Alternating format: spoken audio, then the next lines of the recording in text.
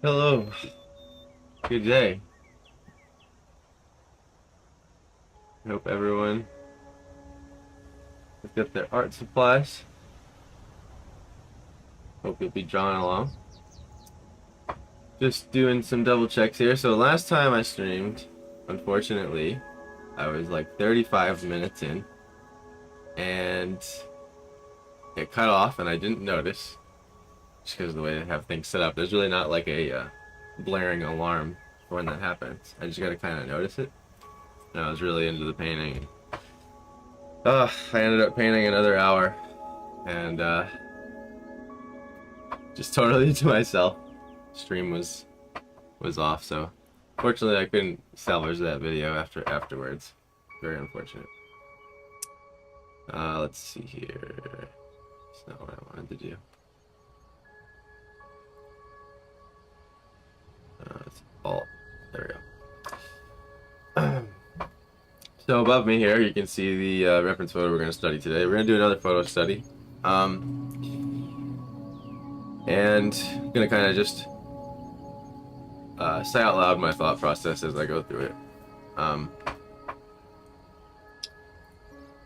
We did a photo study, what was it, last week? And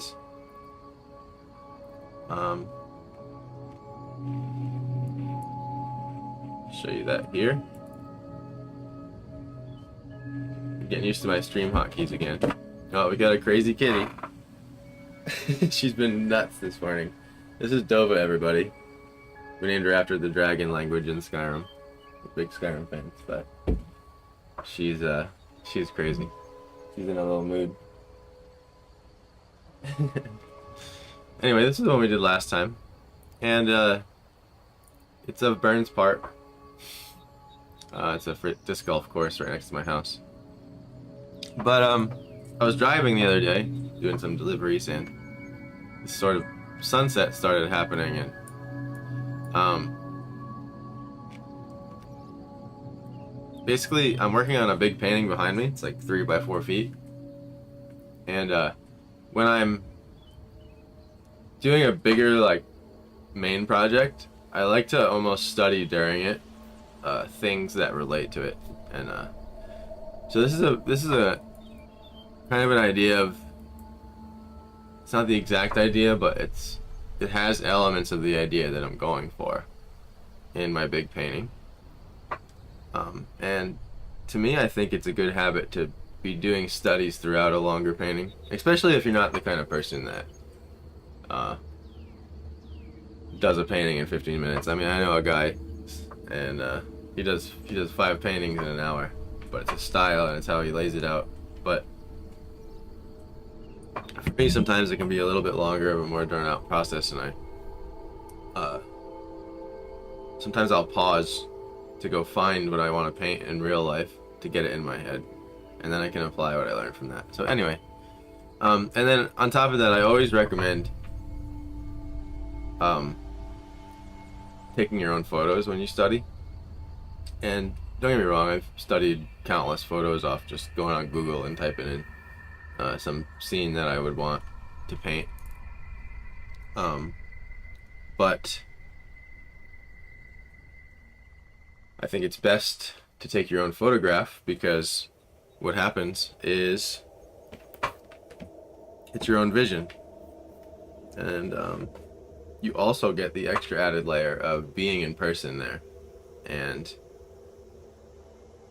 I think that's often a dimension that's overlooked in doing art that honestly I've been trying to work on more and more as I paint these days. And that's sort of how it felt while you were there. And unfortunately, photographs do a terrible job on, at least on your phone camera. If you have a very expensive camera, I'm sure it's a different story, but we're all dealing with our phone cameras these days. And this was what I find with phone cameras is they suck out just a like 10% saturation and contrast. And also what the iPhone camera does is it does something called HDR, where it takes 2 to 3 different exposure levels and kind of combines them to make the picture clearer and brighter. And while that's a cool feature for a lot of different things, I find that it sort of evens everything out a little too much, and I feel like this in person there tends to be a little bit more moodiness and contrast and saturation. So I shouldn't say never. When I study photos these days, I always try to exaggerate something that I felt while I was there, and I think that's ties back into the importance of like taking your own photograph, because you were actually there. You smelt what it smelt like. You felt the wind. You felt you saw the light beams that the camera doesn't necessarily pick up, and I think that's a lot of information that you can bring home with you when you study these, and I think that's important. I find that I have a deeper experience with the photo I'm studying if I took it, and believe it or not, you can use those elements to add to your painting, or sort of like use them as a guide to exaggerate a part of it that maybe the camera didn't, or maybe that even if the camera did, you want to exaggerate it even more, and that's the fun part. So I have it above me here in a smaller form, just in case. And I didn't think this through before this photo, and it's gonna kind of make my canvas tiny and weird, because of it being tall, you know, versus as if I had it filling the screen like this. But we'll be zooming in and out. But on the other side of the coin, it's actually a benefit that it's small at first, because one of the first things I'm going to be talking about as I go into this is trying to block in your major shapes and your major values. Hey, Kate, good to see you. Good morning. It's good to be back at it. Now, I recently just applied for a job at this art store, this like little professional art store, framing shop, and if I get that job, there's a high chance I will have to change my streaming schedule again, but I assure you that I'm dedicated to about 4 hours a week of streaming right now, and we just gotta find the time slots that I can keep them there. But while that's not happening, I'm gonna do Fridays and Sundays, 9 a.m. to 11 a.m. So that'll be starting schedule. I was talking a bit in Discord about how some people said because of their time zone it's not working out for them, or because they're at work.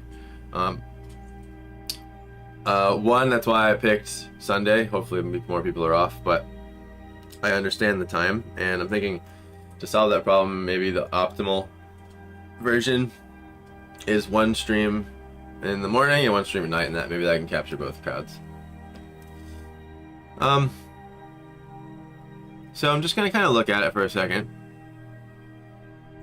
and you come look at it with me. So I have it blown up bigger on another monitor over here. And again, this is a photo I took while I was driving really quick. I just didn't even really look at it much. I just kind of pointed my phone and blindly pressed the camera shutter button. And I don't know. Basically, I've been really curious about how the yellow sky fades into the purples that are more subtle on these clouds, because again, the camera sucks out a lot of the saturation, but you can see it here. Like if I zoomed in all the way right in the spot, you can see that it's purple. And that's one of my favorite parts about this little reference program here. It's just like an open field that you can put as many photos as you want in. It's called Pure Reference. It's an amazing digital artist tool, and I recommend that all of you download it if you are doing that sort of thing. But however, what's really fun is, and this is a really insightful thing to do, and it's even more insightful, I'd say, to when you're first starting out, to bring this into your drawing program. And I'm just gonna do this very crude, really fast. So I just cropped and took a very small cropping of the sky here. just above the telephone pole. And what you can do at first, and I emphasize at first because you don't want this to become a training wheel that you can't take off your bike. But it's great to just start seeing like what actually is the color that I'm seeing. And I'll tell you, you're gonna be surprised again and again. I still am. I still get it wrong all the time. And it's more of an aim and hitting the target as close as you can. Because the part about color is the second there's more than one color next to each other, they start communicating and changing and messing with your brain. You're absolutely right. Sunsets have green in them too. But it's a very interesting and it's a very subtle green, and that's why it's hard to get just right. Because it can become too green.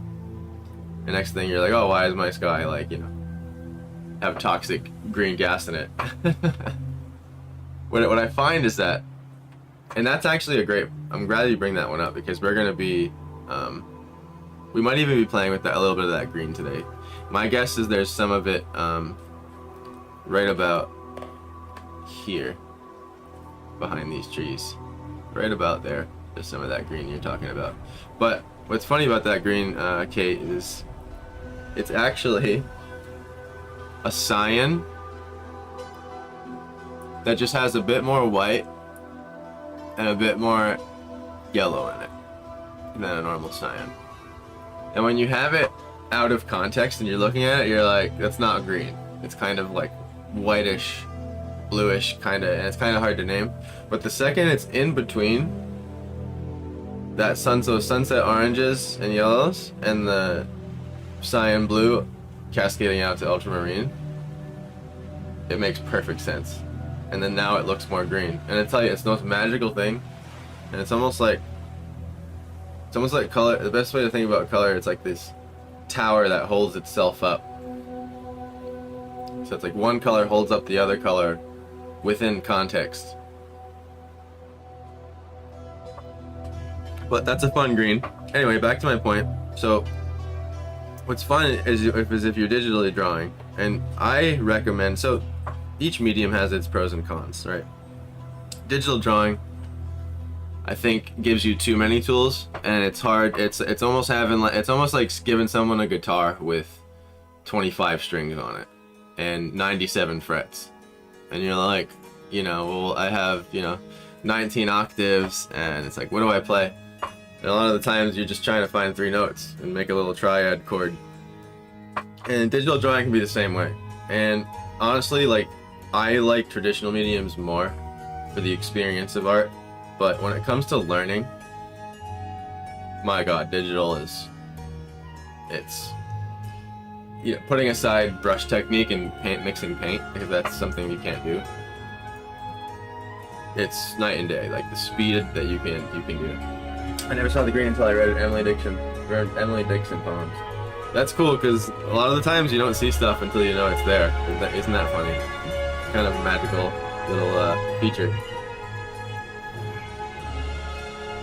But anyway, what's cool about this is you can kind of sit here and be like, okay, well, what's the gradient that moves from this yellow out to these grayish purple clouds?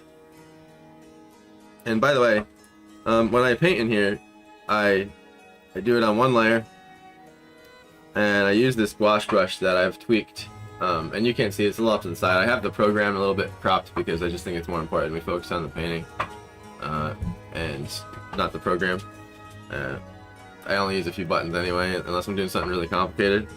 But one layer, and I use this gouache brush I've tweaked to really feel like gouache. And what's cool about it is the harder I press, the more paint I get, and so I can get a dry brush just by doing a light touch. And that's the advanced stuff you play around with in the program once you're used to it. So I just take one layer, one brush, and that gives you the most authentic painting experience. And I think the other reason to defend that is when I move back to traditional medium from digital, I feel like it transcends back more with me, because I had to go through steps that I would if I was doing traditional medium. Because the thing with digital is you can get crazy. You can have 27 layers and separate everything and have everything super controlled and all your edges perfect and everything. I prefer to get it a little bit more messy, because to me it feels like I'm really practicing painting, which is my favorite thing to do. And I also have a hotkey on my pen here, so I can color pick any color in this little square, right? What's cool about that now is like, okay, what actual color is this? You just pick it and paint it down. Make my brush a little bigger here. Pick it and paint it down. Say, oh, that's interesting. I'm gonna move a little further. Put it next to it. A little further into the cloud. A little further into the cloud. And what's awesome is you're like, okay, you're like, cool, like, you look at this. Oops, I picked the white on accident there. And now we can pick these colors again and open our color picker and say like, oh, look at that, that's interesting. Look where the color is. Now it happens to go to the next one. Okay, interesting. It moved even farther away. It's less yellow and darker. What's happening here? Oh, well, suddenly we noticed our hue slider here shifted a little bit more towards red. Pick our next color. Oh, that was the same one, right here. Even a little more towards red, but look. We're losing color, that's interesting, right? Because I would want to think that this is some sort of saturated color, because we're thinking, oh, it's a sky, and it's vivid, and there's all these beautiful colors up there, and there are. But what's interesting about how color moves is they don't move directly to and from each other. They move through gray. And what happens is when you move a color through gray, it loses its color for a second before you get the other side. I like to kind of think of it like a black hole, like a wormhole. One side of the wormhole's yellow, the other side of the wormhole's purple. And you got to kind of move through this portal through gray. And the event horizon, the very center of the event horizon is gray. Perfect gray. But we don't always go through perfect gray, and that's a more advanced lesson at some point. But I think it's just really useful to be able to see these colors literally when you're studying, just to learn them, right? And I think if I was to keep moving out and out and out, what you'd see is something like this. We'd start moving more and more this way. A little bit darker, right? That's that here. And even closer to our event horizon. A little bit more this way. And what happens is like, we'll pop out somewhere around here.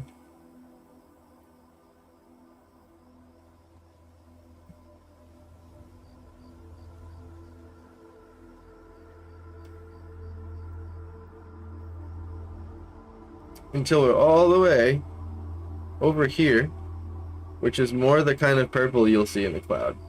It's kind of a very reddish ultramarine, and they're right around here.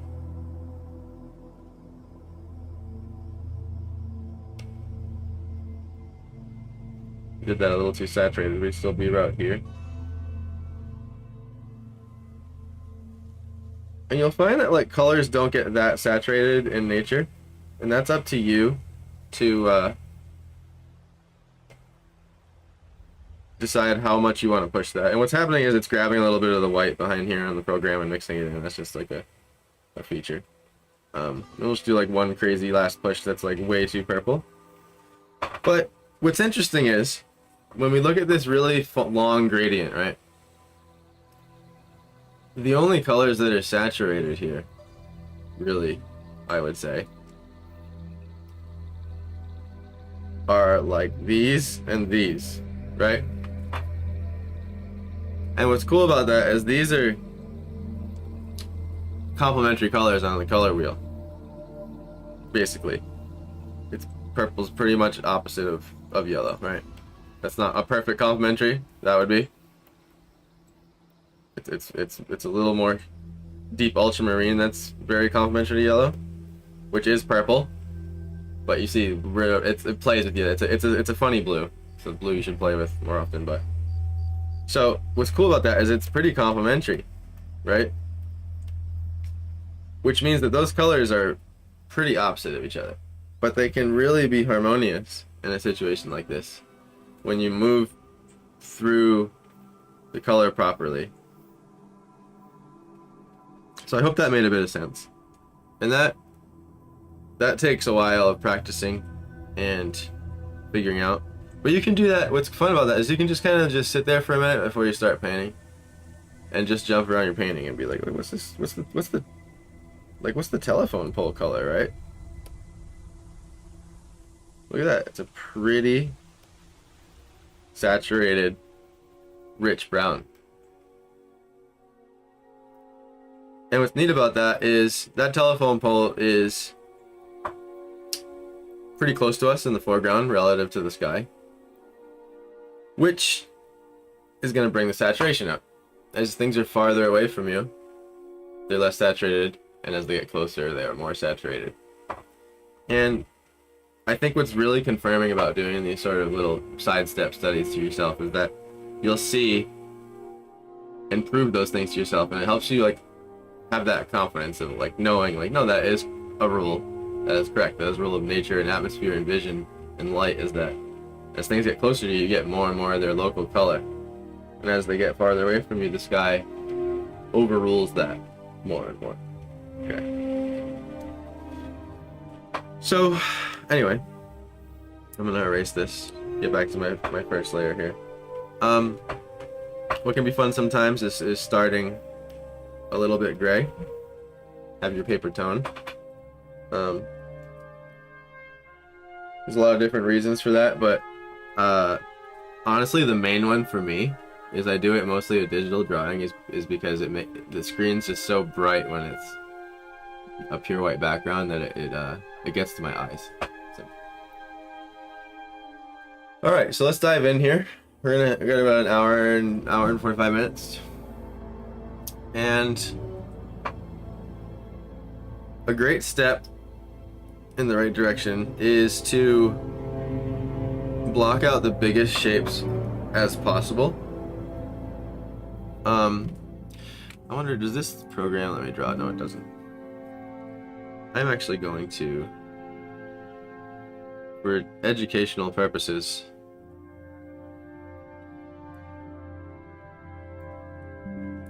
I'm going to bring in just a tiny version of this on a separate layer, just so I can like explain things. And it's not going to be the same ratio here. If anything, I'm glad I did that. I'm going to shorten my canvas a little bit.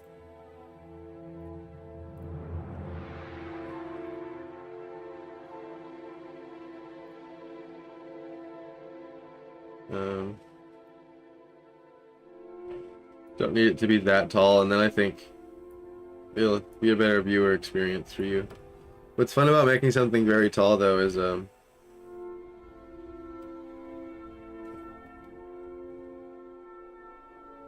mess that up. You can't get some fun perspective with things like that. Okay. Oops.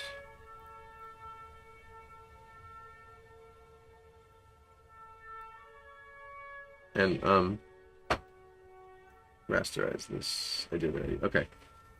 And this will just help me explain things more when I'm saying them. That's why I did this. So the first thing my brain is doing is I'm looking at this drawing, and I'm starting to immediately just outline things and decide what's the lightest and what's the darkest, and then what's in the middle. And I'm finding the biggest shapes that I can. So like one big shape will be like this, right? And I'm gonna crudely outline these because time. That's a very big shape. To me, this is another very big shape here. Even though, you know, like, it's not all open. It's not a big hole to the sky, but it's, you know, it's there, and that's where the cloud's broken up. And then the rest of the sky, honestly, as far as I'm concerned, besides this, is one shape in itself. It's pretty much the same value. One could probably extend this shape to here and call that one shape, but I'm not. I'm gonna make it even bigger, because the bigger they are, the more readable it is. Then my next shape will be these trees here, roughly. And I honestly wouldn't even count those branches.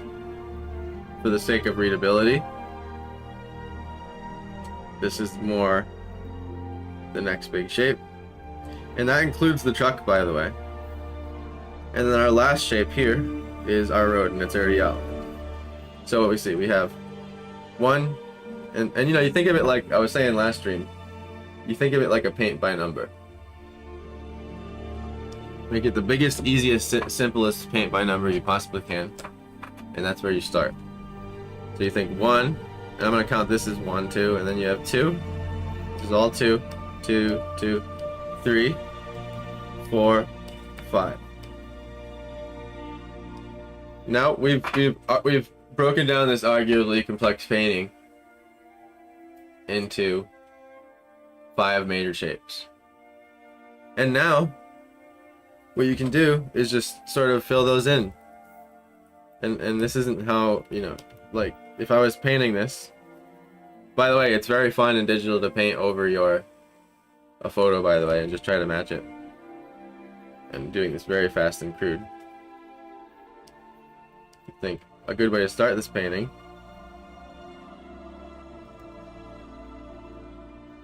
would be something like this, and this is exactly how crude you actually want to be at first.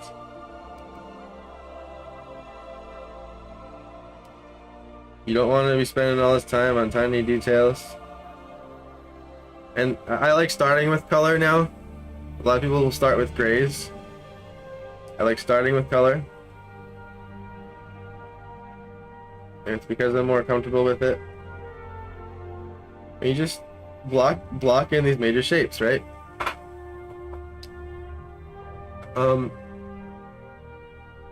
But that's what I'm always doing first, and I'll tell you that will help you miles. Is the stream running great, by the way? Are we good? I have like paranoia now that it's gonna kick out on me. If I could just get it like everything sounds good in chat, and like our volume's good, can you hear what I'm saying? And hopefully we're still streaming. All right. I'm gonna hide this layer. So refer to the picture above me for the rest of this. So, and the reason I don't like so to land the whole example, when I brought the painting in and we were picking the actual color and seeing what it was, I don't like to do that when I finally paint, because the thing is, you want to train yourself to guess the color and by eye and not be so reliant on those training wheels at some point. And you don't have to get it exactly right. You just gotta try to figure out how to get the vibe that you had that day. So I'm gonna scribble in some sky here, and most of this sky is the whited out cyan, green cyan, into a very, very slight shift towards blue. And that's what happens with these skies, blue skies anyway, is they start about here, right around here, and you can bring this all the way up to about here, get more saturated with it if you want to make it like super colorful. But if you're going for natural look, it starts somewhere around here and it moves to about here, and you end up about here. So that's the color shift that happens. It's about this to this, and the more darker the sky, the darker the sky gets, and the more you can see deep space, the more the sky sort of shifts in this direction. And that's just something you learn from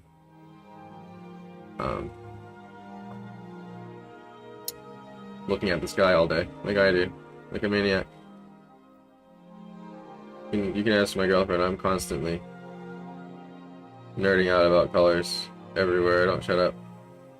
Now I'm gonna push this a little bit more towards green for fun, and I'm gonna block this out a little bit differently. So I don't outline this. I don't like go and try to copy those exact blocky shapes that I outlined. I try to just have those shapes in mind, and then get to them eventually. Okay, you still there? Can we get a chat? Stream is okay. I just want to make sure. I'm gonna double check on my side here.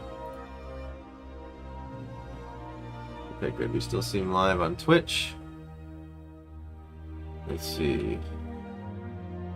Want to check Facebook?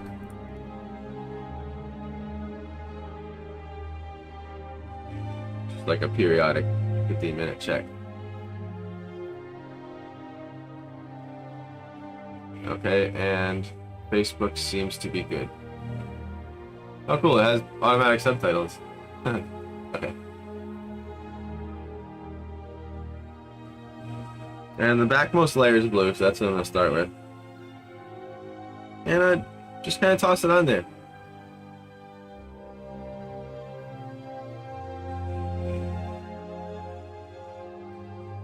Oops. My pen's been being weird like that. It'll like jump. And there was something I liked about the sort of grayish vibe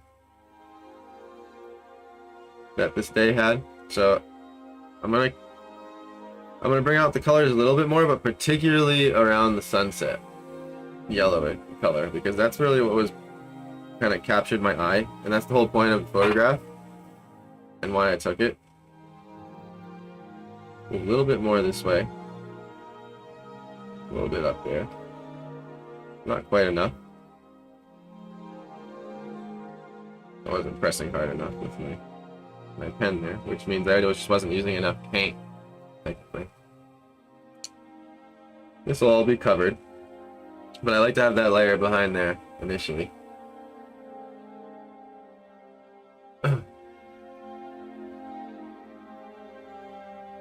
Move it up here, a little bit more this way, a little bit more this way.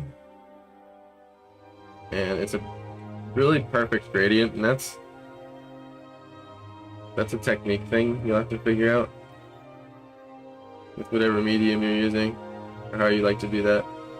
Back in the day, I used to get out the blend tool in the program, but now I've figured out the brush settings to where I've tweaked the brush now to where like blending is part of it, so it feels like the best way to describe it is it feels like you're painting wet constantly. So it's just like it's as if paint never dried, and you can always sort of move it around. It's a very enjoyable experience, honestly. It's the best I've had my brush so far. I also like how this has a slight tilt to it, and it just was how I was holding the camera. So I might want to capture that as well. And right here, I would say we're moving still a little bit more. I'm gonna toss some of that slight, almost green. Just feels green, but it's not green. Blue. Make it a little more white, a little more green. And then we're gonna kind of fly out right around here, out of the wormhole of color. See, the thing is, like, we're still here. We're in this gray, right? Popping out of the other side of the color wheel, and it's much easier to see on a color wheel, and I can show that one of these days on lesson, one of these streams. It'll pop out right around there. I think it's still a little too yellow. And right in the middle there, that's where you want that transitional gray. And what's cool about it is if you get it just right, you won't be able to tell where it's changing to yellow. It's a cool illusion. And move just a little bit more toward the yellow. And the horizon line is very low. It probably takes up about my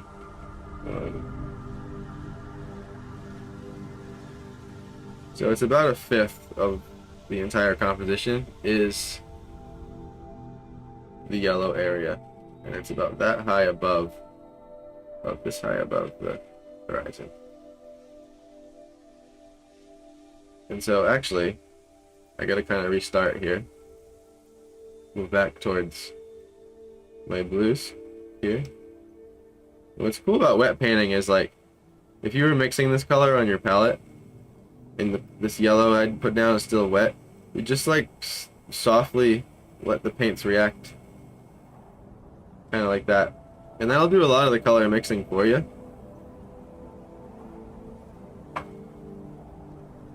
Just a little more towards blue, a little more towards blue. Something you'll notice about nature, it's very subtle. Yo, it's good. So glad to see you here, man. We're back. We're streaming every Friday and Sunday, 9 a.m. to 11. Unless I get the new job I applied for, and that will change my schedule, but then we'll have a new schedule. Basically, best way to think of it, committing to 4 hours a week of streaming, or more. Minimum 4 hours. I'm gonna try to keep it. I'm trying to keep it more educational. We're doing a paint study today. Photo study. Photograph I took. It's in the Discord, by the way, if you want to paint along, get your own art supplies. I always encourage that. And what's cool is once all these colors start mixing on your canvas, especially digitally, is you can start color picking all these little micro reactions that happen, and you get really, really big color variety. But for now, we're gonna stay picking them to keep them more controlled. You can kind of accidentally muddy it up if you start relying on that too much. So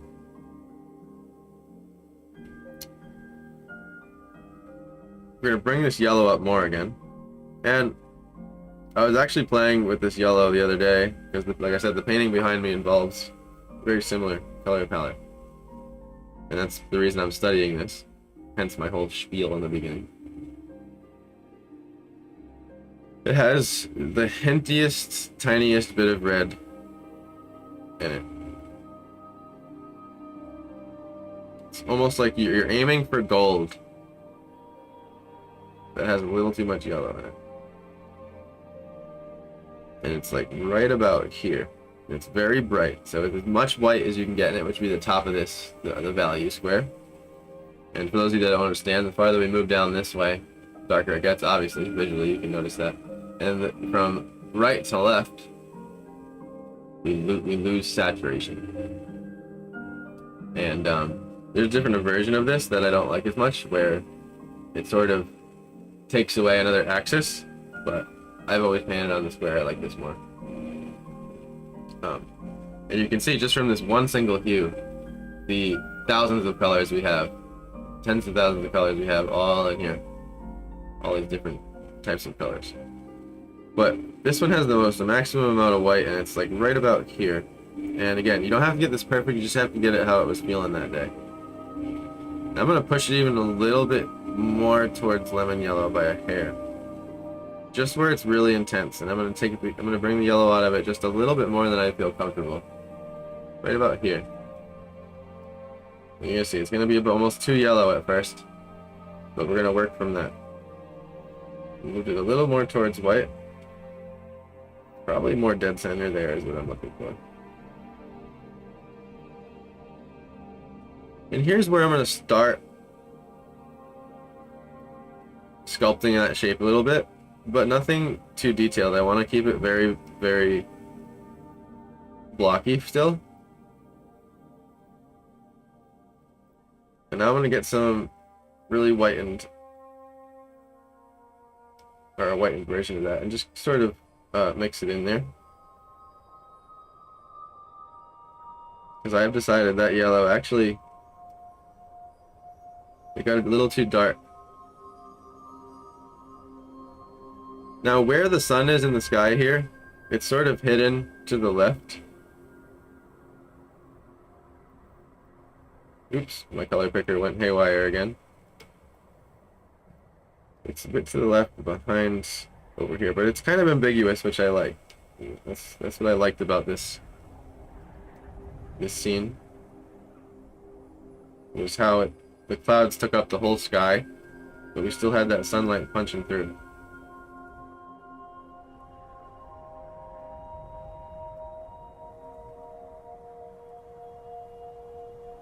Move it a little more towards gray. And by the sun, it's a little bit more yellow. It's a fine line, I realize, with yellow. And that's what you'll realize when you start playing with different hues, is they kind of respond differently to how they darken and lighten.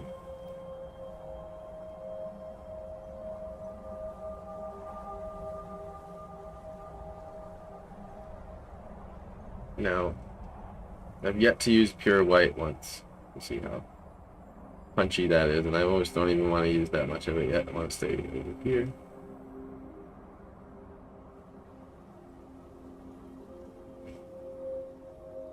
And I'm just sort of breaking it up a little bit. And some of these could even be hints of clouds that are so blared out by the bright sun that basically all you can see of them. But I realize I don't want that to be a white edge there. There's just sort of these shimmering whites happening in there. And I'm going to block this yellow down. About here. About 1/5, remember. 1, 2, 3, 4, 5. The ground is about 1/5 too. And I'm going to block it out farther than it's going to be because the land's going to cut this off. How you doing? I'm doing good. I'm doing good. I can't complain. It's a completely okay chapter of life right now.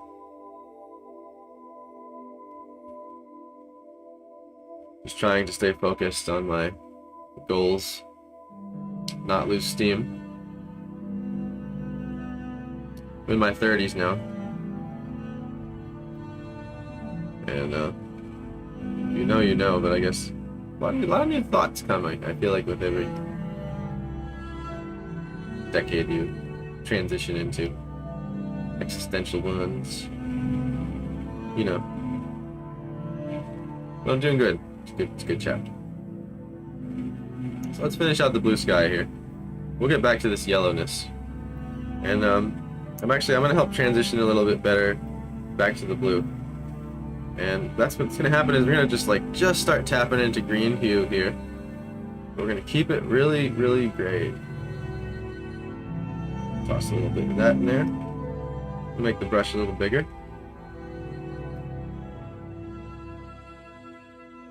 And then what happens is we're going to reach this threshold in the gray.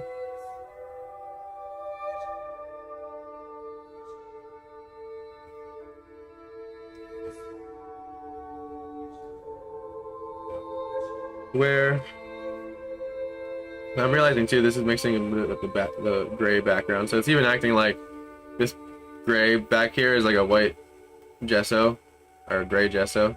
But you know what? Like it almost, I'll show you what I mean. If I change that back to white, right? But we've already started painting here with the gray, so I want to stay there. That's just something to keep in mind. I mean, but that's just knowing your program.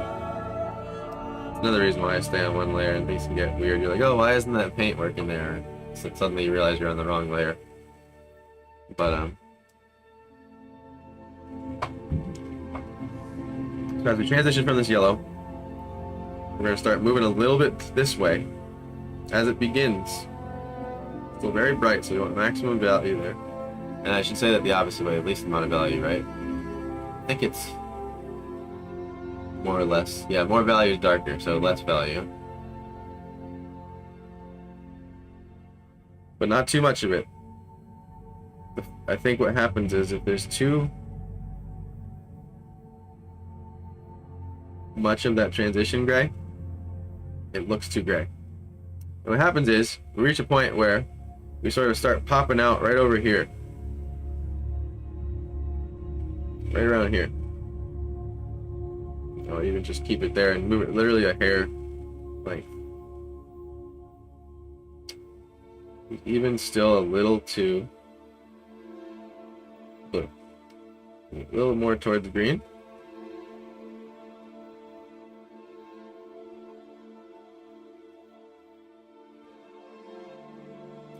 And now officially into blue. Keep it gray right about there. Toss that into the gradient. No, this is a smooth sky gradient. Don't need to concern ourselves with the texture of it. And now we're officially back into our kind of distinct cyan there. But it's not quite coming out yet. One more hair. That's kind of how the sky moves into blue from those yellows. Sort of like that. And take a second to blend those gradients if you can. I personally don't go for absolute perfect smooth gradients. I sort of like a little hint of brush stroke there, how it looks. And a little bit more blue. I'm gonna bring it down a little bit in brightness. Not much. Because this isn't like the brightest day either. Sky is getting darker, so a really bright day on noon, your blues will be like up here, but they'll be a little bit more here. It's a little bit darker. Sky is the brightest thing in the room, always. A little more this way. A little more blue. I'm going to probably put it in the middle. And here's where I want the blue to punch out a little bit more. A little bit more and a little bit more that way.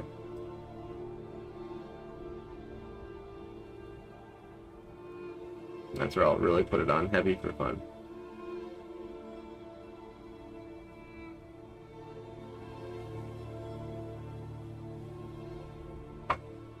And pretty happy with that. This could be blended a little smoother here, but I'm not concerned with it because what's going to happen is we're going to put pretty much entirely covering it with clouds. I'll pick that there a little bit. Not done with this yellow area. We'll tweak it. But I'm happy enough with it. I think maybe what's missing is there's just a few extremely saturated yellows that will be like lining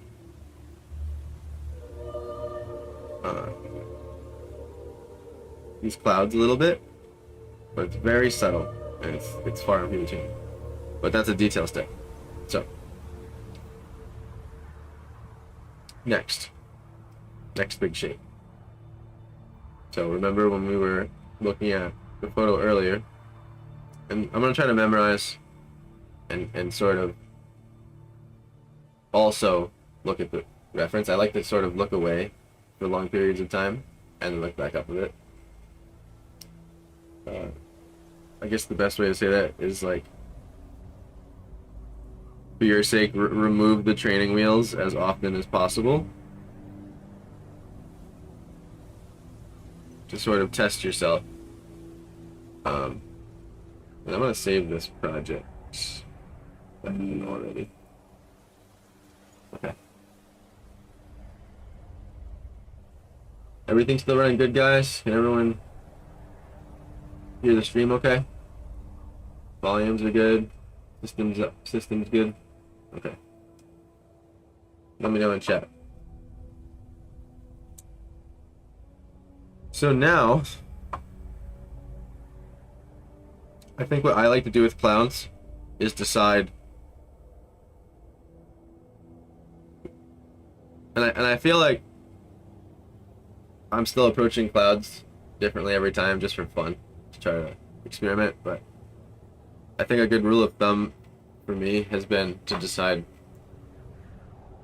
what side of the clouds the sun is on. So what I mean by that is, like, is the sun behind it or sort of shooting under the clouds and kind of hitting the bottom of the clouds? In this picture, it's behind it. And what that helps me decide is, am I going to start with a darker shade of cloud or a lighter shade of cloud? And in this case, it's going to be a lighter. And on the back side of this cloud, it's getting the most diffuse blue light from the sky until we get right about down here, and a little bit of those clouds are getting that yellow light blasting behind them. And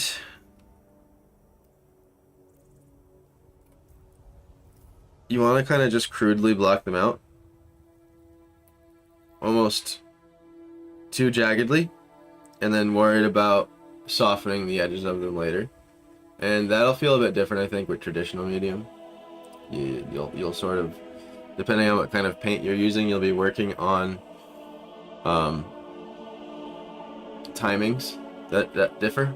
So like watercolor, you gotta have that wash ready and you gotta be sending that thing. Just get that next color on there, have both wash colors ready.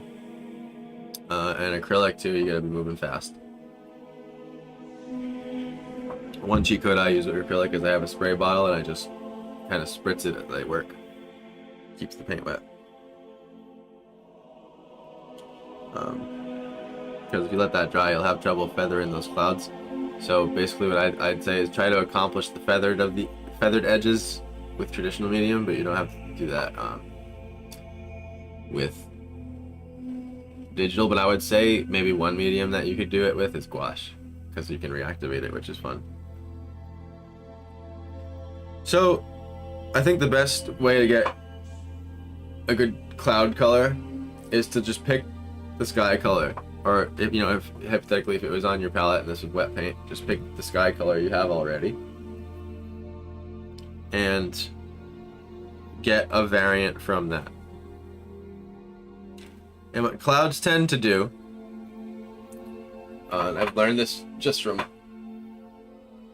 looking at them,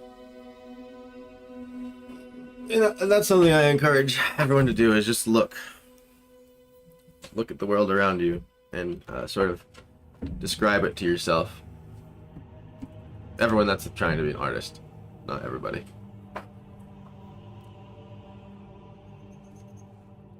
And try to remember that later. So what the sky tends to do is the farther the clouds get away from you, the more they'll take on whatever the sky's doing. The closer they get to you, the more they shift towards the color of either the land, depending on the light situation, and purple. Because what's happening is there's reds bouncing from the ground and the sun, or you can just think of it more simply, there's warm colors bouncing from the ground and the sun that are pulling that blue towards purple. But it's subtle. It's not like super purple unless the sun is at a super intense angle and it's a really red sunset, and that red is just mixing into those clouds with that blue diffuse light, and that blue diffuse light from the backside of the cloud is going inside the cloud, because clouds are translucent. They light goes inside them and it bounces around, and it's meeting that red, and that's why there's a sort of like color mix of slight purples happening in clouds. But it's subtle and it comes out in certain spots. And in this particular photo reference, there's not as much of it, but there is a lot of it, and it's more at the top. But the best rule of thumb is to think, as the clouds are closer to you, the purples come out more. As they go farther away from you, the clouds are more blue, or part of the sunset color, which is yellow in this case. If this was like a super bright noon day where the sky was entirely blue and you were looking at the clouds way out in the distance, like way over here, then they'd be just different shades of that blue. Those are those little micro controls you can memorize after just hours of experimenting with that.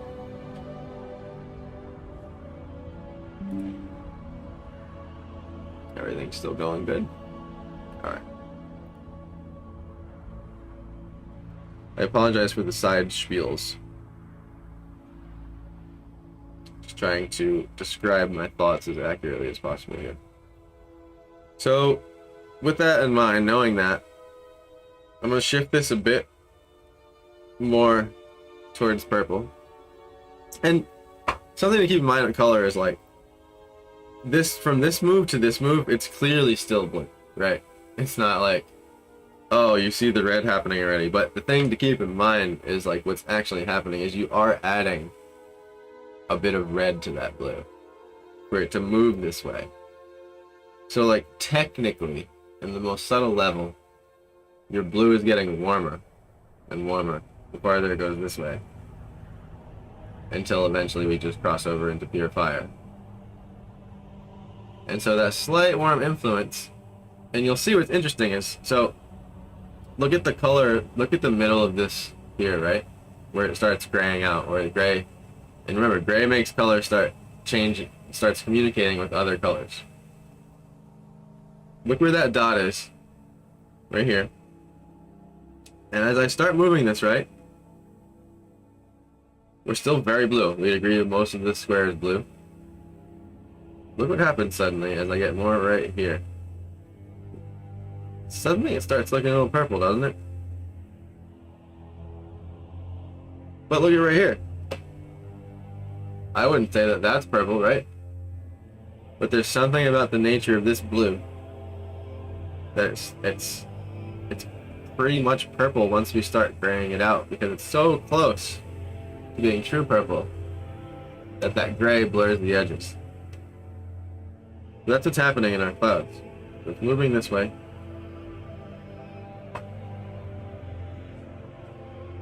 And one thing to start being conscious of now is separating values.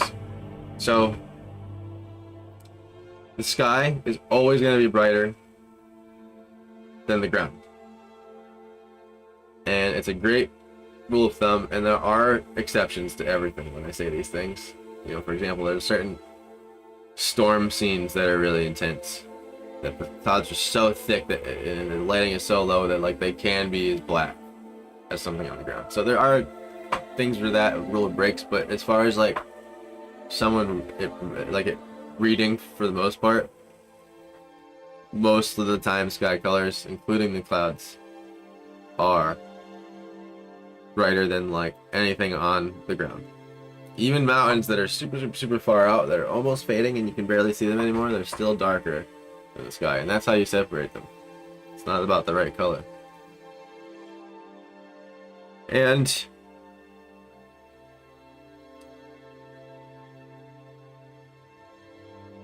in this case, because we have such a blaringly yellow sunset, what's gonna happen is that even though the trees are brown and sort of different colors of red, and right now this picture is sort of really early spring, so there's not a lot of leaves on the trees, so they're not really as green as they would be. It's going to be pretty much a grayed out yellow the farther they go out. It's going to be a color right around here that moves a little bit more towards green,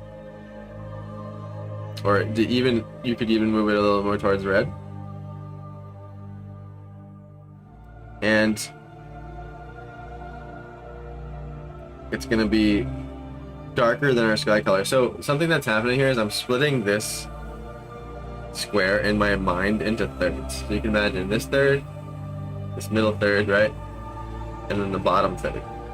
And I'm trying to have very clear thresholds there. And you can change the size of those thresholds too. So like the sky can take up this much, but then the other things take up little slivers, and the better control you have over that, the more your values will be separated. And so I'm going to keep the sky a little bit bigger of a value range, and I'm going to only pick my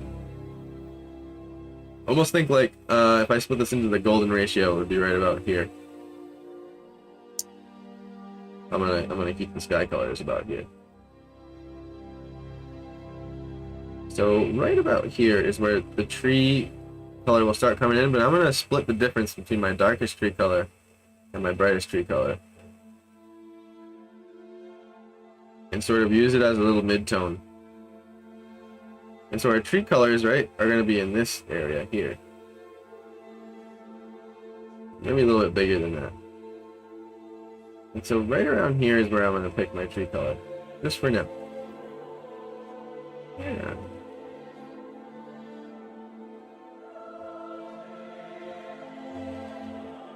And we try to make this all one shape. And I'm not concerned with the little fuzzy trees that come up. I'm more concerned about where the trees become dense enough to where it's a shape. And then you can just pull these branches off of it later, if that makes sense. What did I do?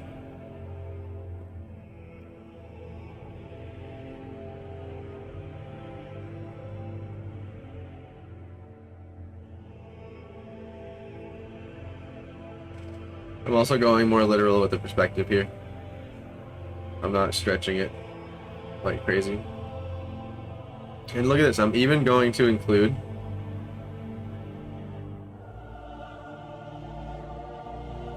the little truck shape, even though it's not trees. Little truck silhouette. And if anything, that truck silhouette is too big.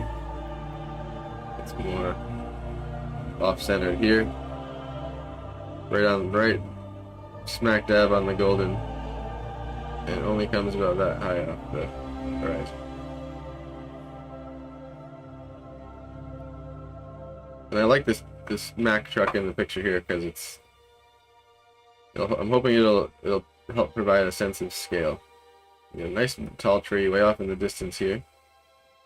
But I'm just gonna outline it. Make that all one shape. Don't be separating it yet.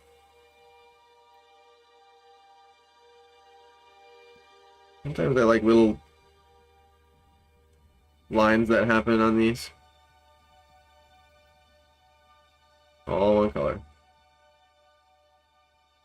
And it's good to think proportions. So like, you know, I'm looking at this Mack truck, right? It's about the size of my brush tip here.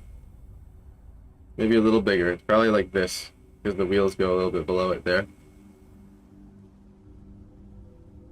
And this tree shape I'm sculpting is probably 2.5 of those.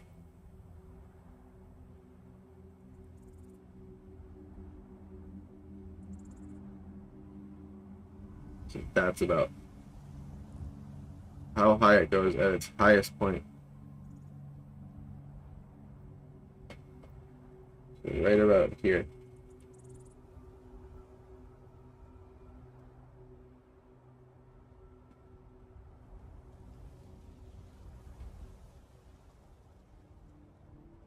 And I'm being a little bit more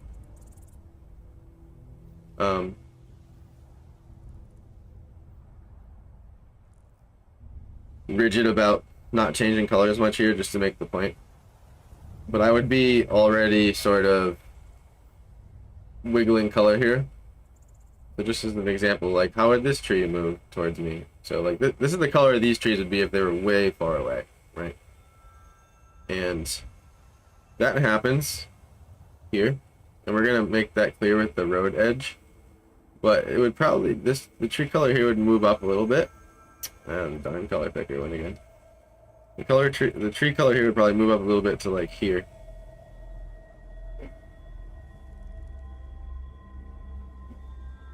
Maybe even a little brighter. The very, very, very far distant ones. And see, I didn't have to change my color. I can just pull that color into the wet paint here.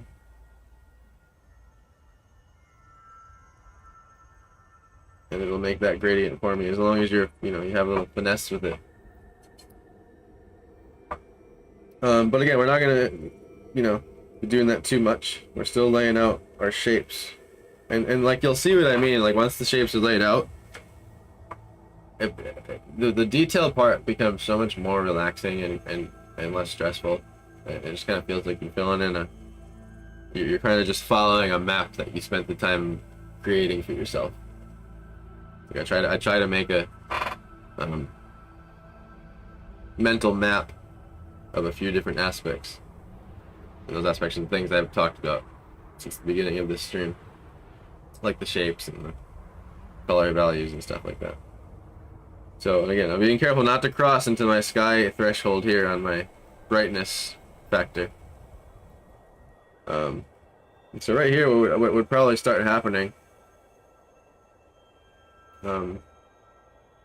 is there's a lot of evergreens on the right here.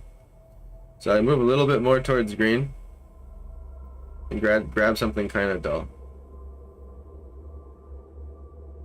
and just kind of block it in. Really rough. Got a really clear edge there, and it cuts off these more distant gray trees pretty dramatically like that. And you'll see already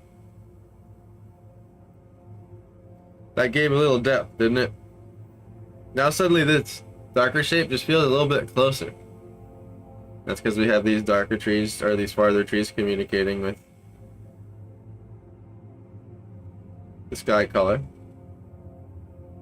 as they move back or towards us.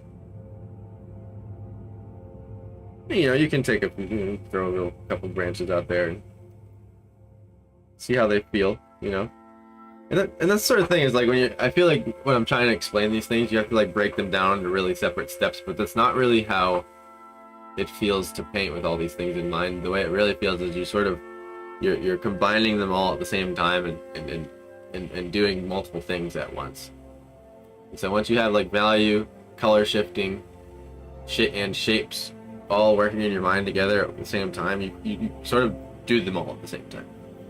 So like as I'm making the shape, I'm also color shifting it while also value shifting it. And to me, it results in quicker work time. You're not spinning your wheels as much or sort of doing like step 1 and 2 at the same time, if that makes sense. So now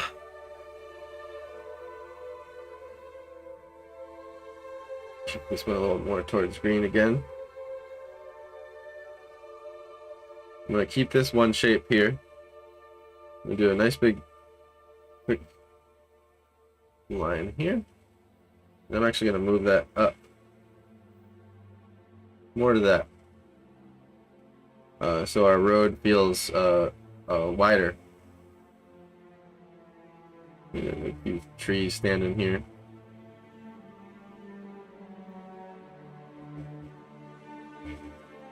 Toss them in crude. And here's where like I'm confident that I like this shape here already.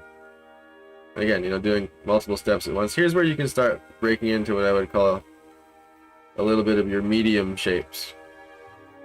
Or even small. These would even be considered small, but significant. I would say within each shape category there's significant details that are worthy of attention. And also the other good reason to not do the branches yet is because there's still work to do on the sky, and then you don't want to have to paint in between all those. It'd be a pain.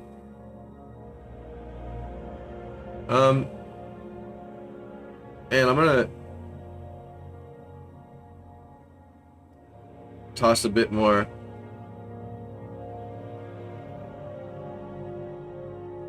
green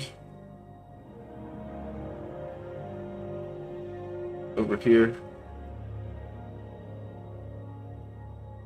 The dull green just pops out a little bit. I'd say it's sort of a medium shape that cuts us off from the tree line. Because what's happening here is there's this sort of yard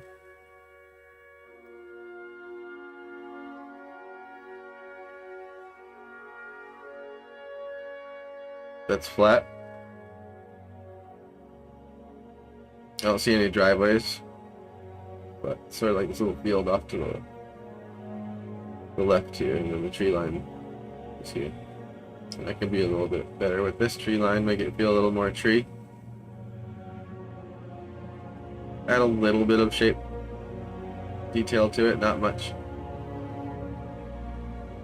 Just where the branch density sort of ends is where I'm stopping that. Then of course the spindle trees will extend above that at some point later on. Okay, moving on. There's a few more little bushes here that I'll just toss in for helping my brain sort of place things, and that's another good reason to maybe skip ahead on some shapes, is just to get some placements right for your own sake. Pavement. Okay, so we have some pavement here. And I am going to paint in the yard color of this side too first. And then cut the pavement out of that, because there is a driveway on the right side, which I think I like. It really cuts off this edge here in a nice way. And what I mean in a nice way is like a readable way, if that makes sense. I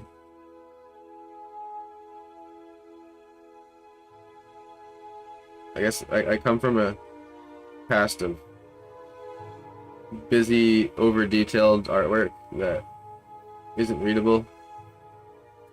And so it's been a very long quest trying to improve that myself.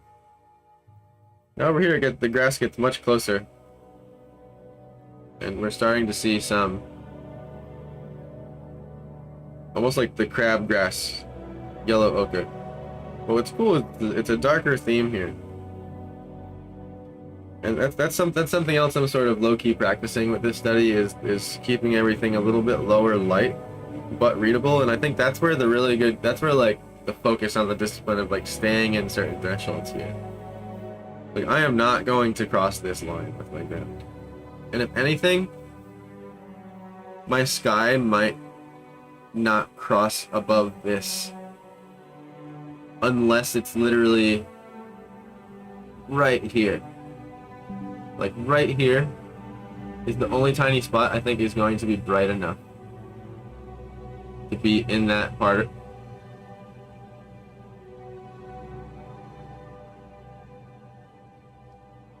And then the rest will be darker. Like this sky here it feels way too like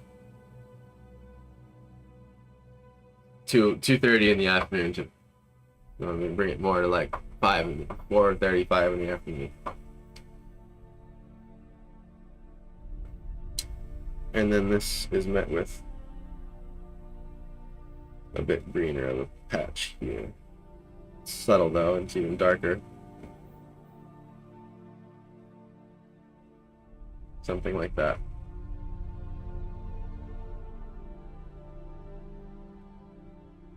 You can get a cool little mailbox and a reflector here, which I also really liked about this picture. One thing I learned one day from another artist on YouTube, because you learn everything from YouTube these days, is it's nice to do sort of a color pyramid scheme. So what I mean by that is 60% of one color, then like 30% of another, and then like 10% of another. And I mean that by like hue wise, or just something like categorically speaking. So like for example, if I took this reflector color, which is roughly here, and just toss that in, look how much that pops out compared to everything else. There's nothing else in this painting that has that level of saturation or even warmth. Everything else is colder than that. So those two dimensions are making that pop out a lot. And I like to find those little touches at the end. That's up to you. Whether that's a little street light, you know, glowing blue, or city scenes can be fun because there's so many different sources of light, right?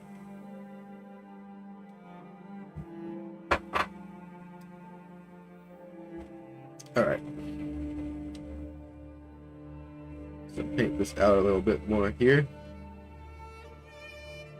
I don't even care if it comes out a little bit. And that goes up there. Okay, cool.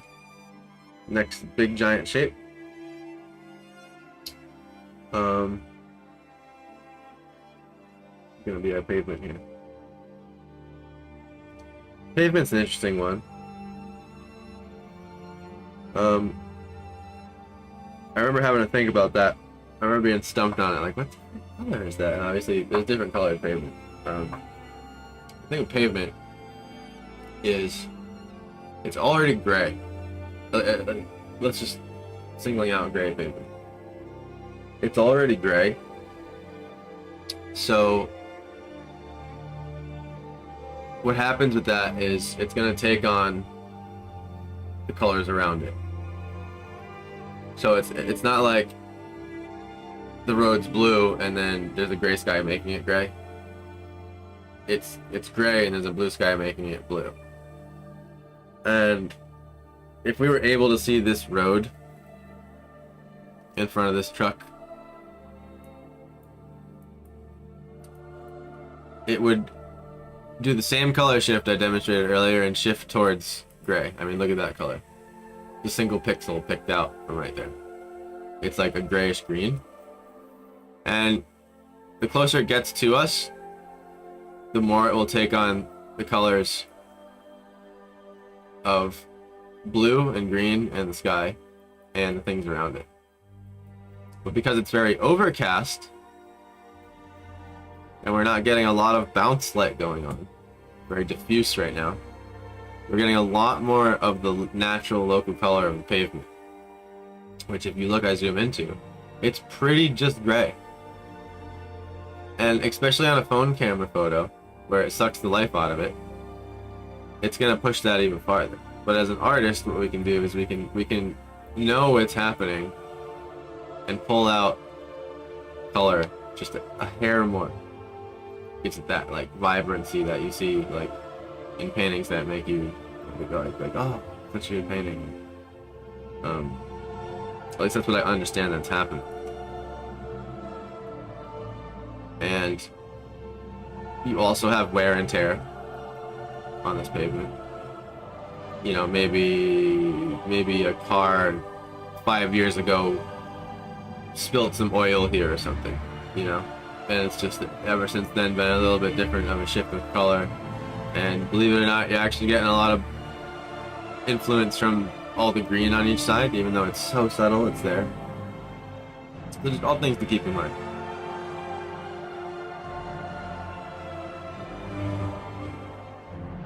And so what I'm going to do is the first half of the road,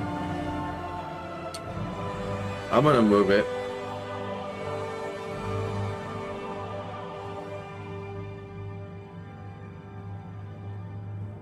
towards yellow, about here,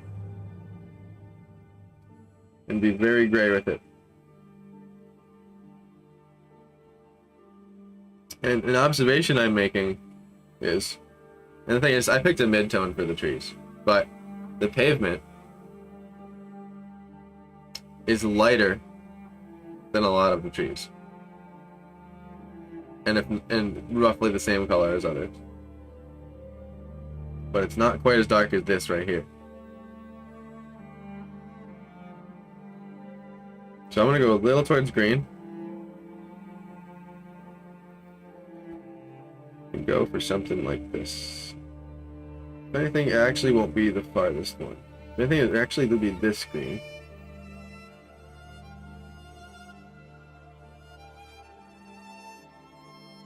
I'll go somewhere here. Let's see how that feels. To me, I want a little more yellow influence. A little more gray. A little brighter, just below the sky threshold. Not quite here, but just a little bit lower. A little bit lower.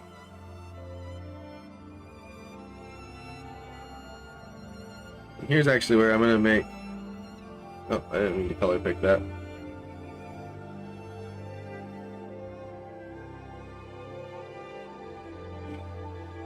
I'm going to make my truck part of the road color. It's closer to the road color than it is the sky color. But I am going to keep the little top of that truck there, that shadow color. I just kind of like how that looks.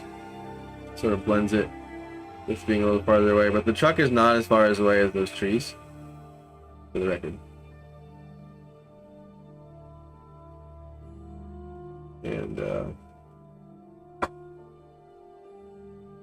can't say I ever painted a propane truck. Okay. It even made it still a little too big. Chop into it a little bit there. And that's just by picking the color next to it. That's my save button.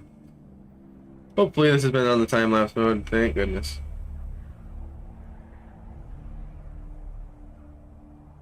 So I'm gonna just nudge it now. A little more towards green, a little brighter, keeping it gray. Maybe just a hair out the saturation. Make my brush a little bigger. And right about there is where I'm going to fly out of the color wormhole portal to about here. See what happens. Again, keeping it very gray. There's barely any of this green in here. But it's on the way. And I'm also going to take a moment, actually repick this color here. There's a driveway just after the truck. Very thin though, it's even thinner than that. Make my brush tiny. This is where you'd pull out your little tiny brush.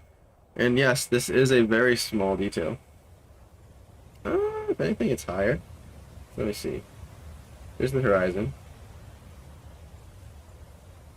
It's just below the horizon. It's about here. It hits just above the tires of the truck. Those little alignments are important. But what's important about this driveway is it gets interrupted by that tree there. So I'm going to grab this tree color and make it a little more intense. And just sort of paint down right there. Make it just a little bit lower than that tree edge there. See that? And I'm going to make that a little bit grayer, a little more yellow, just so it separates a little bit better.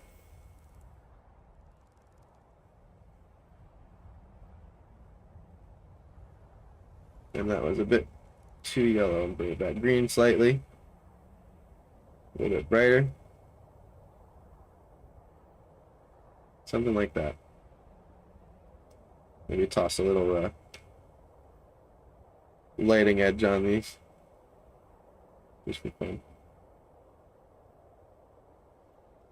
And the closer and closer you get to the detail point of your painting, the more you can, you know, take a little tangent and toss a little detail on, see how it feels. And so this driveway continues.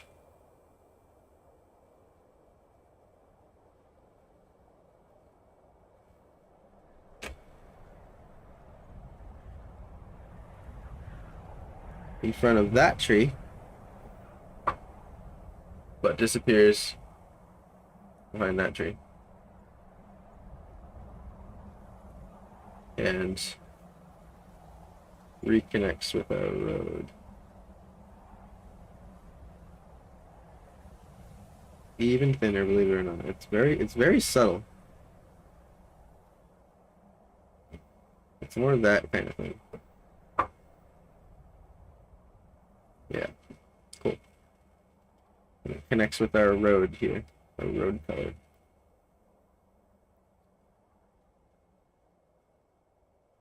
Make sure that is one shape. Even though it's tiny, one shape. Making sure this is connected.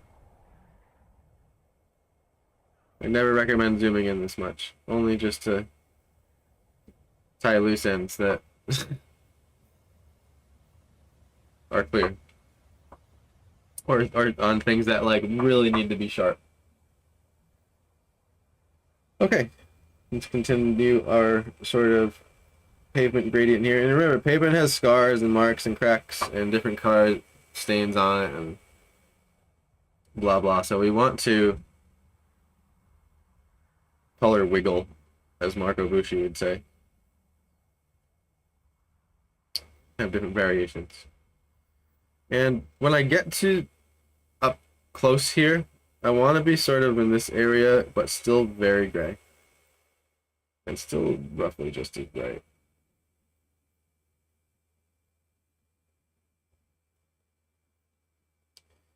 That was too dark. But it's okay, I'm going to leave it in there. I'm going to now establish my sharp edge, because this is what I mean by sharp edges. Here's a scenario where there's literally landscaping going on. So that the edge of the grass is literally that sharp. And I am going to exaggerate the width of the road a hair bit more than I had it there.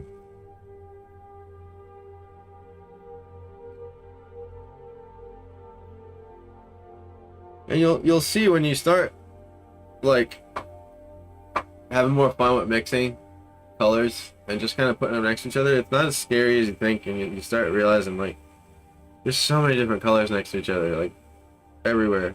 Like you just look at a wooden desk, probably freaking, 15 different colors on that single wooden desk, even though when you back up from the wooden desk, it's like, oh, that's a brown desk, a cherry brown desk. But then you get up on it and it's like, oh, there's 5 variations of that cherry brown in that one spot that are all subtle and kind of moving around, and that could have to do with, a reflection that's on it, or a coffee you spilt on it a year ago and the stain never quite got out.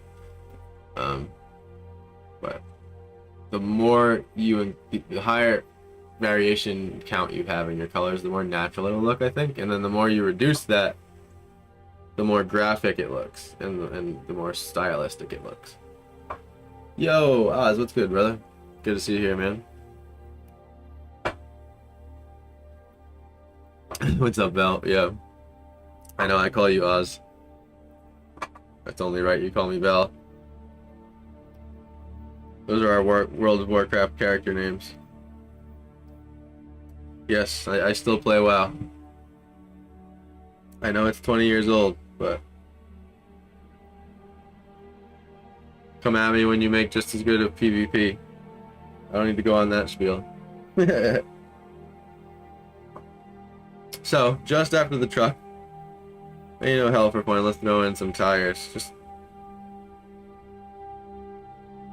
a hint of tires. And I literally mean a hint. 2 brush strokes. It almost even worked out that my brush tip made the dualies in one stroke.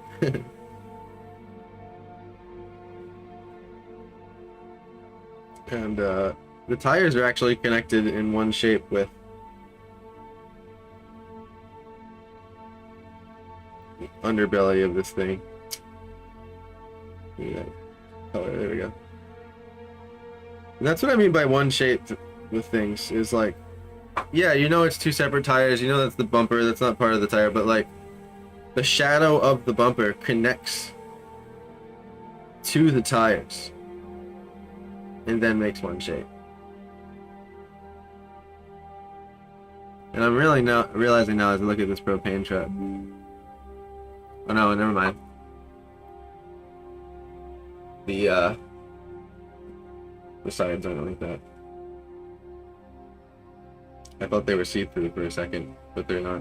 They're just made of like assorted metal parts. And now let's have a little fun just sketching the actual tank. So it's actually oval. You ever looked at those Big Mac propane trucks? It almost sort of looks like a thing sitting on top of, like an oval tank sitting on top of a stand. Almost kind of like how a boat sits on a boat dock. Or not a dock, I don't know, whatever you call it, like a mount or something or whatever. Just gonna paint the bottom edge of it because that's all I can see. Tire. I see. And then there's like a ladder.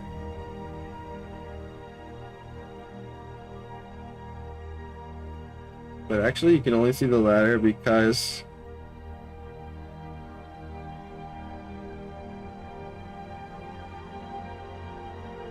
and you may think like, oh, why not just zoom in? Because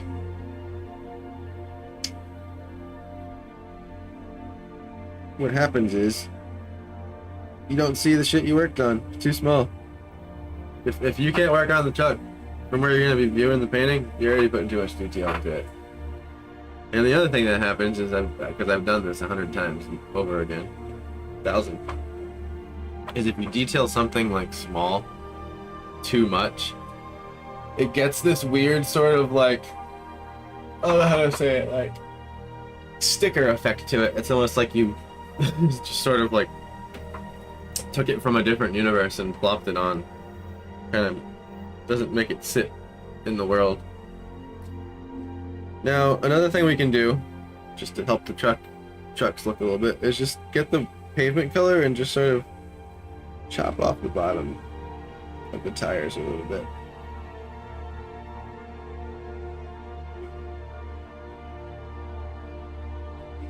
Maybe even no, I like that. That's pretty good.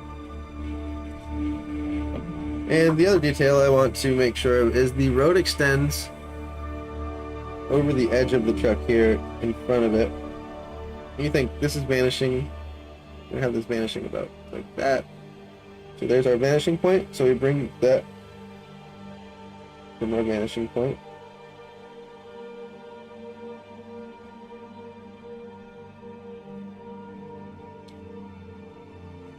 Oops. And it doesn't have to be absolutely perfect. It's roughly that. Oops.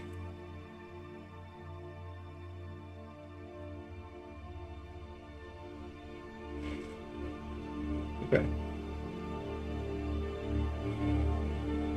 Now that we had a little fun place in our truck. The other part I'm excited too about the truck are the little brake lights, little red brake lights. I love those details. Especially when everything is more natural and grayed out looking. I will have to go to the bathroom here in a minute.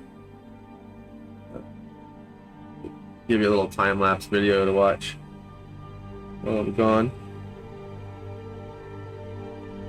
Okay, so proportions. Oh, by the way, I just noticed this, so it's worth pointing out. Little details like this. So I'm zooming in way too much here. See how, like, it sort of looked like I didn't have enough paint on my brush? That's what they call a dry brush, right there, a dry brush texture, which means like you dragged paint and it didn't quite cover the paper. I love when this happens, and I often leave it behind, especially on things like grass. Because watch as we zoom out from this, right? Like you go like this, and you're like, oh, it just kind of looks crappy, right? But then I zoom out. Suddenly, right about here, it sort of becomes that grassy texture. And starts just feeling a little bit more like grass. Because at the end of the day, if you zoom out far enough from anything, it'll become a dot, right? So the blades of grass right up on the front, right up down here, they're gonna be able to see them a little bit, right? Really tiny. But as they get farther and farther and farther away, eventually, what's a highlight on a piece of grass? It's a dot. It's a tiny sparkle. Very small, perfect, tiny round dot. Sparkle in the distance. And that's what those are. Those are blades of. These are blades of grass. Like that's a blade of grass. Those little pixels. Obviously, it doesn't look like one because it's out of context here. But the second we go, bam. You know, that's what I mean. Like imagine I came here, right? And I'm like, oh yeah, like I'm gonna really freaking render this truck, man, and oh yeah, let's come in here and give me a little license plate, and like, oh yeah, I'm gonna go even closer, like it's gonna be sick, bro. Oh yeah, we're gonna be able to see the fucking symbols on the license plate. Oh yeah, we put a little shadow under that license plate. Oh yeah, sick. And then you do this.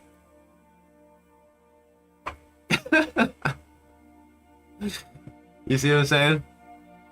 Like that literally doesn't add anything. It didn't add anything to the painting. And the chances are, these days, someone's gonna look at that on their phone. They're not gonna look at it. They're not gonna take the time to blow it up on their monitor and zoom in and appreciate. Only like your sister, your dad, and like someone that really loves you will. And then the rest are gonna look at it really quick on Instagram, which doesn't let you zoom in. And they're gonna give it a like and say it looks amazing, dude. But they're not gonna notice the license plate. So just spare yourself with stuff like that and focus on the big shapes first. And that's why that's been a whole spiel about this lesson today, is focusing on the big shapes, how we outline them. Remember how I scrapped out this picture here. So, and I'm zooming in a little bit here for the sake of just, because it's weird drawing on a screen. It's slippery and it's tiny. It's like a weird digital drawing con, unless you have one of the most gigantic $3,000 drawing tablets, which most of us can't afford. My next thought is proportion. So what I want to think is, how big is this chunk of land before the next driveway?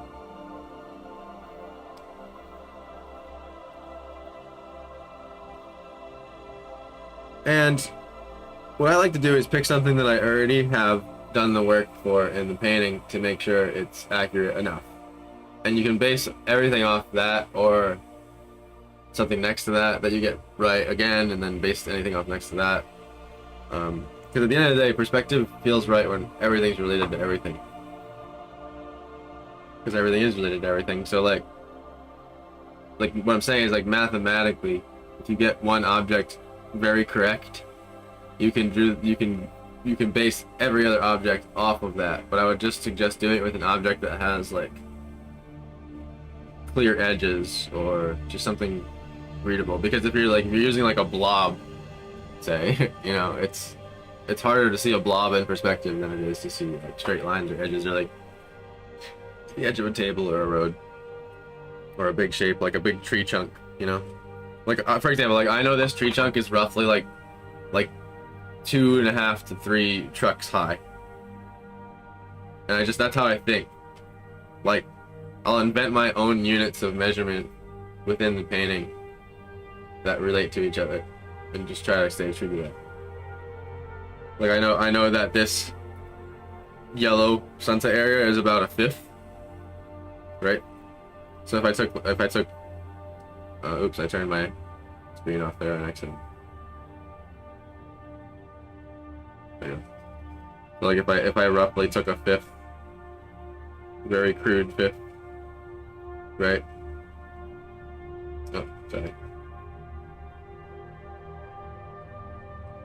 A very crude 1/5. Say 1 there, 2, 3, 4. Like I said, crude 1/5. It's not perfect. Roughly that. Roughly the same height as my road. So I know that this yellow thing in the sky, the yellow portion of the sky, needs to be roughly as thick as my entire ground scene, right? And then I can say, okay, the truck, right? Truck's roughly that high. How high is my tree? Well, I squint at my reference, right, and I go, okay, the truck's about there. Oops. And I go 1, 2, roughly 3 high. 3 trucks high. But rather than doing like guidelines and stuff and all that, like try to do it in your head, just like visually. Sometimes putting like your thumb out in front of you and using like your thumbnail and closing one eye. So that said, excuse me. That said, the thickness of this block or land plot is roughly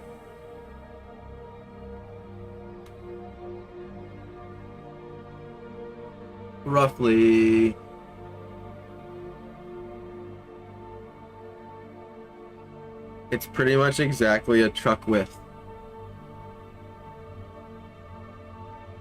Actually a little bit less, 3/4 of this truck. So basically about this much distance. About this much distance. So 3/4 of the truck. 1, 2, 3, 4. About this much. Now I'm just gonna feel that. Right about there. Make a little mark. And chop in.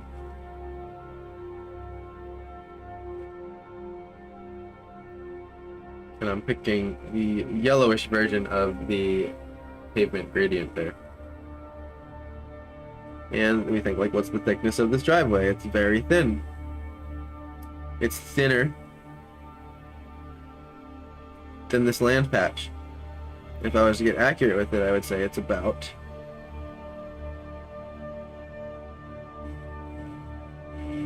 just about half the size of it.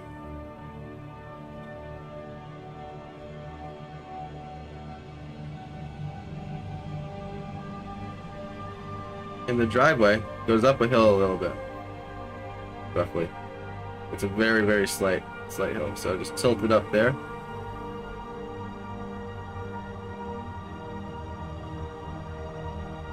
And the driveway widens a little bit at the end, as driveways tend to do. So it just curves out a little bit to the road there. And here's where we're starting to get a little gray variance in our pavement.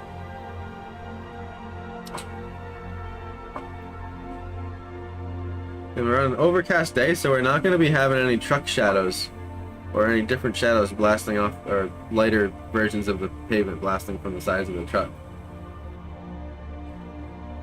And a lot of times on roads you have these sort of wear down texture lines from, and we'll get more into the nitty gritty of those once we start detailing the road. I'm just tossing a few in because I think it's fun if you can quickly, without getting too distracted and sidetracked, to throw in little you can tell green that is, right? It doesn't look green, but to throw in little details that sort of help you feel the vibe of the painting.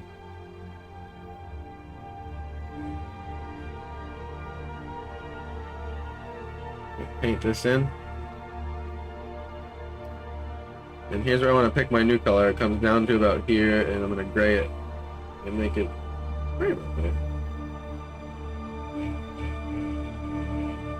Drag that color down a bit more than I wanted to.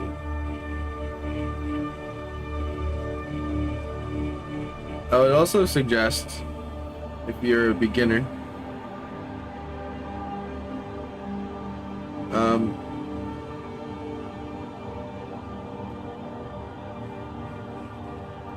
not allowing yourself to use the undo button, just for the sake of learning.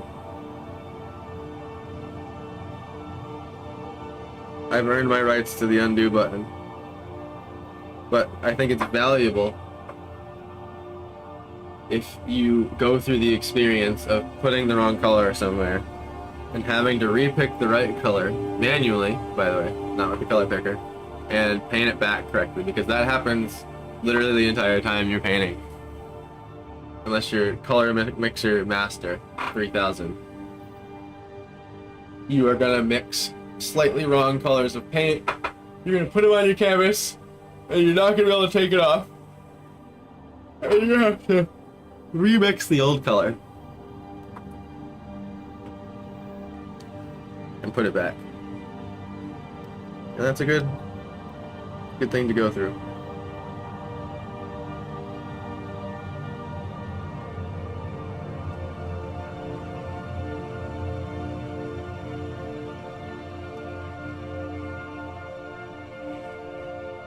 When you're learning these sort of things, like, you don't want to take shortcuts in the beginning, because then you're not seeing what you're skipping, which is important.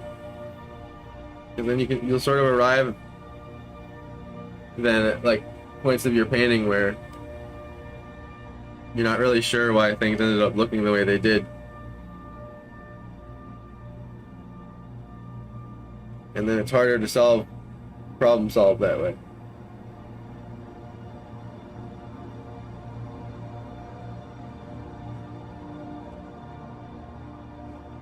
If you can have a reason for every paint stroke, you're in a good place.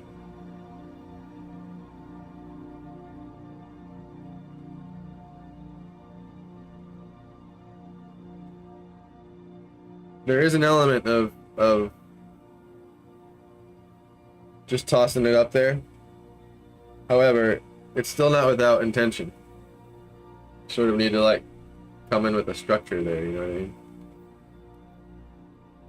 I am gonna paint out this yellow.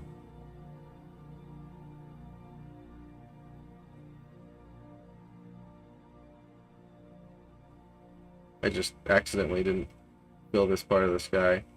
Chop into my trees a little bit here. It's fine. It's not a big deal. Here's where we have some of these really cool transitional cloud colors.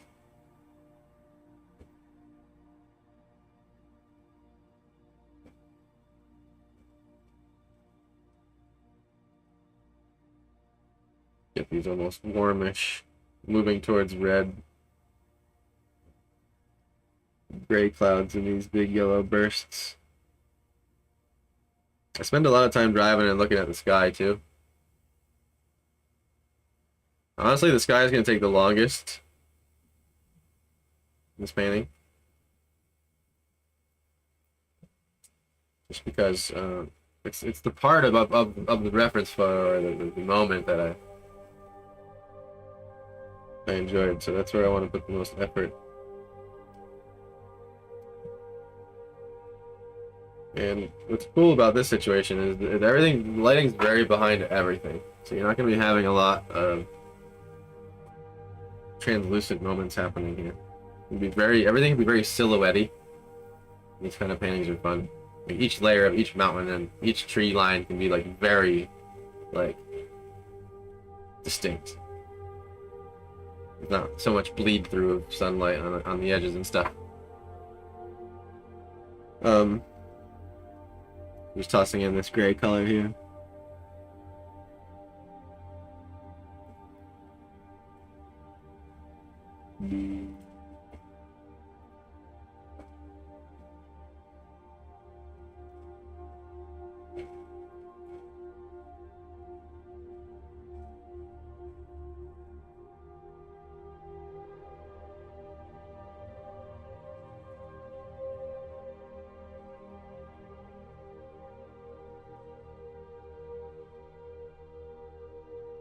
Okay.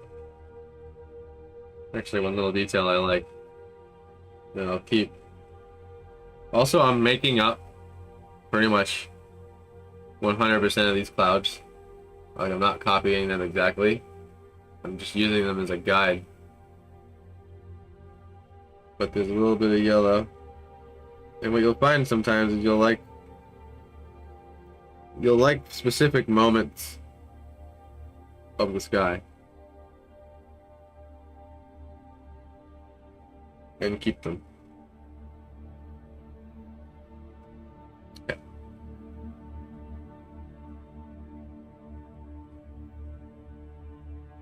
And this is the lightest color of the payment, and you'll see once I start bringing in the wear and tear of it, it'll hopefully start making more sense.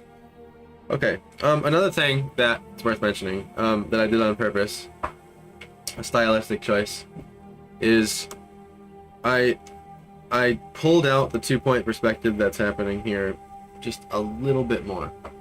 The thing is, there's no such thing as true 1-point perspective in life. Well, I guess in a highly situated, like I guess if you had a sugar cube or a die, and you were looking at it, it's smaller. It's so much smaller than your vision that if you were looking at it head on, you truly wouldn't see any converging lines. But in the case of this photo, and the lens I used on my iPhone, which was slightly telephoto, flattened out the driveways going left to right, and I wanted to bring out that 2-point perspective just a little bit more, so that we kind of feel a little bit more immersed. It kind of gives you this little, like, pulls you in a little bit,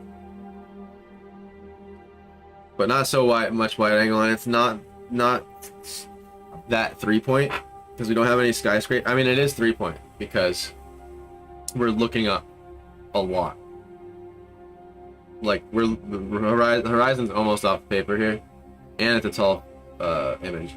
We're looking up a lot. So the 3-point here is there, but the thing is, it's with the clouds, and with clouds they're very blobby. And like I was saying before, like, you don't see things like that as much with blobby stuff.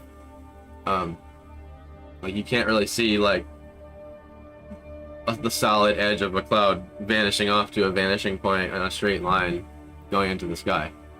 But it's there, and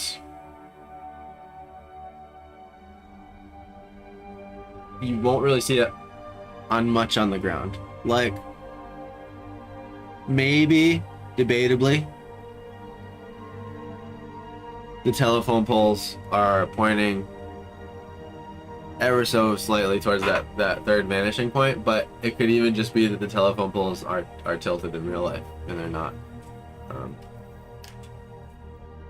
It's not because of perspective. And you'll find that, like, the third point in real life, it takes quite an exaggerated viewpoint to really see it. Like, you have to be like on top of a building looking down into the city streets, or right up on a building looking at that like this, and that's when you'll really see that third point in real life. But it's usually more subtle than the two. But we're always seeing in 3, even though the third is more subtle. And so what I did is I just vanished this out a bit more, and I just feel like it brings me into the painting a little bit. And that's like something that's not in the photo, you know? That's a stylistic choice. And I think that's, for me, what made painting so much more fun was understanding those things and being able to manipulate them.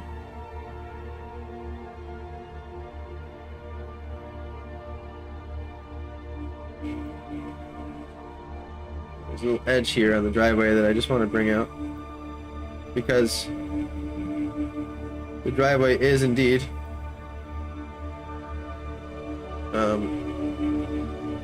lifted off the ground. It's elevated from the grass. It's not perfectly level with the grass.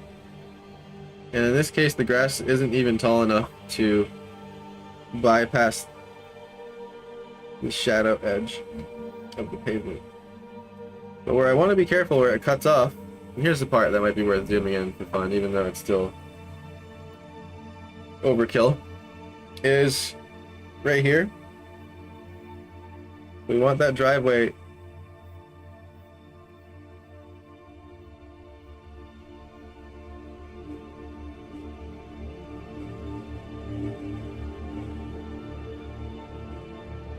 to have that grass edge there.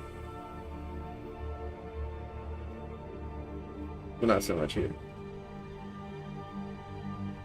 Little things like that, you know, see how that little bevel, that little, it's tiny, but it's still big enough. And it's an important detail. It's only worth it with important things, like not like license plates, but like clear edges. And what I mean by clear edges is now I've done the work to make this road an entire shape, even though it's a weird shape, right? So if I was to just crudely outline it, right?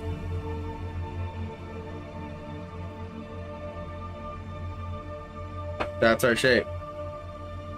Big old giant shape takes up an entire fifth of our painting. And that's what makes it readable. At least to me, at least to what other people say, at least to people that have been doing this for a long time. And, you know, there's only so much you can learn before you go see it for yourself, and then you go, oh, yeah. And then you just know. Another thing I'm going to toss in for fun here are the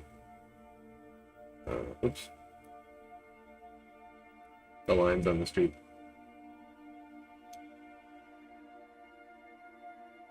Interesting color to analyze. So let's see, let's analyze it together. What color do we think this is? Well,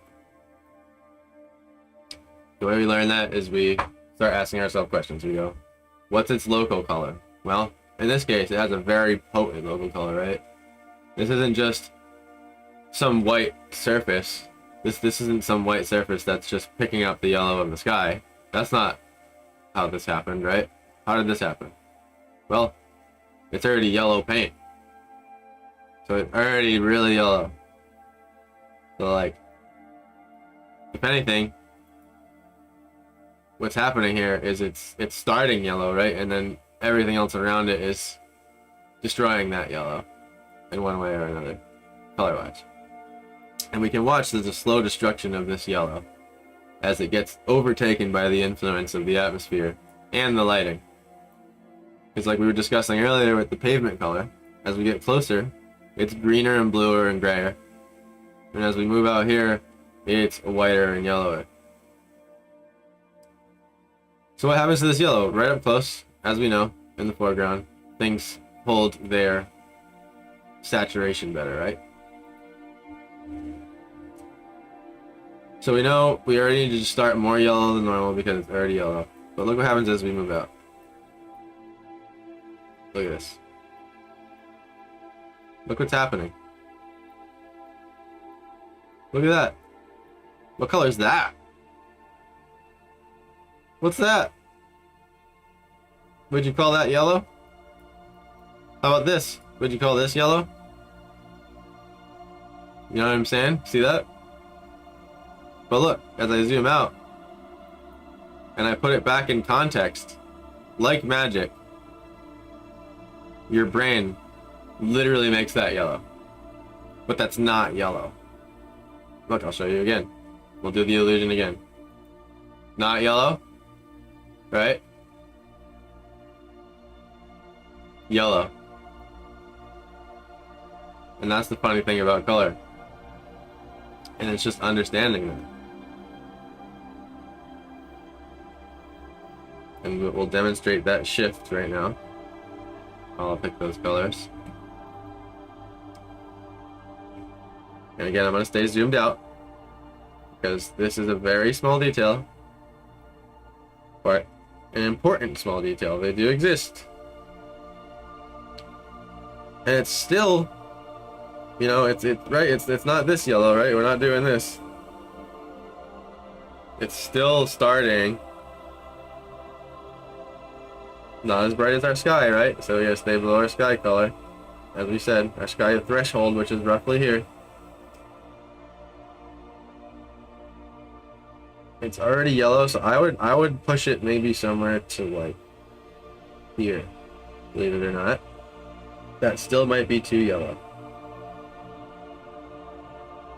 And in this picture, it kind of cuts off here, but let's find our vanishing point. So our two lines meet here for the road.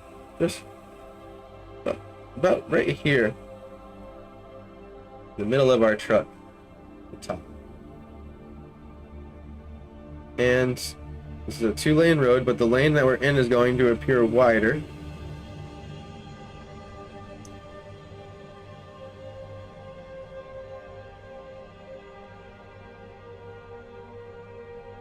About that. And here's where the example of, like, I like starting sometimes with midtone.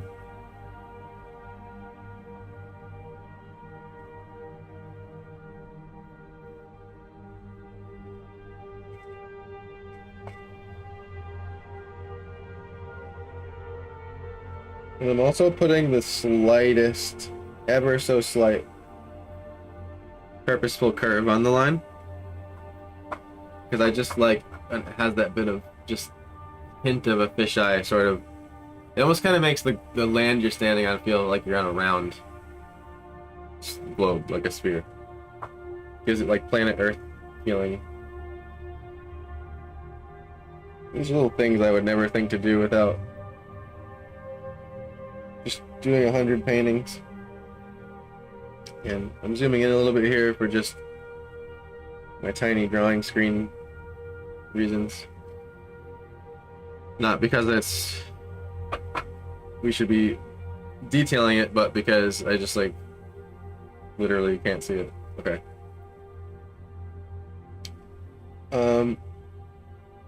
And this line got too thick here. That was actually an accident. And I'll do the thing I said earlier. And do the work to pick the colors for the fix. And just like I was saying earlier, with the blades of grass, pavement has the same shimmer to it. So I want to keep a lot of these little texture things that happen here on accident from the brush texture. Helps it feel more pavementy, and we're gonna have to bring those out even more so up in the foreground, and you'll see what I mean. That'll be a final touch thing. And so now, basically the color I've picked here is the shadow of it, I would say. So I'm going to move it up a little bit more intensely. And gently just kind of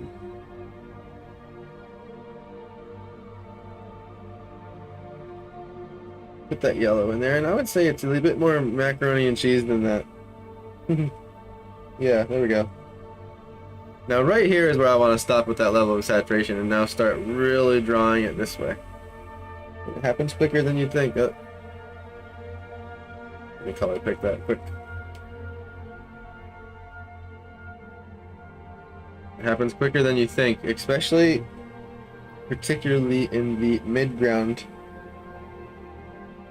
transition area. I gotta literally zoom in for my sake. I can't see it. Tiny drawing tablet issues. And then even more. And a little up in value. Or down. Keep it right there for a second. And then right as we get to the truck, it turns into that, like, what? Not even yellow. But we've done the work to transition, curve our yellow towards the sky color that's taking it over. So now it will appear yellow. Let me zoom out from it.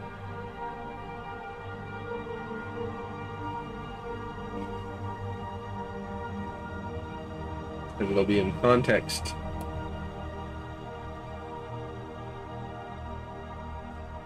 Push it a little more. And there we go. Now we have, see that transition? So we got the saturated yellow. And you know, debatably, and you only see these things because you zoom in, this could go like a hair further to be like more perfect about the gradient or whatever. But as we move along this, we get to that weird, unrecognizable yellow that we saw here. And I want to show you. Go up close on both. You can see when I switch back to the drawing program that I'm not perfect. But the same principle applies. And I don't have the shadow in there yet either. But you can see the lightest color there on the photo reference is pretty similar to how it's grayed out here. Not really that yellow, right? Again, just all things to keep in mind. Hopefully it helps. Hopefully you're learning something today. If you are, let me know in the comments. I'm trying to keep these more educational. Again, I've dropped this photo reference before the stream yesterday so that y'all can paint along.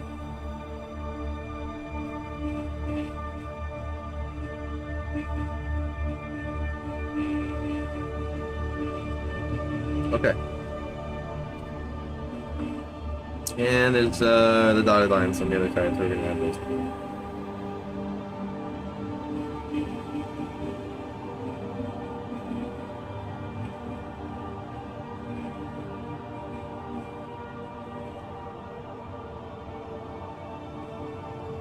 And things like this are great for bringing out perspective.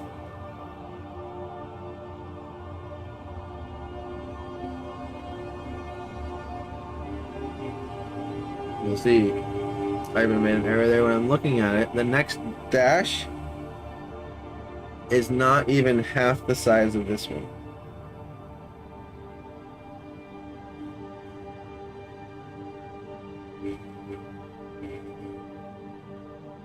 Okay, placed it a hair too far away. Right there. And the next one is closer to this one. And it exponentially, in the same equation,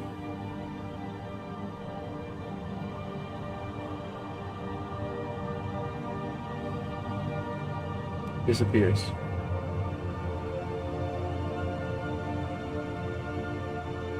And what I mean by that is once you have two, so like this one is half of this one is half of this one, it does that over and over. Whoever painted this road actually messed up. That mark there is actually not perfect, which I kind of like. Okay. Let's doctor up the road a little bit more. Get back to our road color, which is around here in the foreground. But we're gonna go back to our starting road color right around here. And make it a tad spotty. And what you'll notice on roads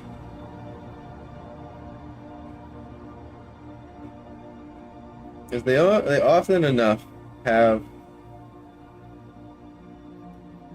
cracks or wear and tear where the tires hit the pavement. Now this one is two very distinct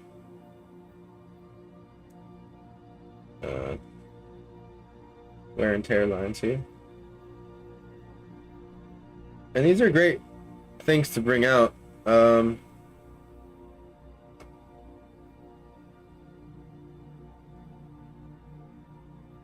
perspective.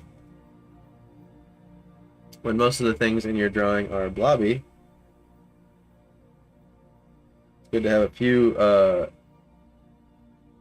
opposing lines. Or things opposing it. Now this one, we got a dirty strip right down the middle. Don't want to go into our sky color. A little darker.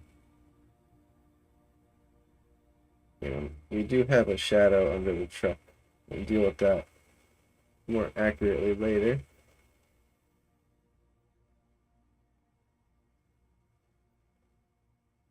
Yeah, be careful. Make sure I'm on my way as I cross through the midground. On my way to the finishing grade blue that we have. as the foreground gets closer to us. And I'm very lightly brushing here so that I get a lot of that gouache texture going on. And here's where I'm going to kind of bounce back and forth between both of the colors.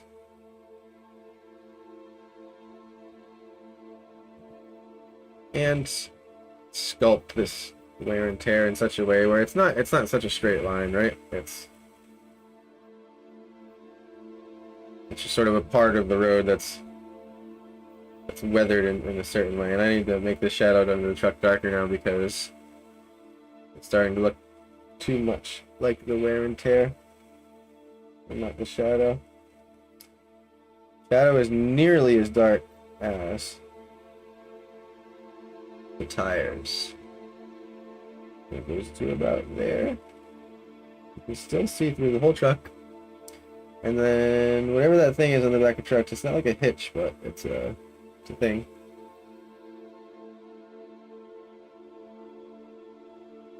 Cuts that edge off there. And that's fine for now. Tweak that when we're later on, get happier with it. A little bit darker, a little bit more towards blue. Well, actually not here yet. Just a little bit darker. But we'll keep it the green. Because we're still over here. And this one's very subtle. That's about it. That's about it. Here's where we can be racing back towards the correct hue. Move it down a little more while we're in the foreground. The ground cracks here. Pretty noticeably it's damaged here. This is where something at the last 5-10 minutes you can really render up if you feel like you want to. And often enough, finding a shape with texture has to do with going back and forth between the colors and sort of chopping in to the last color you put down.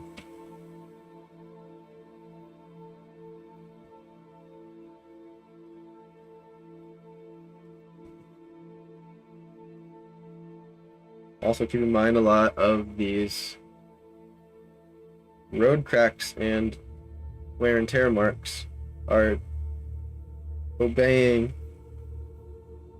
the perspective as well. Everything obeys the perspective, even the blobs. Perspective is the lord of your painting.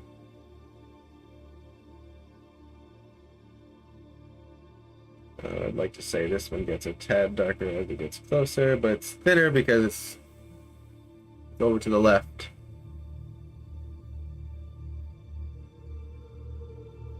You just get the hints. Again, moving back up to the more yellow hue.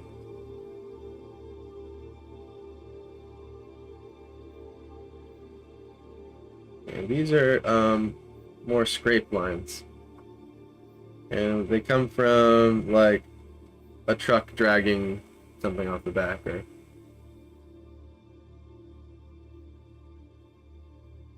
okay, now we need to add the white lines. Really make it feel like a road. And then we'll concern ourselves with shading everything and getting more contrast in there. But first, I need to go to the bathroom. I've held it way longer than I wanted to there. I'm going to give you a little time lapse to enjoy it. Some relaxing music. I will be right back. 2 to 3 minutes tops.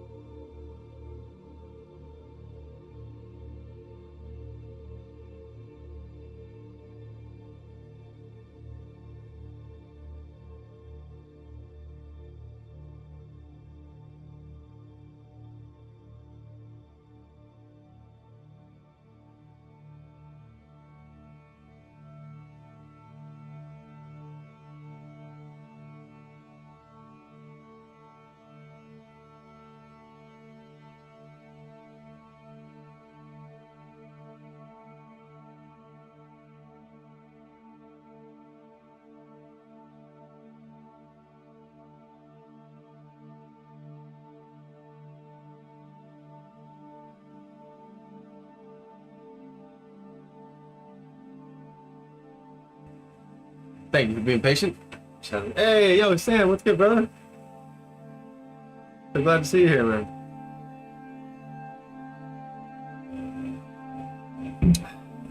About 3/4 of the way through at this point, halfway through. We've already talked about a lot, explained a lot, but moving on our way. We're working on the pavement right now.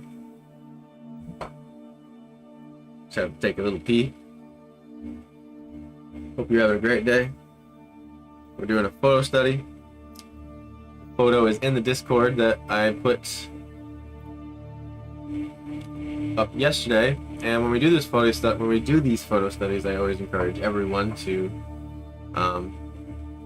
bring their own art supplies, hang out, and try it for themselves.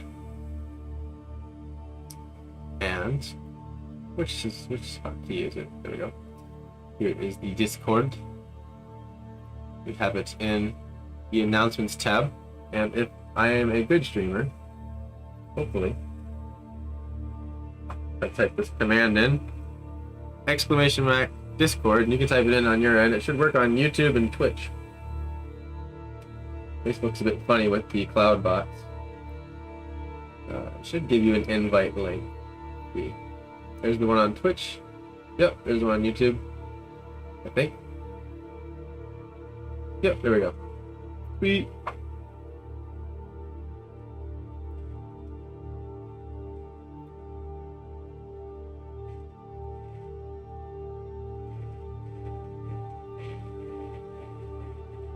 There we go. Anyway, always encourage people to join the little Discord, Planet Jokum Discord hangout. Let's see, what's my hotkey? Control 2? Yeah. So, back to the pavement. And we're already over 2 hours by 23 minutes here, which is fine. I always realize we do these, there's a lot more to explain. You get into side tangents here. So the white lines. Now, again, same lesson. They're not going to be white, right? Like it's going to look wrong if I take a pure white or even a slightly off white and just put that on there. I mean, it looks right inherently because it's like, oh, right, white line on the side of the road. But I mean, what is the actual true color, right? So let's go through the same analysis again. And in this case, it's different from the yellow line because the yellow line has a very strong local yellow color. So we're already starting in yellow, way more than most colors in this, minus the yellow part of the sky. And the reference photo is right above me, by the way, for people who are wondering what we're analyzing. So, and we're not done with this yellow yet, by the way. I tossed on its mid-tone. There's going to be 2 more tones added to this. One's going to be the highlight, so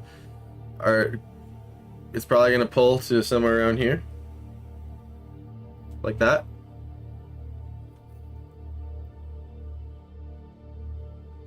Little more subtle than that. And it's going to leave behind a little edge. Because road paint's actually thick enough, if you haven't noticed, where you can see the side of it, but not so much in this. And it's and the other thing too that we haven't gotten to is the dark and light tones of the pavement, which are in turn going to pop the pavement lines out further. So again, like it always circles back to the context point where a lot of things don't make sense until they're next to each other. It's kind of like you don't have a melody in a song until you have a note on each side of you don't have a melody with a single note, right? There needs to be a note before it and a note after it, and it needs to be going somewhere. And the color works so similarly to that. I can't preach that enough. I found you on Discord. I don't know how to watch you live. No, it's not. Sorry, but it's not about watching live on Discord. It's just like a chat community that everyone like. Here, let me show you. So we're on the Discord here. This is like the announcements tab. So this is like where I'll be like, hey guys, I'm live, or like here's my new stream schedule, or you know, here's the reference photo we're using today. Then we have like my links. Then prompt list ideas. This is a fun one. A lot of the times on stream I have you guys decide what I paint. Today's a little different. We're doing more of an educational painting study of a photo that I took, and then I also recommend that you take your own photos, by the way, like I said earlier. But a lot of times you guys decide what I paint, and we put all of those ideas here. And then works in progress, it's just people that just like to share things they're working on that they're not done, or you know, people have questions about how to do better on things and stuff. And then completed works, as you can see, my latest photo study from last stream, and then even the Dixon Drawing Club trees here. So little commission I did for someone recently. And then general chat, just for hanging out and talking photography, and then share it all, just whatever, share everything. And these are for just Twitch subscribers. People don't have access there unless they're subscribers. But anyway, that's the Discord. It's just kind of like a way to connect to you a little closer in a community type fashion, because when you're watching through YouTube or Facebook or Twitch, which are the three platforms I stream to, a lot of the times the chat can be a little disconnected and you can't like share your own media and stuff, and that's the medium for that. So hopefully that makes sense. And we're gonna go back here to our road. What did I do? Where am I? I'm still learning my my hotkeys here. I don't know why that went white. That's weird.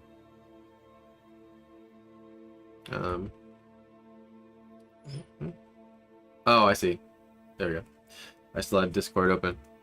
I have like hotkeys on my stream that open all sorts of things. So hopefully that all made sense. Discord is just a community thing.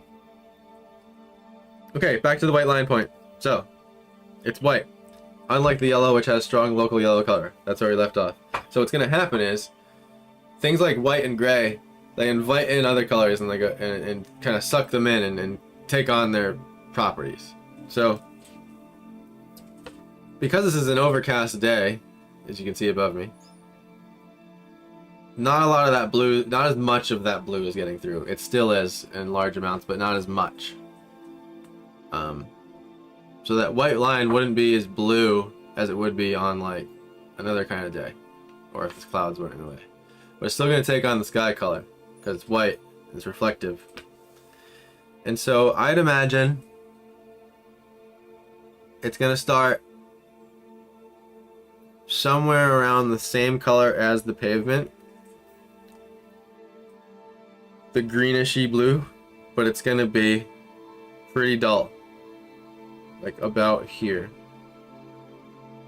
And it's probably one of the very rare few things that breach into your sky color value bracket area, like I was explaining to you earlier, where we don't go below this area of the color value chart for anything on the ground. But there are a few rare cases, and it's best to reserve it for those cases, to keep it separate as possible. And this will probably be too dark. Move it up a little more, and a little more towards blue by a hair. And find the vanishing point, which we know is just about the middle of our truck here. And I didn't press hard enough. And my brush is a little too thick there.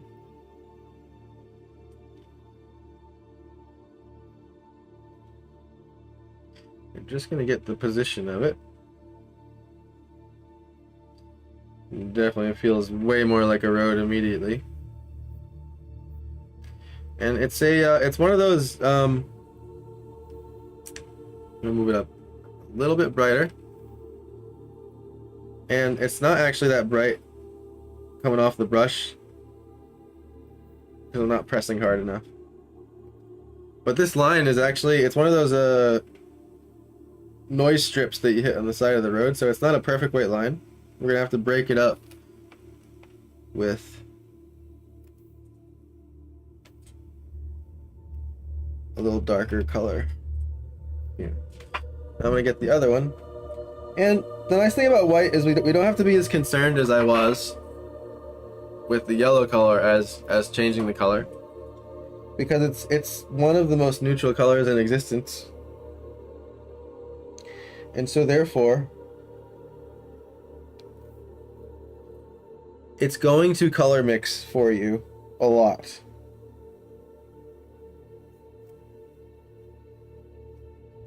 It's going to take on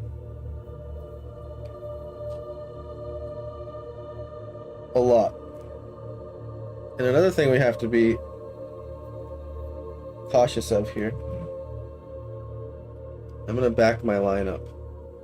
We have to be cautious of making sure that this line is not thicker than our right one.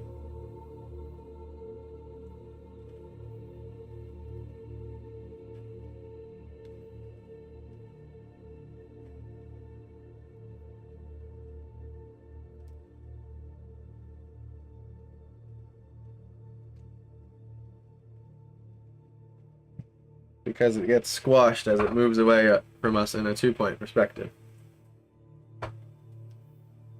And as I said, I'm bringing out the 2-point perspective on this a little bit more than it actually is in the photo. That's a stylistic choice. So I wanted to make these driveways just pull away from you just a little bit more. Not be so flat, because that's what happens with telephoto lenses, is the more you zoom in, the farther out those vanishing points fly out to the left and right and make everything flat. That's pretty much what's happening, and is the wider the angle, wider the lens gets, the lower in the millimeters it goes. The focal length, they call it. You move those points in, and the farther they get in, they reach a point, they reach a threshold where suddenly it becomes so warped it just looks like a fisheye lens.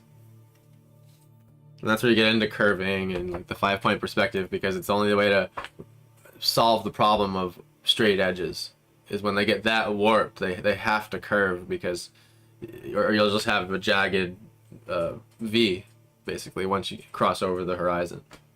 So it's you're basically smoothing out the incredible warp that happens. But there's a sweet spot where those vanishing points are that feels natural when you see it.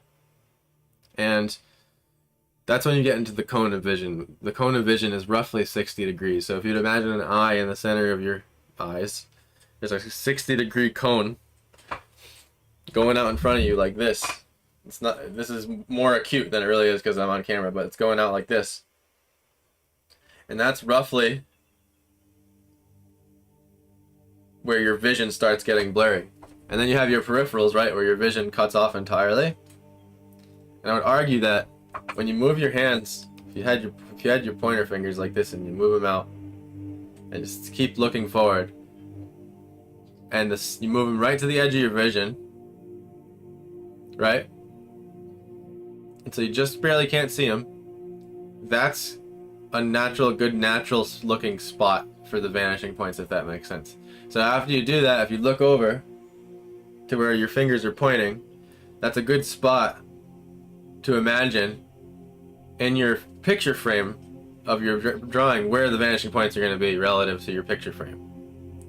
So if you have a tree and a house in the center, and you look over and you're like, okay, I'm pointing at the tree over there that's way past the house, and I'm pointing at another tree that's way past, or a telephone pole over there, you can use that to kind of roughly judge like, okay, the vanishing point's probably like 5 inches off the side of the paper on each side. And almost always with a natural look and perspective, the vanishing points are off the paper. The second you start getting close to the edge of that paper, it starts getting real wacky, and it's fun. I mean, I love warping things, but a lot of the cases we're making today is the case for like making things more natural, because I think that's a good place to start, because if you start there, your ability to bend the rules later and have more fun with it increase tenfold. Because to me, I have fun making most of it look natural, and then sort of here and there kind of pulling out little areas that I feel met me in the eye. And that ties back into the experience of actually being there, and the reason why I promote taking your own photographs for what you're going to study. Because you can bring in that information with you, like I said. You can bring in how it smelled, how it felt, how warm it was. You know, was it windy? Like you say, how does windy affect my painting? Well, a lot of the trees are going to be moving differently. You might have a few leaves that, you know, were blowing by. I mean, you think of every picture as a video clip, right? We don't see life in pictures. We experience it as a fully immersed video with 5 senses and almost a 180-degree feeling.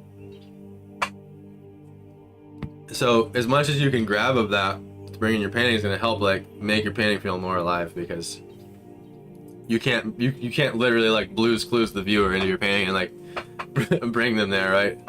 And show them how it felt. Let's bring out my white line here a little bit more on the left side, just a hair. For whatever reason, it's catching more of the skylight. Must just be a invisible beam that's creeping out, hitting this white line here. And I'm decreasing the size of my brush exponentially as it comes down. I'm letting that line sort of become ambiguous. And I stay zoomed out as much as possible. You know, you don't want to see this stuff from here.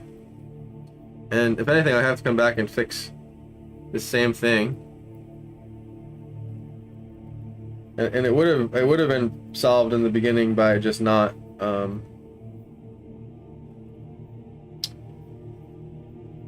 forgetting to have my brush tiny.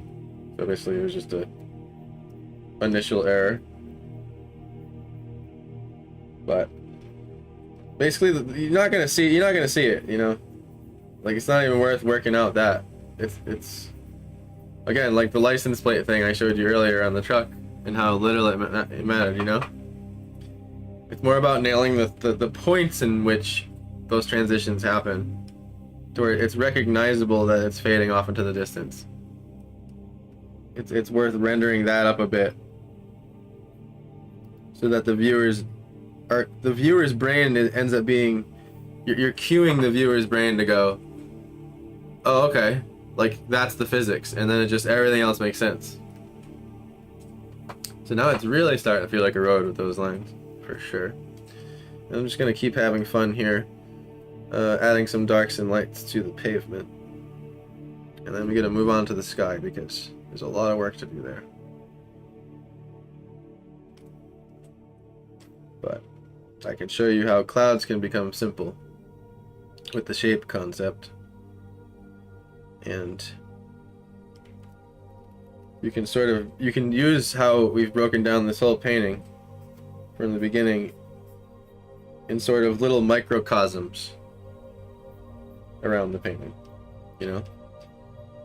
Because shapes are fractals, so they get smaller and smaller forever and bigger forever. So now I could section out, you know, I'm like, okay, I want to shade this tree now.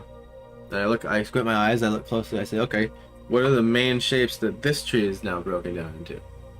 Even though it's smaller, my brain is now thinking of this tree like this. Not like this anymore. But while we're laying out the painting, we want to be thinking of the tree like this. But as we fractal in, we can break down, you know, I could go all the way into this truck and be like, okay, what are the main shapes of this truck now? You know, but if I go to the reference photo,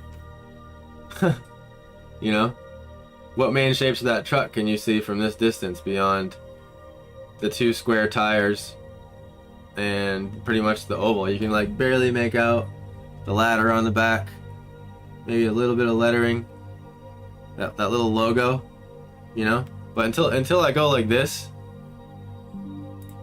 until I'm like this, you don't start seeing all like, oh okay, there's a little curve here that goes under, and it's this like triangle shape here, and then like, okay, like here's like a big almost bow tie shape sitting on top of a large trapezoid. That's not even there from here, right?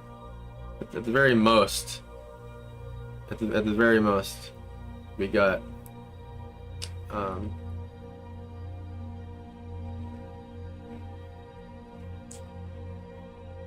the tires, the big oval shape on top, and a little bit of these dark shapes in here, which I crudely painted because I was again making the point zoomed out. And if you really want to, you know, this is debatably, I would say, a secondary focal point, but to me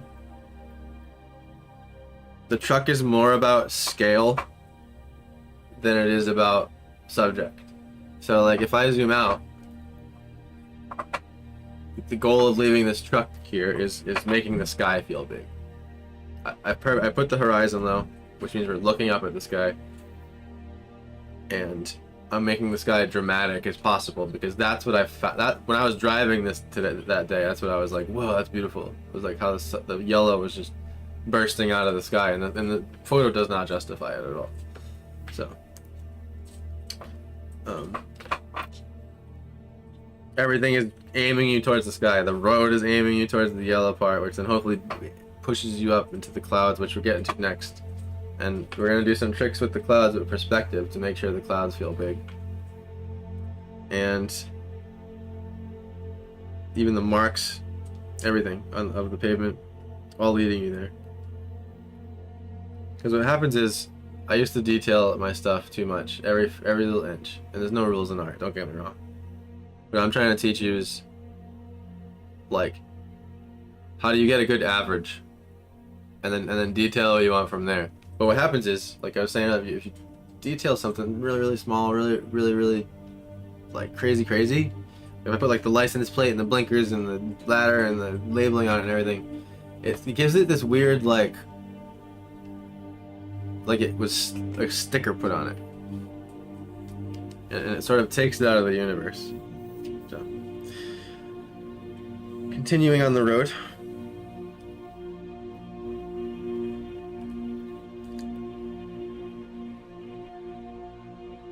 Is some darks up in the foreground I want to deal with here.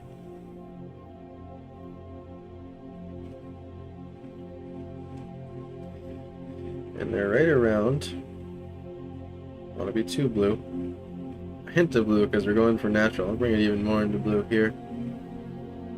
And like right there.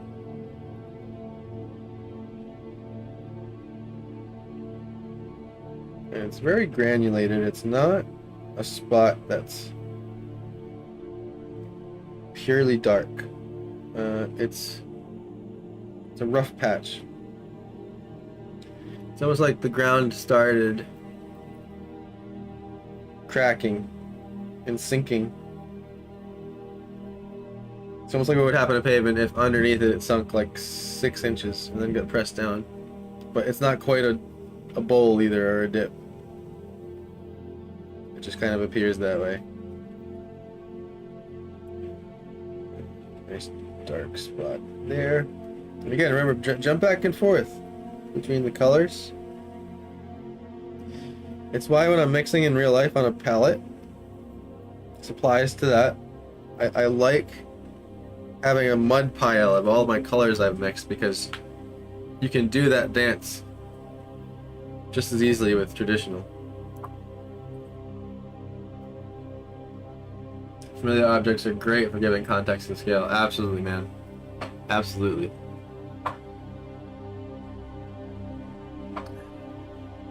Like one of my things I did a lot in some of my past paintings are just putting a little like adventurer dude, you know, and it's like suddenly like, whoa, the cliffs are like 900 miles high, like just because I just added a little adventurer dude. And those things help a lot. Overlap. Yeah.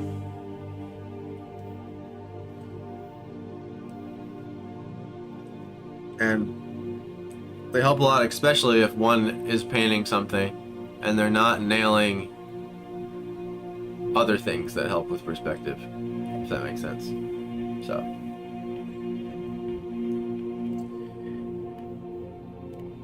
Now the middle of the road needs a little more love here. Move it towards green a little bit, because again, I'd say there's 3 separate hues that we're altering with our pavement gradient as it moves out towards the sunset. We get the bluest version, we have the greenest version, and the yellowest version. And then the transition in between those. Which, if you caught the beginning of the stream, we went way more in depth with that sort of color gradient and how it moves through gray. And that's something I want to do a stream about, way more in depth and like really zooming in on, like almost not even about doing a painting, but just like teaching that concept, because let me tell you, it's freaking mind-blowing. Like when you get it and you get how to move through the color like that, it's so fun. Like when there's no more questions in your mind of like where to go with the color. Yeah, I agree on the detail as well. Lately I've been trying to focus my detail into my focal point area and allow the rest to be loose. Sometimes even the focal point can be ruined by detail. Yeah, exactly. And the other thing worth pointing out too is like that's actually how we see life. Like it hurts your brain to try to do like, but it's almost like you have to look with your brain and not your eyes. But if you fix your eyesight on something in front of you and you look with your brain at how your vision slowly blurs out to the edges, that's how we see real life. So like in fact, a painting looks more natural, I think, when blurred out from a focal point. Not literally blurred out, but you know, there's many ways to blur out, but less and less as from the center actually gives it a more natural look, because that's actually how we're seeing the universe all the time. You only see this little circle in front of us. Like, that's why when we read a book, we have to move our eyes left to right. Because we can't just like look at a page and see every word, right?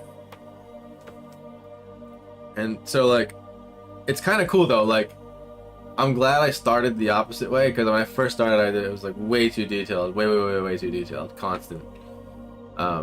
Every blade of grass, every grain of dirt, and I think what it did was it gave it like the Jokum touch, where it's like you saw it was like, oh, like Jokum painted that, because like it has but like it always, as much as I appreciated those compliments, I still wasn't in love with how my art was coming out in those days. Like I was trying to figure out how to like find that balance between detail and not non-detail, we could call it, you know.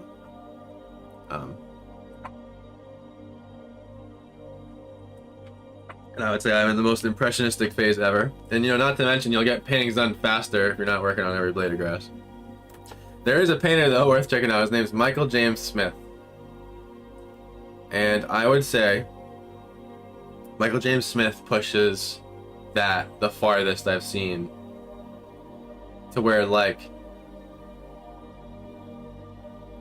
that guy paints every single leaf on the tree to like in a perfect gradient out to like the very millisecond that it doesn't become individual leaves, and just his level of commitment to that is beyond me. Like personally,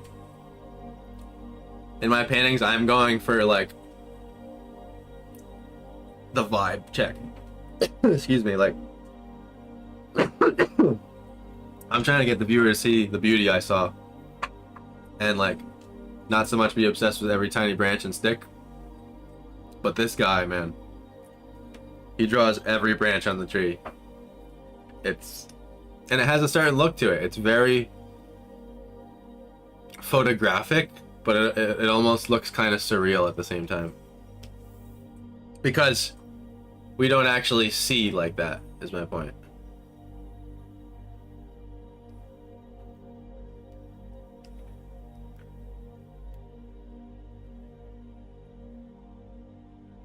So we're moving to the green.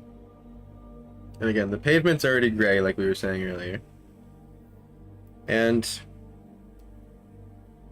because of that, that's the local color we start from. But because it's gray, it's going to be influenced by colors around it more easily than if it had a strong local color. like the yellow painted line. And so you think like, what color's the road, you know? Like those colors used to just trouble me. Damn color of the road, you know? And it's like, it's gray because it's pavement. And then I put down the gray and I'm like, well, it's not quite, there's something faking about it. Like, it's not quite gray, right?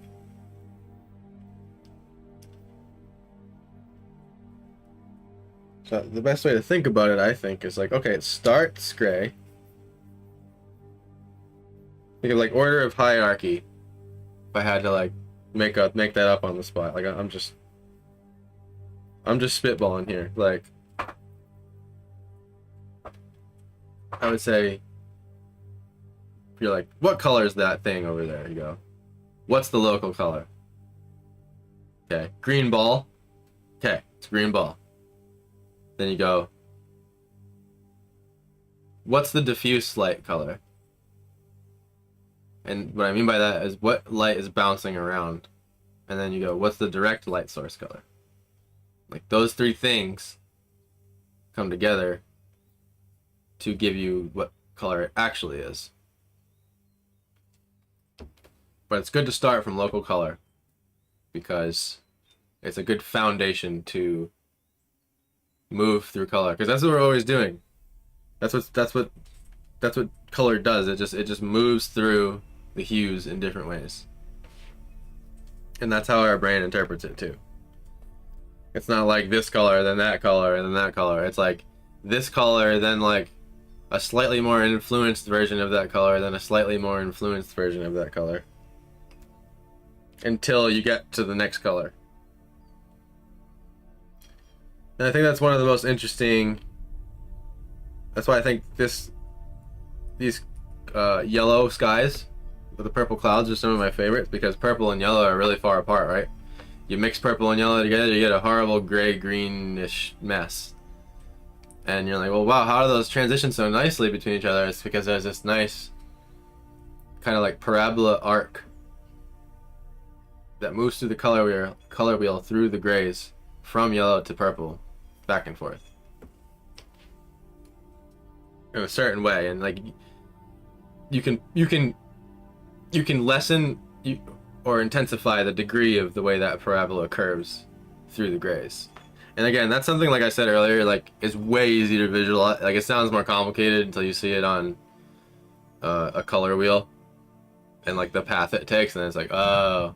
And not just like any old color wheel, it's particularly the color wheel where the colors gray out towards the center.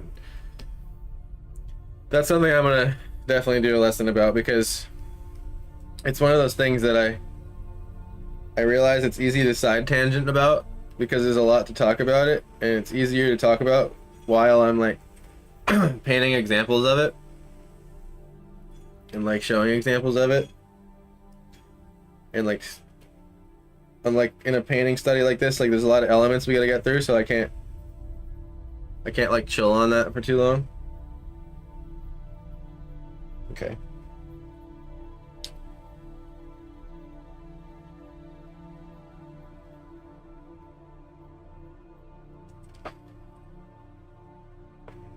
Now I'm gonna push it a little darker. I'm gonna pick something in the middle there, and we're gonna go about here, and I am gonna push this actually very blue. It'll be the bluest, darkest version of the pavement. And I may have gone too dark, but I'm gonna be light with my paint flow here. So for those of you who don't know, I paint on one layer on Clip Studio EX, and I designed my brush so that harder pressure equals more paint coming off the brush.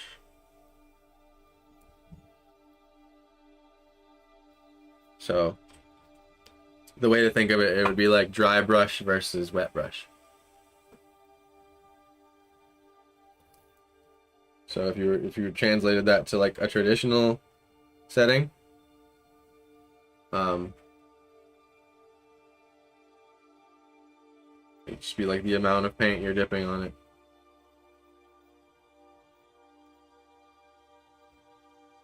So for those that are painting along with paint, if you pick too dark of a color, you don't have to necessarily mix the more correct version. You can just put a little bit less paint on your brush and do a dry brush. Now you may not always want dry brush because, you know, it leaves that texture. Excuse me, and some things need to be smooth. Like, for example, I like the texture this dry brush has here because it makes it feel like pavement. It has that sort of pavement-y texture, so I'm like bringing it out there the most. What's cool about these programs too is you can, I specifically picked the texture that my brush does, and what's cool is you can go into back settings, and I mean these freaking brush parameters, man, you can sit there and design a brush for hours, but one of the parameters is you can pick the texture, and you can pick your own. I mean, you could take a picture of your drywall and make a negative of it, Photoshop it, excuse me, and make that your brush texture. It's crazy. Okay. So now to compensate for the digital thing where I have to press harder, I'm gonna go much darker but press lighter. And hopefully that'll give me what I'm looking for. This line is very distinct too when you bring it up. You can see it on the reference photo, it's on this side. It's one of those things I want to copy directly. It's a little bit broken up though, it's not perfectly straight. It's perfectly obeying perspective and staying generally in the same spot, but it's not perfectly straight. I have to just bring my brush there.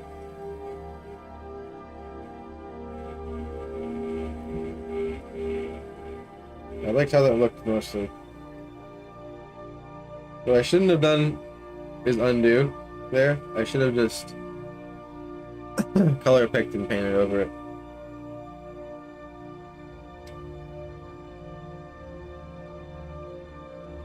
And it sort of fades out to a thicker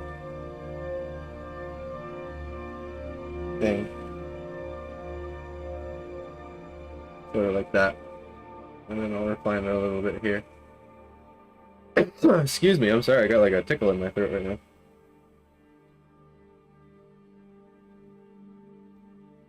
Alright.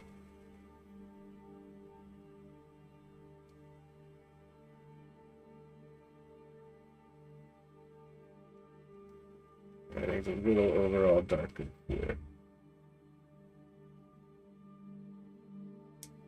Just sort of over here. And I think what that is it's a slight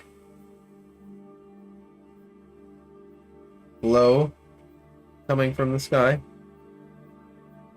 that's making the foreground side just a hair darker than the rest. And yes, I am going over all the hard work. And I guess this would be a good time to bring up why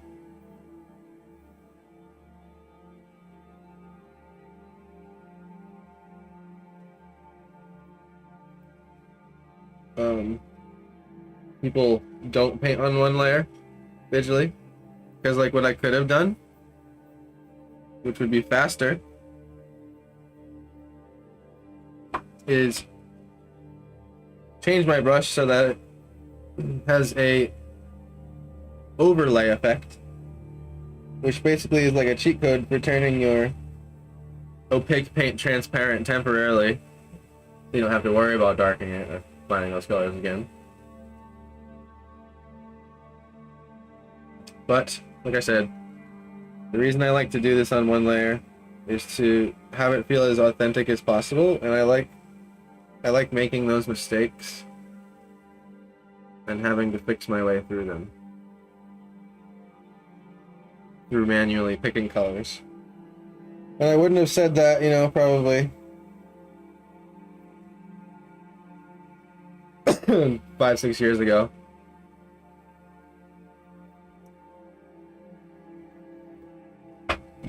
Excuse me, I'm sorry. I have to get a little drink of water.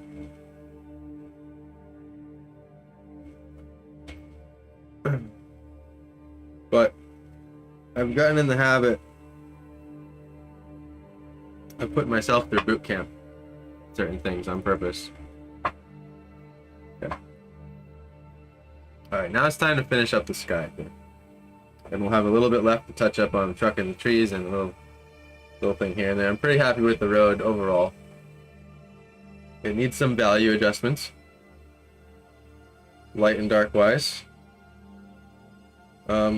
However, I'm happy with it. Oops. Sometimes when I'm brushing the bottom side of this, I'll accidentally grab the slider there. See, I just did it again. I have a hotkey now for recentering the thing, because it happens enough that it's annoying. And see, now I want to work this out a little more, because I realize that now that this is darker, the darker darks need to be darker. And you can see it's almost starting to give a little bit of a glow effect to the farther end of the road as it goes towards the yellow. That's what we want.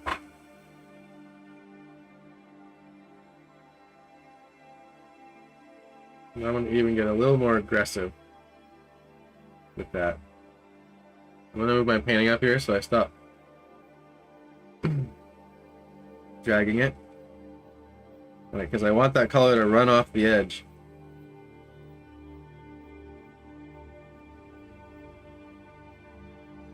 And we'll come back and touch that yellow up. But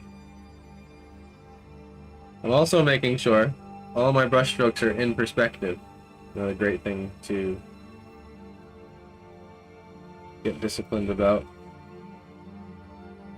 Because what happens is if you paint in perspective, literally, if you're swiping your brush towards the vanishing point, your texture details will then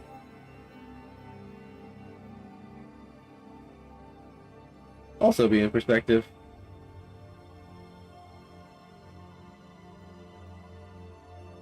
Okay, let me get my yellow back here. And macaroni and cheese traffic yellow, we called it.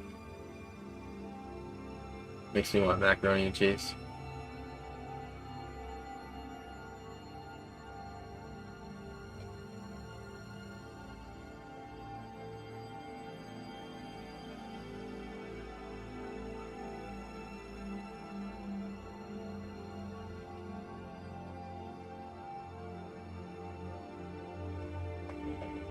Getting some perspective.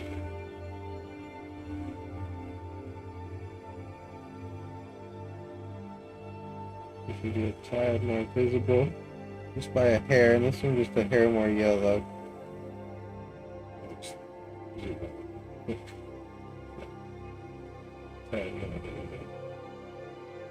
Nope.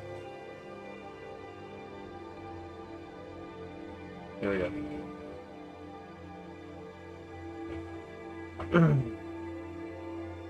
Get my white back. Go to our road color here, somewhere around here.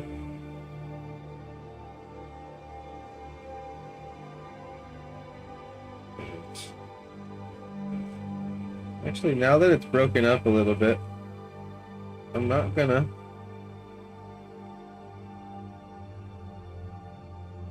let's see, how thick does it get? Okay, it's about that thick. Actually, you know what? Yeah, it's gonna be easier to cut it out with the gray color. That's something you'll find the more you experiment, like the order of things, like what tends to be easier. Like technically, you're dealing with opaques. The order doesn't matter really, but you can make your life a hell of a lot easier by making efficient decisions. Okay. Hopefully the stream's still going. We're still going smooth. Good. Successful stream today. Yay. Last stream cut off and it was sad. A little bit darker.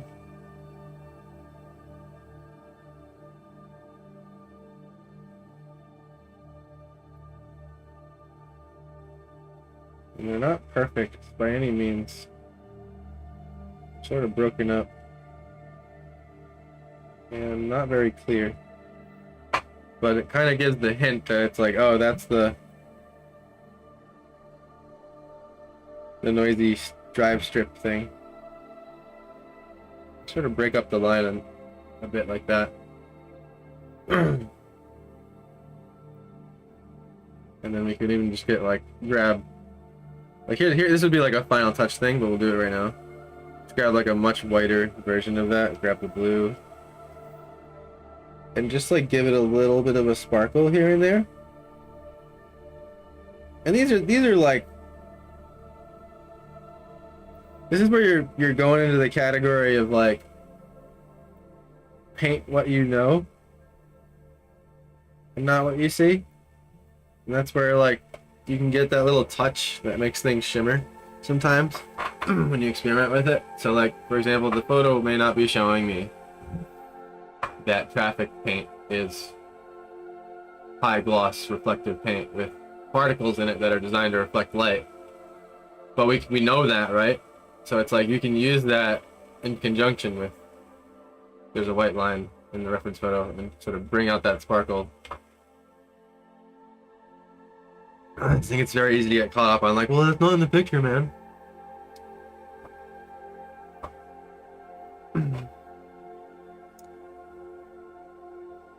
And like all these trees and bushes and stuff.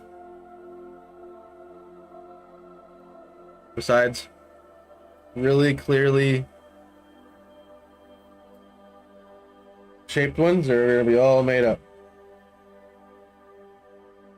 I think it's more like a general patch of things over there. It's like, oh, there's a general patch of bushes over there, and the overall patch of bushes are this shape, and then I make up whatever I want, as long as my bush shape is accurate in the instance of a photo study, of course. Okay. I like that. Enough for now. We can come back and do some final tweaks later on. So, I want to grow these clouds upwards, and what's cool about these clouds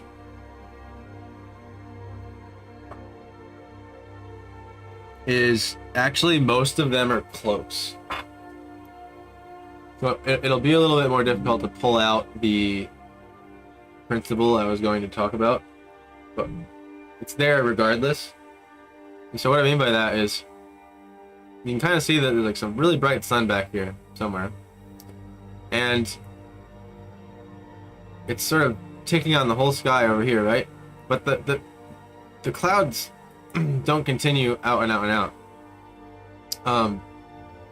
And what happens when they do is they get more and more and more squashed, just like the lines on this road.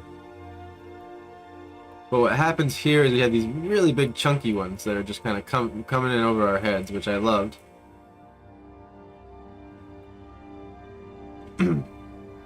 and fading out to the left. So we start to get that little bit of perspective squash here, but it kind of just ends. And I think this is where a debatable artistic choice could happen.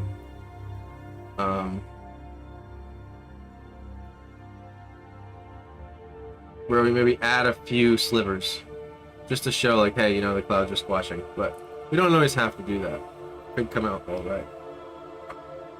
What's more important is that we capture this sort of this big swooping nature they have to the left. So like I'm gonna delete this, but just for the sake of talking about it, it's almost like if you had to outline them, right? They sort of doing this. The clouds have this sort of like if we had to pick a vanishing point for the cloud, right? It would kind of be like vanishing like this. like somewhere over there. And so like that's what we want to sort of keep in our mind as we do these clouds here. I'm going to delete that.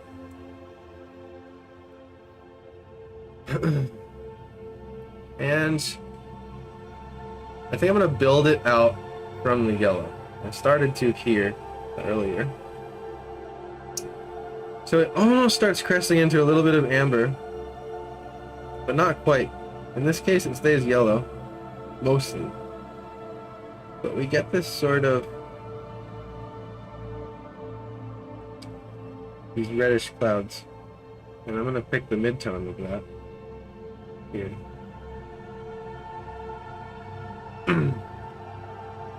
And I'm going to transition and start moving through gray. Move a little bit more this way. A little bit darker.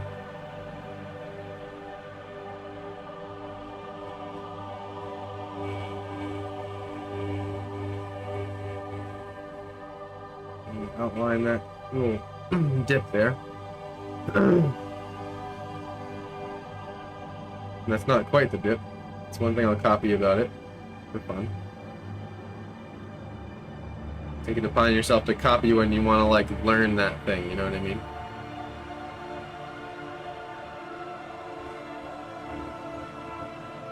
Okay. Take this one here.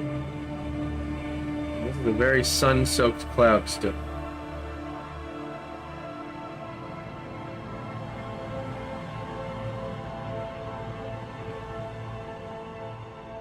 Really smoothly get back to that yellow. As we're moving through this amber yellowish grayish, what's going to start happening is we're going to start getting away from that sunset and we're going to start moving towards that blue sky. So what does that happen? What happens when we put blue next to yellow, right? What's going to happen is it'll push us towards green a little bit. But we're still going to be in that gray. When we were here in our amber, we're picking somewhere around here, right? Ooh, through the gray portal. A little bit this way. Not much. The one thing I learned about the hue, it doesn't move that much. The saturation and value change more. When you're doing a smooth gradient, that is. And a little darker. Toss that up here. Here's where I want to start. Here's where we're going to go back into our big shape mentality here again.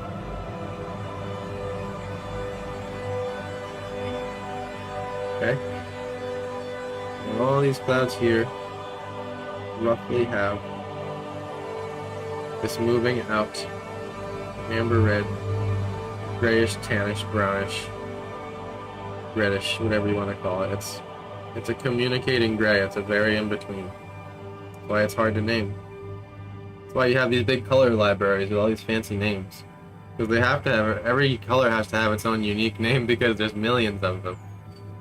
That's why it's less knowing about the right color and knowing about how they move, better knowing about how they move.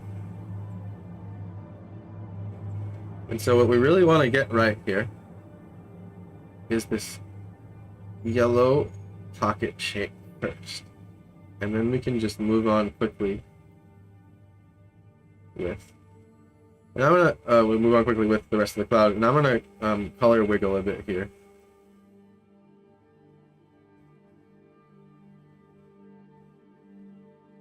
And I'm being light. Clouds are soft. I try to take it upon myself to quickly feather edges as I go. And I'm also taking it upon myself to kind of study this cloud edge shape, because I like it. And that's a moment where I go, hey, you know what? I think I want to add this into my mental library of shapes for when I'm painting without a photo reference. It's very good, too.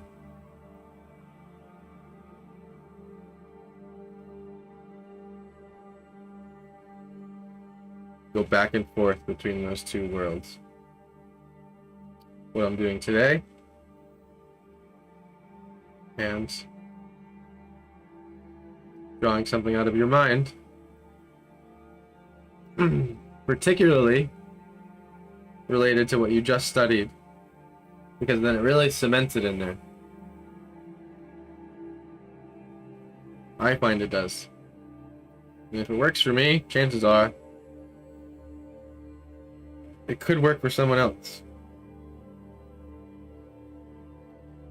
And here's where I'm going to chop right through these trees, not care about their existence anymore until later. Because that was just a side tangent, I remember. Again, a little more this way, a little more gray. Move into our gray portal here. Where suddenly, we get past that event horizon, and what does the hue do? Flies over here. Because now we're going to start moving out.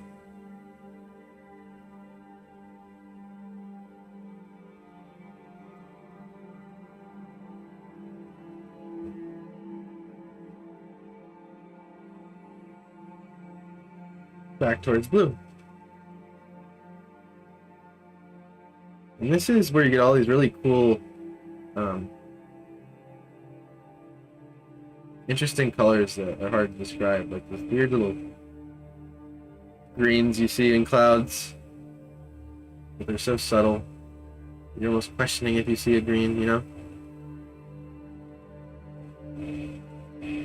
This is also fun where you can take little liberties and where you're gonna like let the blue sky keep showing through, if that makes sense.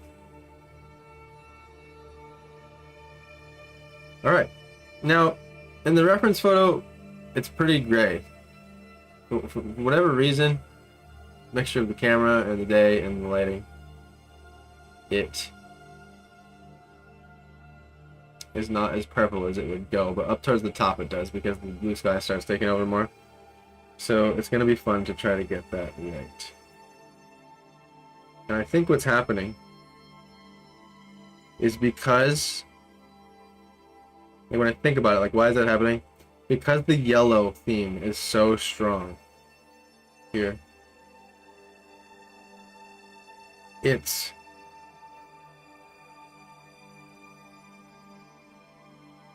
almost it's forcing that muddy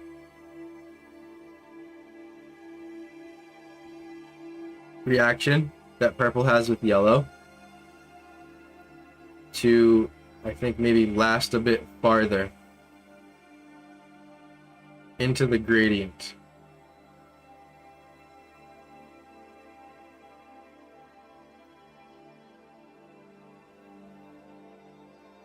Sometimes you'll have these little updrafts in clouds. You just sort of see like the the edge of a cloud just sort of like wisps up. It's fun tossing those in sometimes.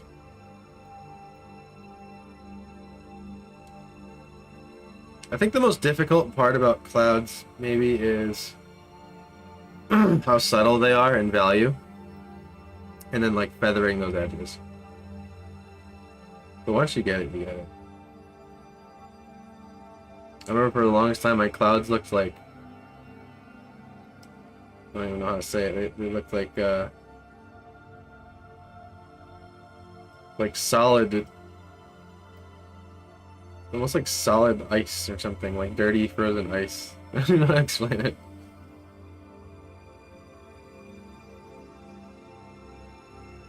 Long story short, I just found out I was making them too dark. And I think I'm right now that I'm experimenting with this here. I think it just really forces that. Oops. That gradient out there.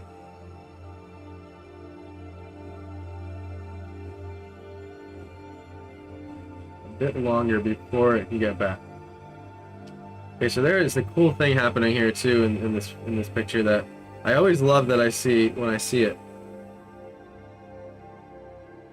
in real life. And it's when you have a much closer cloud, like this one, or these chunks here. And they're like moving by really fast. I always love how those layers look. I want to see if I can capture that.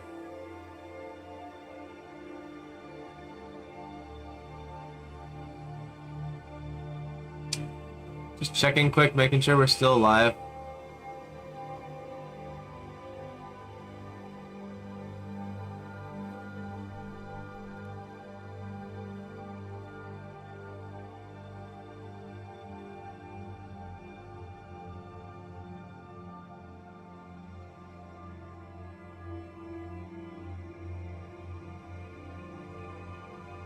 We're still alive.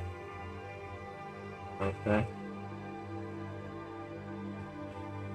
Facebook looks good.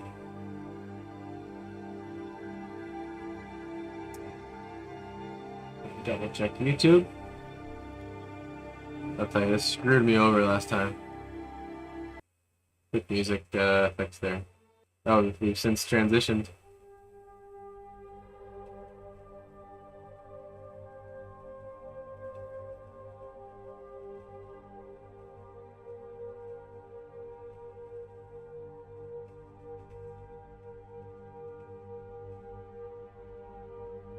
And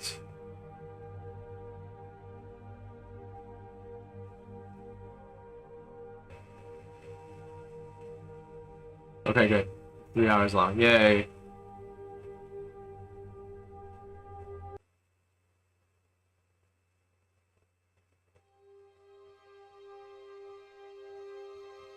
Cool. Alright, continuing on.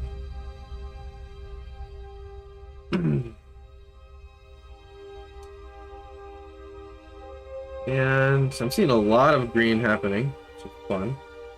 Let's go with a really gray green here. On our way over.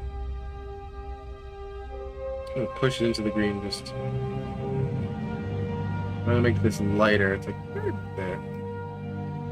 Could be too green. Oh, it's just subtle enough. Perfect.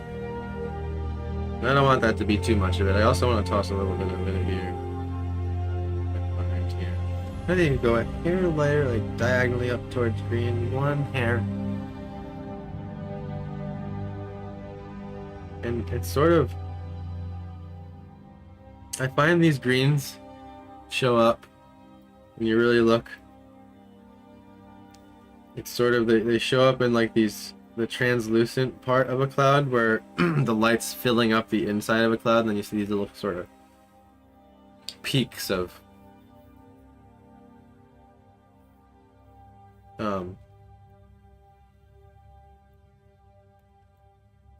the green essence. But when you have these complementary colors really going at it with each other, they cancel each other out. Or can, you know? Okay. Get a little more aggressive here. Ooh, that made a nice little cloud wisp edge on accident. But it's good to just like toss your freaking brush on the canvas sometimes and still not care so much. It's like let your brush do a thing and then deal with it. You still alive? Great, thanks Sam. Glad to still see you here, brother.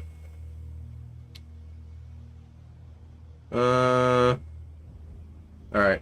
We're gonna slide over into the teal blue area, which will allow us to get away with a bit more blue. And anything, I should be going a little bit lighter. I need to take a couple back steps here and lighten my cloud a little bit here and kind of toss this, especially here. Not concerned with the right and the left as much as where the sky pokes through.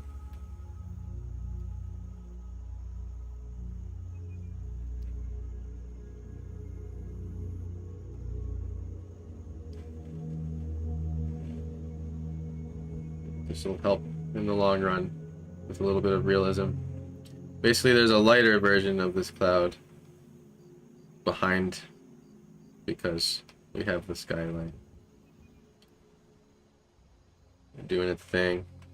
And it is going to be more blue because the influence of the yellow light is happening more underneath the clouds than on top of them, it seems here. And so therefore the light color on the other side of the cloud is going to be leaning more blue.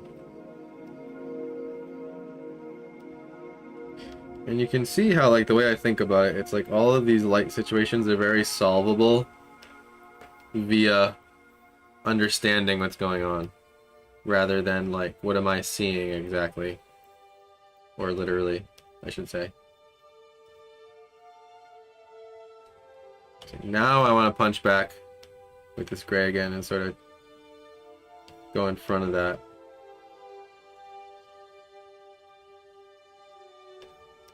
And be not afraid to stretch and pull your colors a little bit. Get a little risky. Have a little fun. Seeing where you can push things. These are still my midtones, keep in mind. I'm staying all right here. These are all wiggling right about here. Until we get more blue, then we're gonna start wiggling maybe a little bit over here, and the sky's gonna come to about like over here, and we're gonna start wiggling right about here. And then when we go to the dark colors, they're probably gonna be just about here, a little bit down here.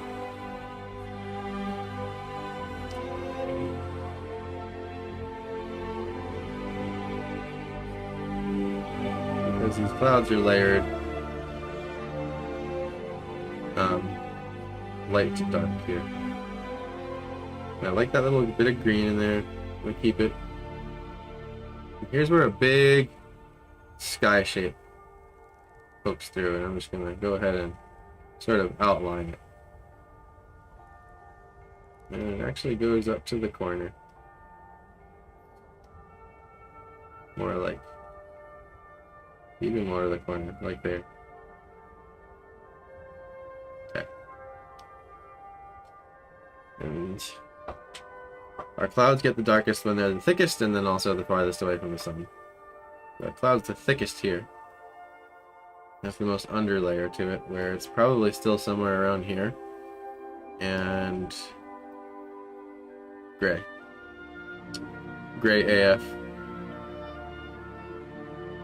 Right about there.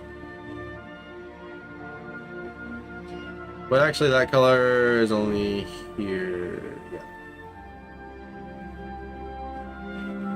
Well, starts here. And then we need to get away from the yellow a bit more.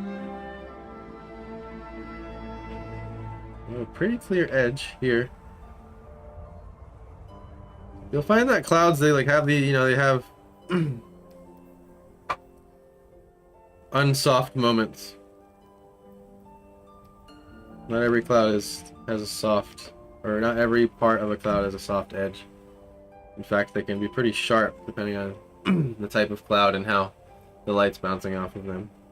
So, and then here we'll slide it more. Probably start jumping to. I'll just go mid.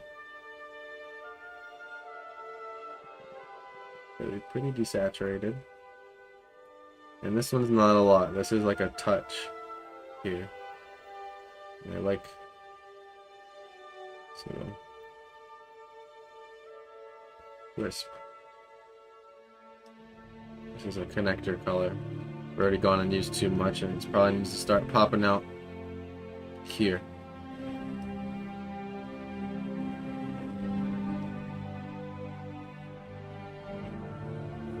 Not dark enough.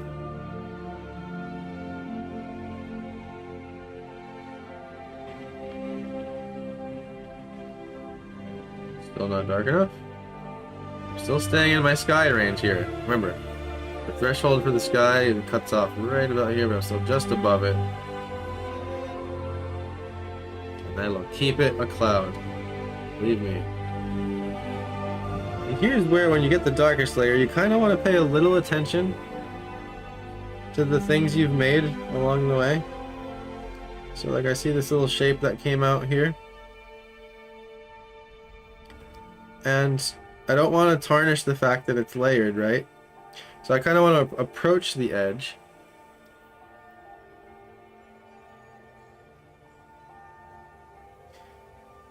But demonstrate that also this fades out.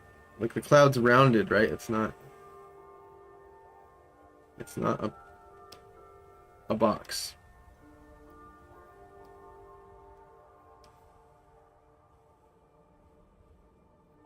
A little swoop shape there. And I want to shift a lot towards blue now. Here's where we'll really start. And I'm gonna lighten it a little bit because we didn't really add our, even a lot of it seems to be more white. We haven't really added our front layer clouds here, which there's a lot of light bouncing up in the sky up there, even though it's not like direct sunlight. So like what you'll notice is because all that light's up there, like clouds still sort of have this effect where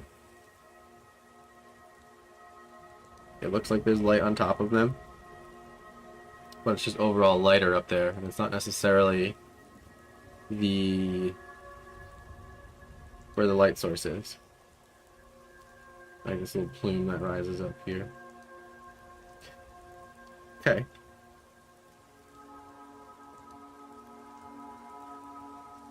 A little darker now, a little more towards the blue. It was a bit gray for my liking.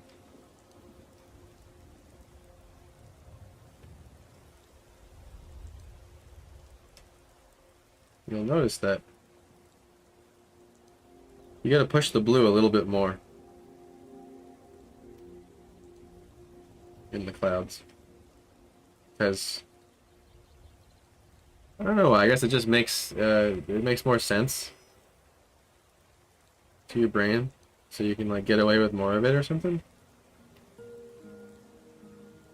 But let the thresholds mix, especially if you're painting wet on wet. You're doing acrylics. Just let them meet and sort of intermingle there.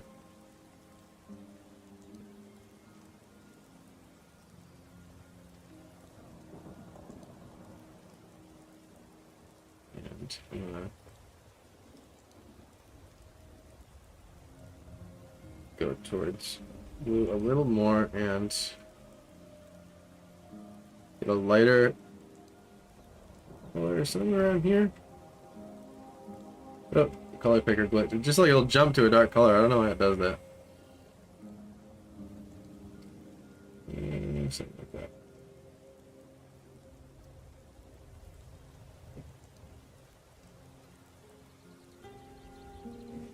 You can see how close that is to my sky color there. A different color, but it's like the same value. Which means I need to lighten it a bit here. Go back a little more towards cyan again. And the clouds completely cover the sky up here.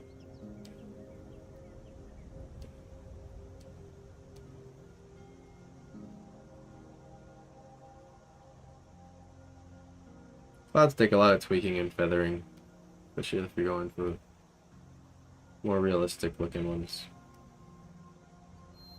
I do like how gray that gets up there, but I want to go really towards purple now. Toss some of that up here.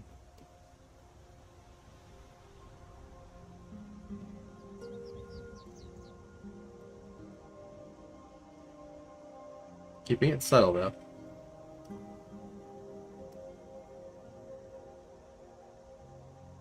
This is where I see the most purple happening.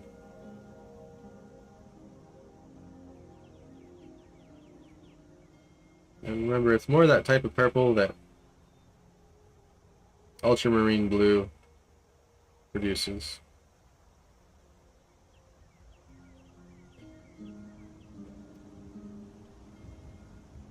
There's not much of it. Toss some blobs of it up. Clouds cover completely here. Go back towards cyan. Toss some of that in there. And you're fine, your mind will start thinking, once you get your palette going and the colors picked overall, you start having fun. Stretching and pulling things a little bit. Go over here. Pick a little bit lighter version. Here's where, when we analyzed it earlier, we drew the shape out much more intensely.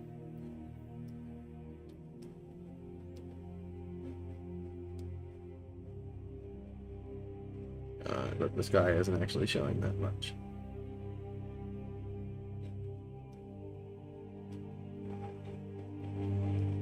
And there is some yellow light escaping. I'm just making some marks here.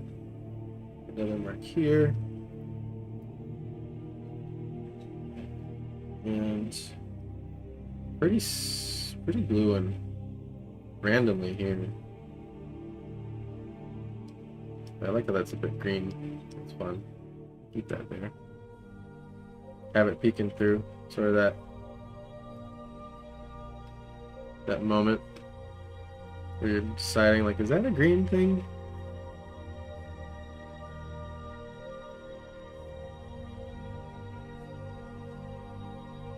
And these are the clouds that are, again, behind the darker ones. And these are going to be all covered up. Alright. Grab some of this again. Darken it a little bit. Keep it going towards purple. Not too much. And bring some of that in.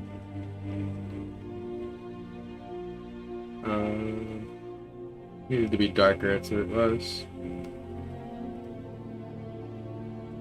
Sometimes I'll throw a straight color in there that's more desaturated and whatnot. And keep in mind, like, colors in the clouds in the reference photo aren't that saturated and distinct, but I'm having fun kind of squinting my eyes and being like, there's definitely an area of green in there, so I'm just gonna like turn the knob of green up just a little bit on the painting end.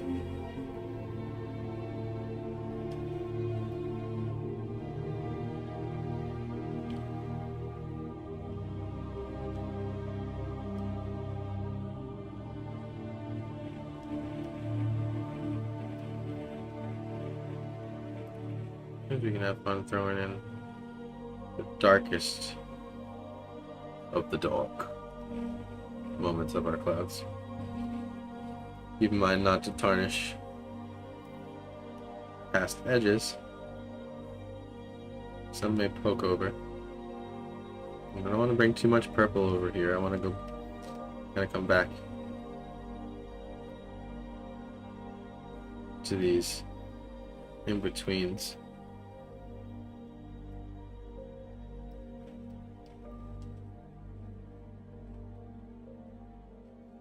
We can sort of color pick and then pick those darker versions as well as we, oops, do the thing again.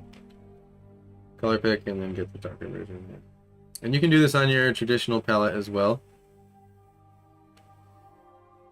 Just grab a little bit of the wet paint you have mixed of the lighter color and darken it. Don't bother, if you have enough paint down, that is. Don't bother remixing. No, we can move a little bit. Maybe a little bit more.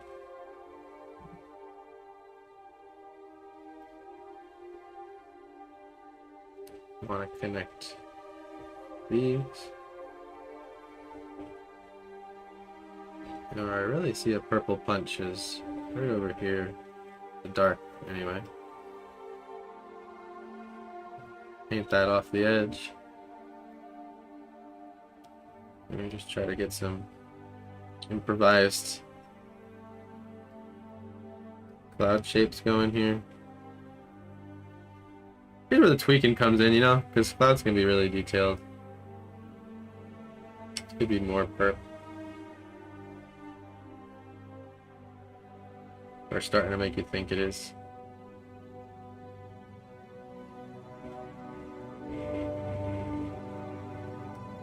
Yeah, just that hint. Just the hint of it. And again, this acts as if the paint is already wet. So I don't have to be so concerned with picking some perfect gradient in between these like smaller moments. I think it's probably worth working out those gradients over bigger moments. I'm not going to explain every single color pick here.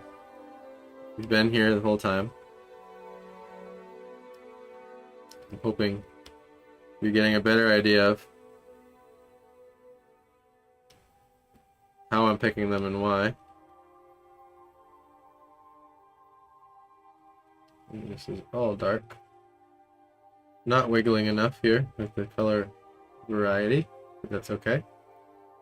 It wiggles a little bit for you if you let the paints mix. You know, it's like people don't like when food touches on their plate. You gotta let the food touch on the plate, man.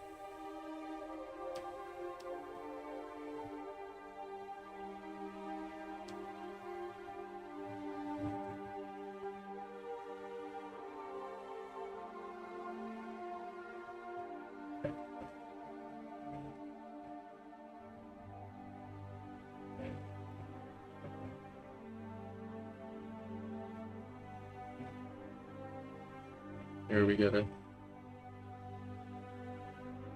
There's these cool little cracks that'll happen in the clouds. I'm trying to bring that out right now. So it's sort of like still light bursting through this part. And the way the cloud lines up and lets it through is sort of interesting. A little more towards green. Keep it gray, just don't want it too green. My pen did the glitch again. Where was I? There I was. Okay. Yeah, this tablet's getting old. He has her moments.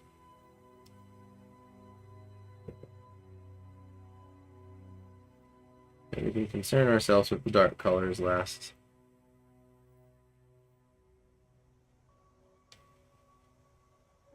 Grab a little bit more of the blue-gray here. Peeking through a little bit. Maybe even then brighter, a little more blue, a little more this way, a little more that way. You can see how I'm loose with it too. I'm not sitting here like, okay. I mean, some people do. Depends on what you're doing. I guess if you have like a super macro shot of a still life on a table, you know what I mean, or something.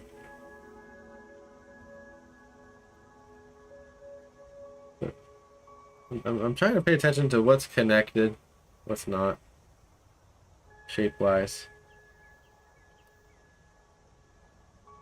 Just a little more towards yellow, and I'm gonna green. Right, it's like there. And this yellow curves up in a nice way-ish. Let me bring that out.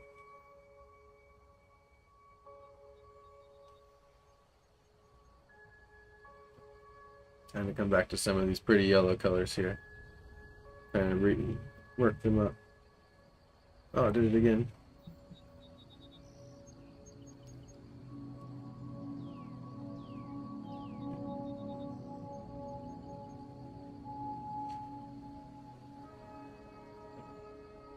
Yeah, I got a little too yellow happy there.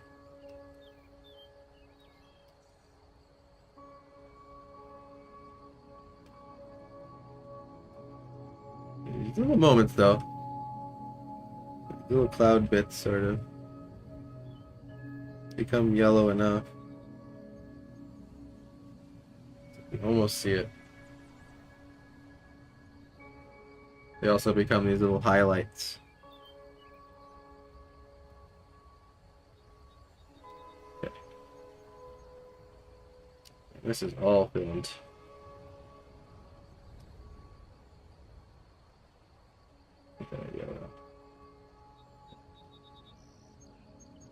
Sort of pockets up in here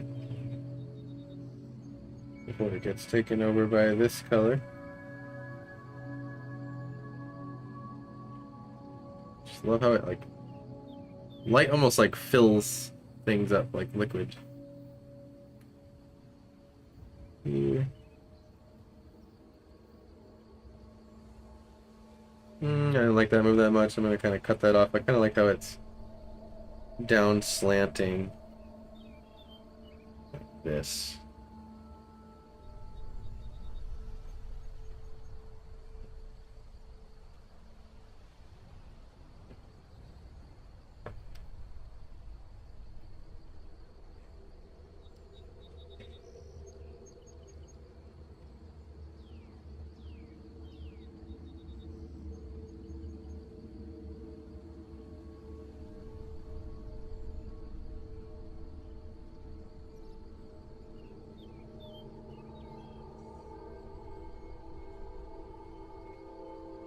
There it is.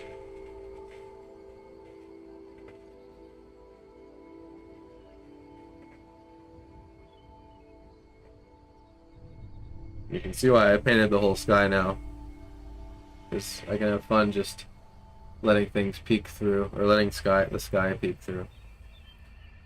Let's see. So.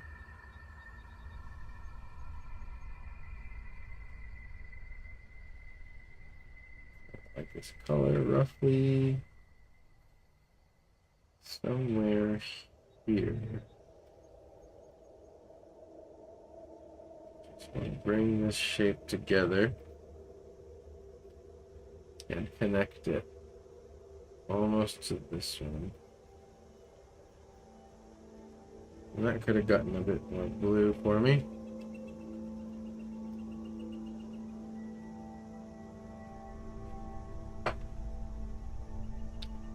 Okay.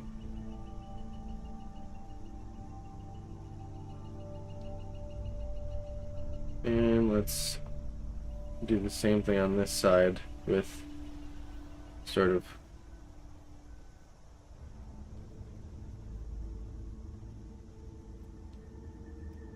the light colored clouds. Actually, there's not that much here.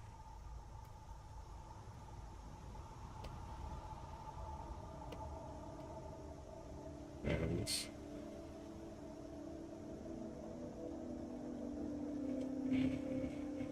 nestle that in there.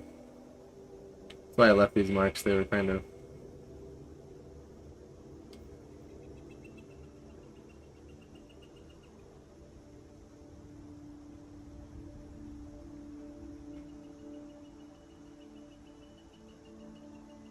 okay.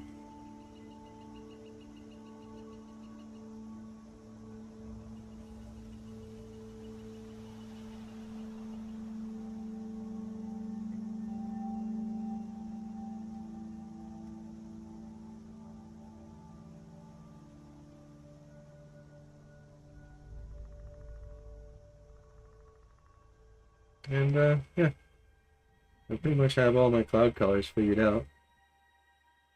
Just a matter of sort of working towards this sky shape here. The one we outlined earlier. Go real dark with that. I like that. The value changes are subtle in clouds. Almost annoyingly subtle sometimes. To where it's very easy to overdo.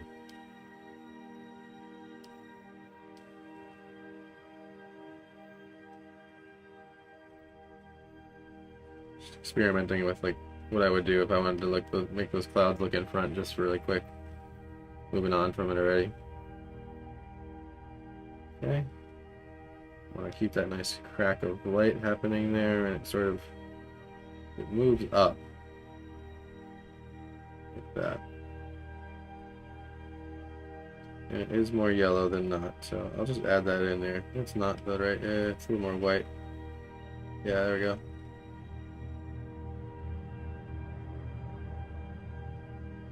Sort of like that.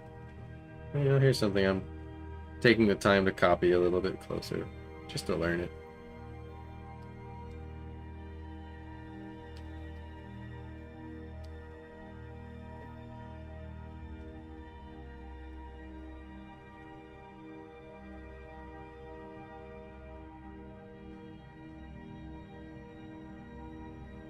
And, you know, it could have even been a little yellower and brighter.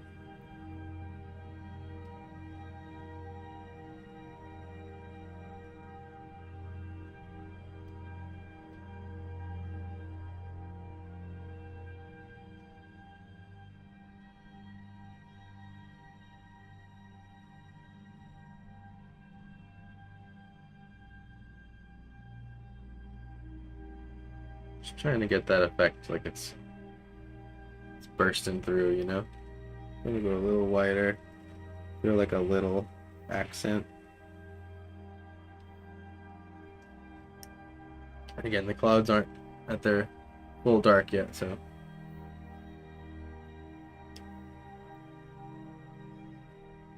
Yeah.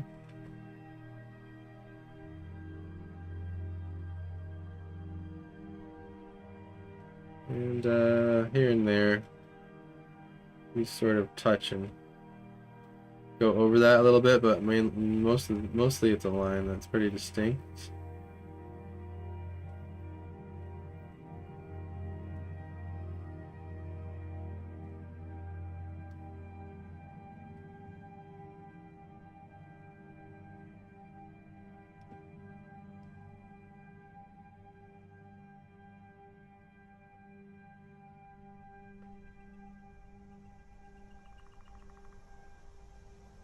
Here's where you have to slow down a little bit, work out some of the details.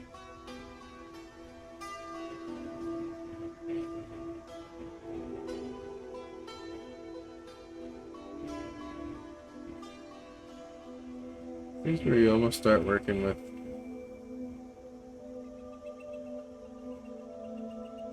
straight up yellow clouds. Not quite that. A bit dark. It's probably more like here. Like here. Like that. It's a bit bright, I guess. There we go. That's the color I'm looking for.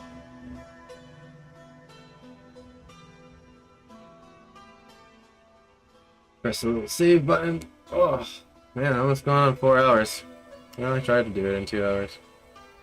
I had a feeling the sky would do that, though. But I'm happy because it's all about improving at painting for the day.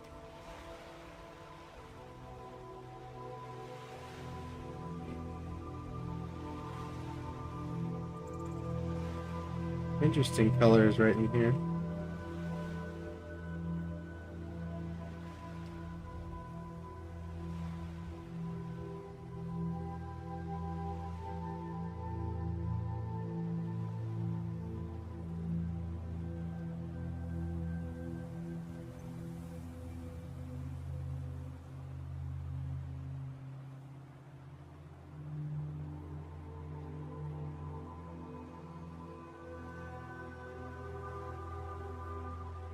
And this actually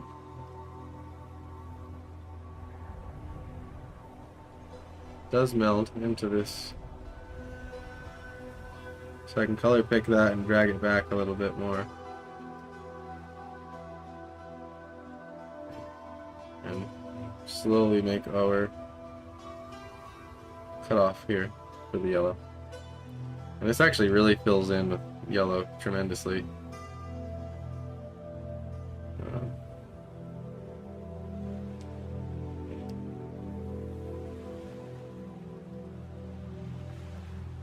I want to get rid of all that blue there and save the blue for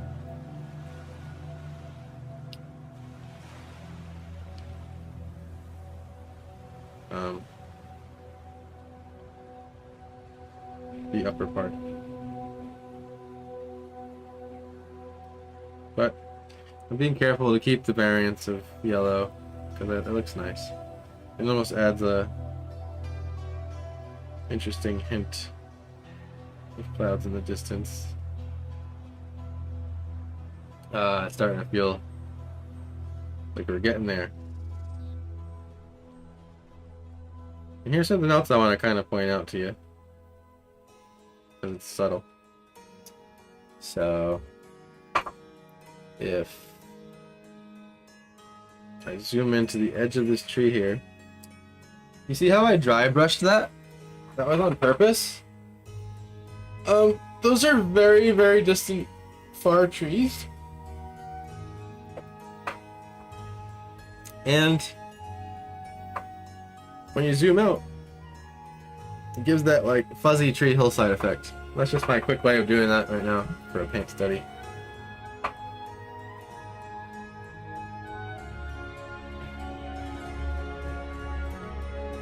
Okay. And then this yellow sort of fills out, moving towards green quite a bit more.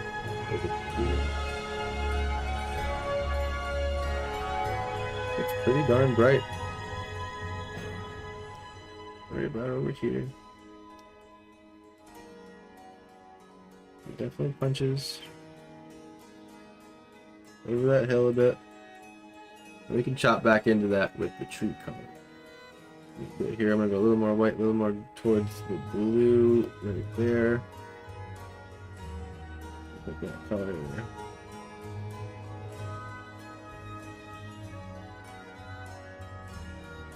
So dance those back and forth. Alright. Cool, cool. Gonna stick with the yellow. There's these fun little bright highlights.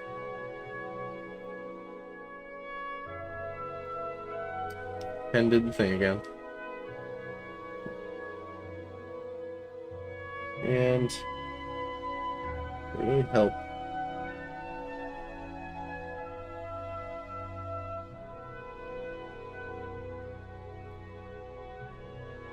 I think. Make the cloud feel like it's getting hit. Don't want to overdo it and outline it, but just kind of toss in these little moments, and those moments could be more yellow probably.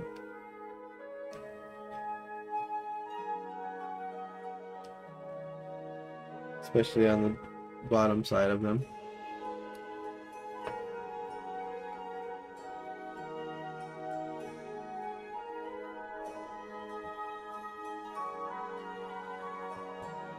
It's almost like this little line, silver lining that happens, but it doesn't quite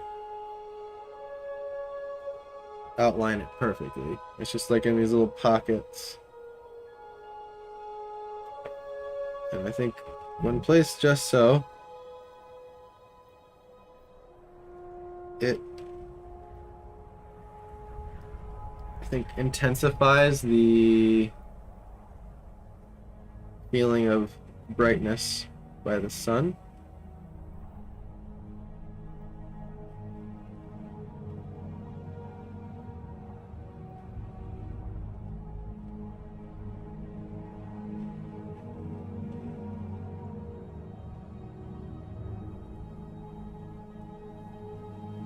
Subtle though.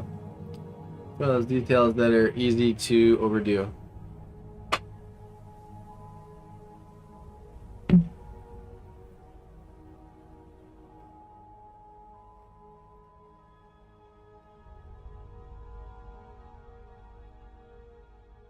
And I want to carry just a bit more of this yellow.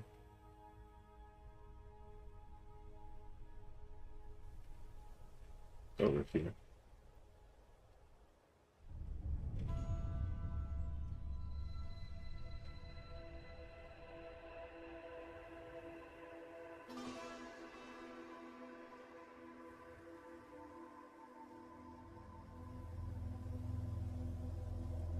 All right. Skip up here. At this point in the painting too, I'll find myself skipping around more.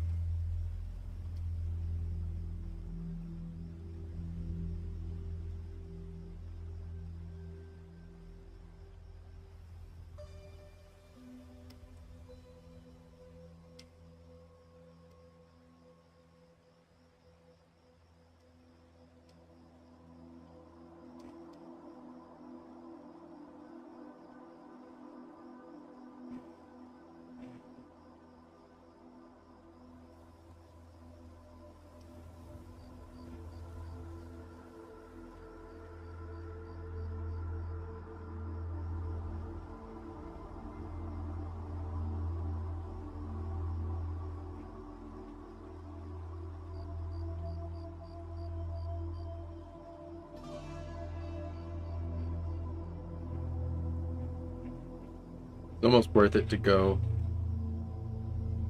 a little darker in the instance of how this pen responds. Because I have to press light, which then gives me a lighter version of the color I picked.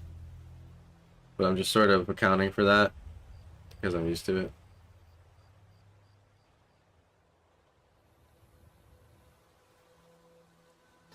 Sometimes it'll flip. It hurts your brain.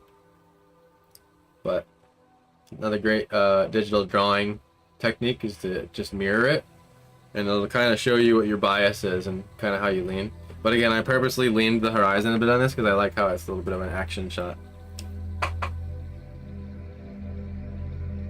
I find it interesting how different artists work and at what pace. I've always leaned towards the fast-paced side of things. Yeah, I hear you. To me, I like to break up each stage of the painting into different speeds. So the beginning I like to be very fast, lay it out, and then the middle a little slower, and then the end the slowest. But I've never really thought about it like that before, until now. But I guess that makes sense to me. Now,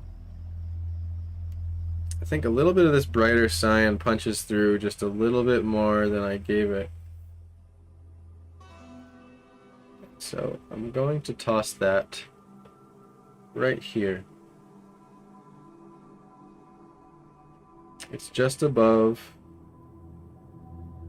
needs to be more white actually, just above here. It's just a spot that sky punches through, even the slightest bit brighter, even the slightest bit brighter.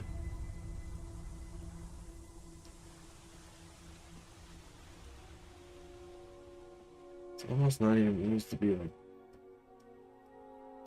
tell you, blue is so hard to brighten. It's a strange one.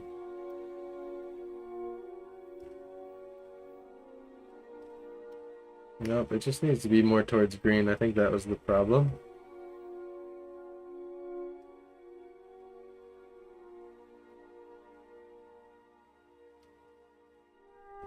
Yeah, that was it.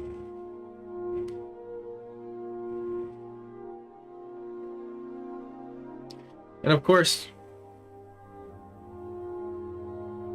we're going slower here because I'm explaining a lot of things and stepping off to the side about it and showing examples where if I was just sort of going at it on my own, I probably would have been done already for the sake of this project. So the shape of my cloud, I'm going to exaggerate and swoop it out a bit more this way. Leave a little gap in there. And here's where we're gonna have these little intersections that sort of zigzag. Chopping into this blue here, and I want to leave a little bit of it behind.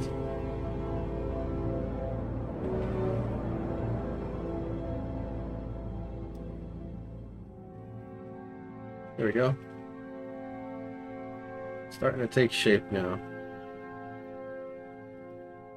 And here's where crossover,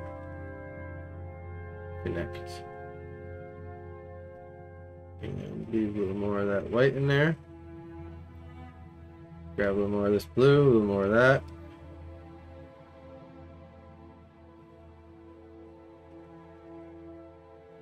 Leave that blue space there. Make that a little more towards purple and gray it out a bit more. Gray it out enough. Has the sound been good, by the way, Sam? Like music versus my voice volume? Have you been able to hear my words?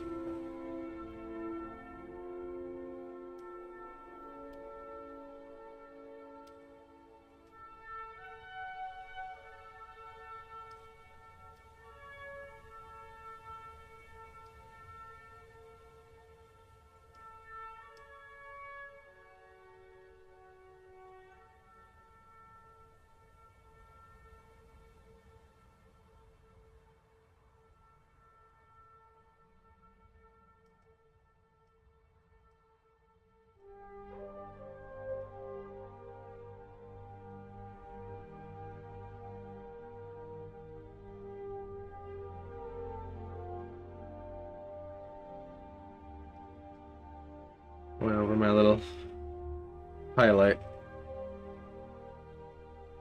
You also, I didn't mention, the other reason I like painting back rather than undoing is sometimes you'll find, well, inherently first of all, it makes you explore a little more, and through that you may find a version you liked more than your first pass, if that makes sense.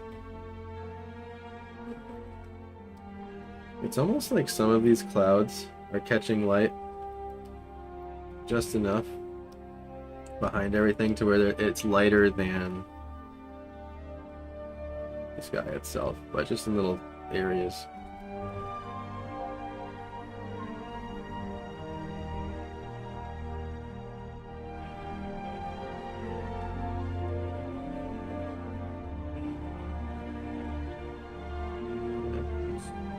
Toss some here.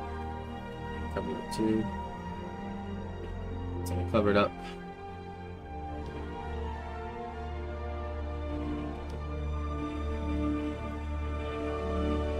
So, little hints of blue still coming through. I gotta be mindful to keep changing my hue here.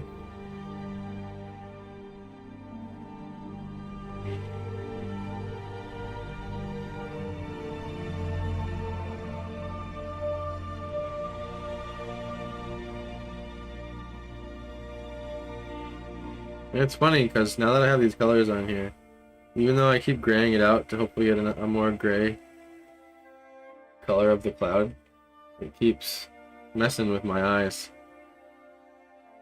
making me think it's just still purple, but it's not. And that's how strongly those grays really communicate.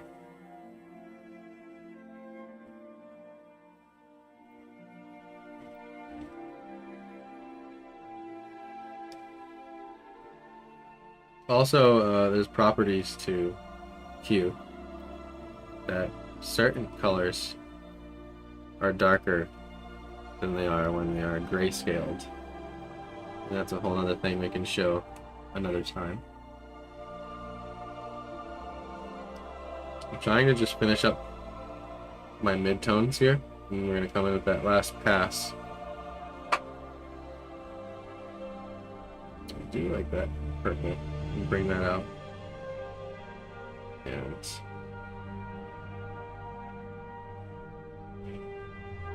I want it to connect here.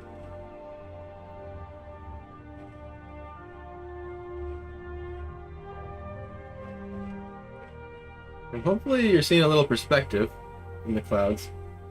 Again, I'm trying to do this sort of a thing with them. So they have a sort of vanish to them, if that makes sense.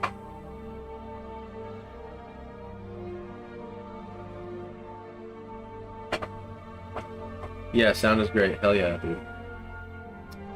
So glad. Fix this little donut situation on here. So I'm gonna go really gray with it. Go a little more towards my sky color. And feather in this mid-tone.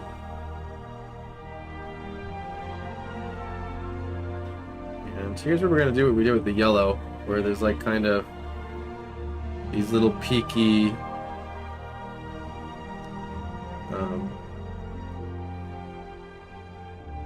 extra bright highlights.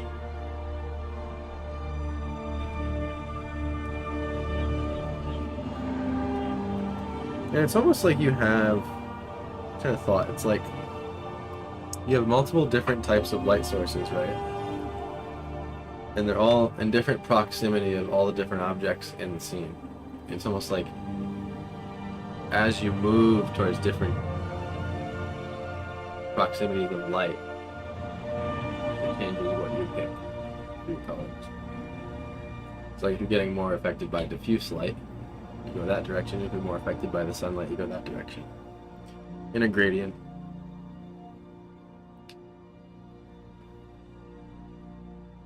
Pretty happy with how this one feels right now. I feel like the sky just started taking on its moodiness, finally. And that's sometimes how long you'll have to trust the process before you're looking at it and it's starting to feel like, ah, nice, okay. Like, it actually wasn't going the wrong direction, and it just needed its context, which we talked a lot about at the beginning of stream today.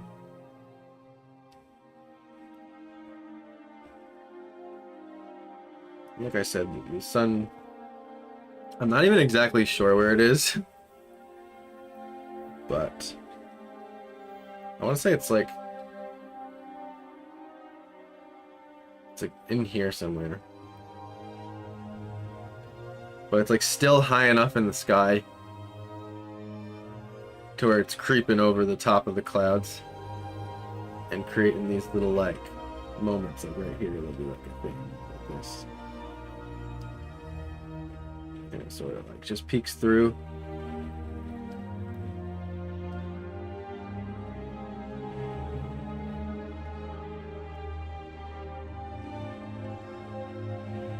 That makes sense. Okay, I like that shape. I like the shape right here. Pretty much done with that shape. I want to work out this one here now. It's a little bit too big of an opening to the sky. What I was going for. So the blue is nice. It feels sad to cover it. But I feel like this is what I want it to look like.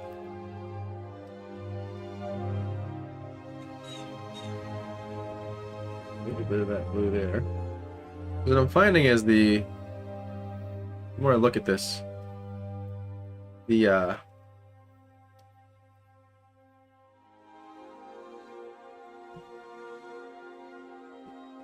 lighter color of the back of the cloud is showing through more than the blue sky itself.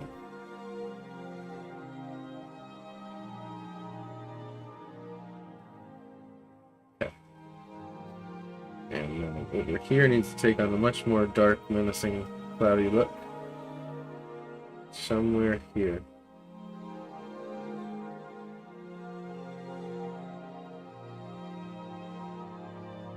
It's going to cover here. The purple yellow is awesome. Thanks so much, brother. A great, great color theme to practice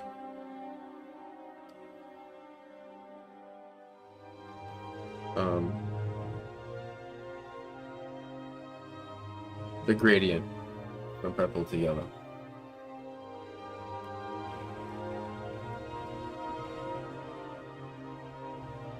Here, I'm just gonna throw a super gray one in just to see what it looks like. See, that's funny, man. It just looks purple. That's a pure gray blob right there. It's worth throwing in those variations, you know? Kind of like if you were like picking this color, right? You could imagine like a square this big around it, and all those are valid picks, and I would say they're more valid left to right than they are up to down. You might run into more trouble lightening or darkening, but not as much trouble just changing the saturation.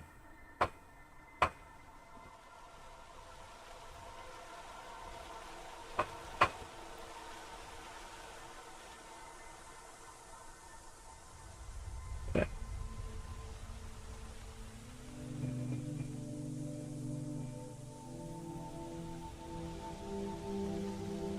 I like this here. Happy accident. Bring it out a little bit.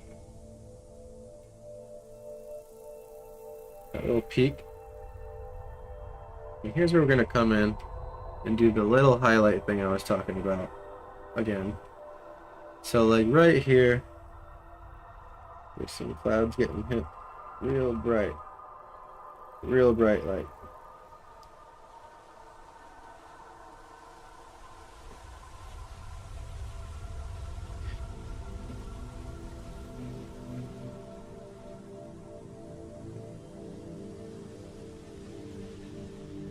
Being careful not to cover the blue entirely. And then some over here. And even then, I could even take some pure white and just really tiny, just hint that there's like a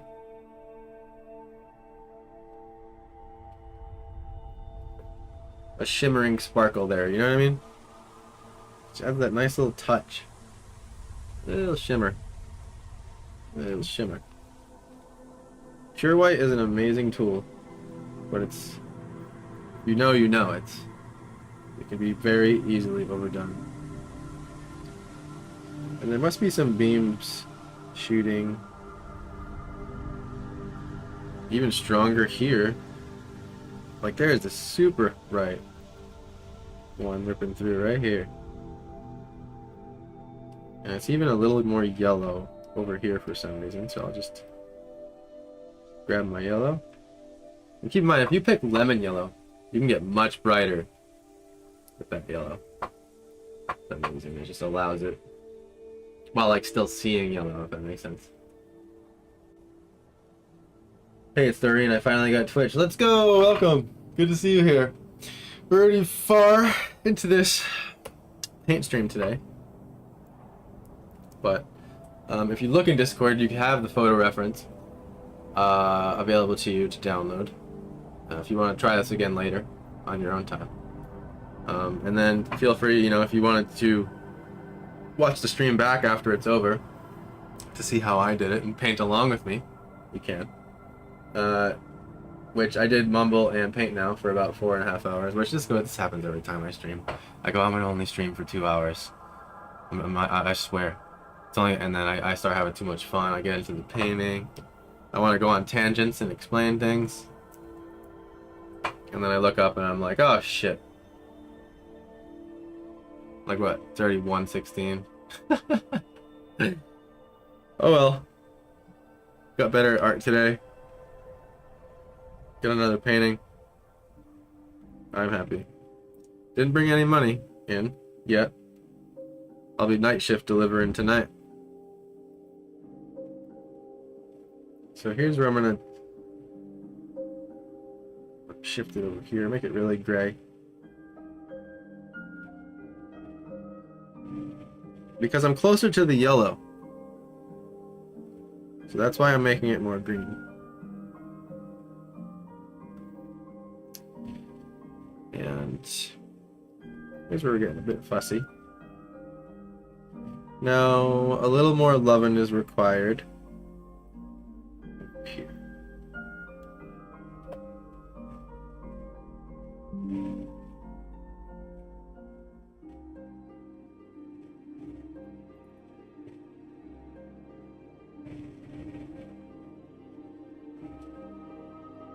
I like in the sky how it stays mostly yellow. I think that's what I liked about it so much. A lot of times it has that gradient over to red. Just there was something particularly difficult and challenging about how this doesn't do that. It's required me to find this color that's particularly yellow in a way that as you darken it, it doesn't green as drastically as if I was a lemon yellow and I started dragging this down. It greens way more drastically and quickly than if I'm just a little bit over towards red. That's about the color. We're gonna gray it out.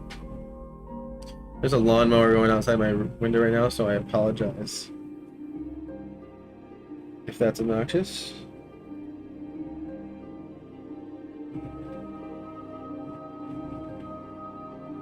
Very gently. It's probably a tad dark, tad unyellow, but it's fine.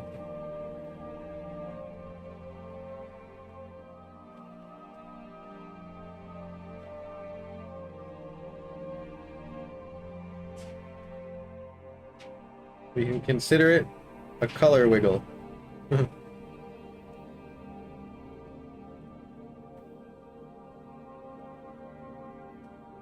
Going a bit dark and not enough yellow.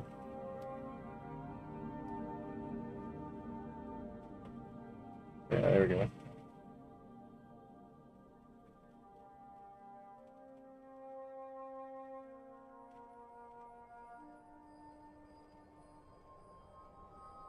Now I just kind of want to look closely here. Yeah, let me bring that out. Colors, yeah. Interesting. Okay.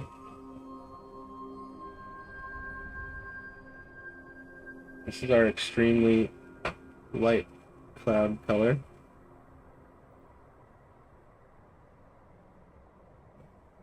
And the farther clouds get away from you, the more subtle you want to be with them. I want to really start tossing in some really bright light here. Let me see if I can. Is that brighter?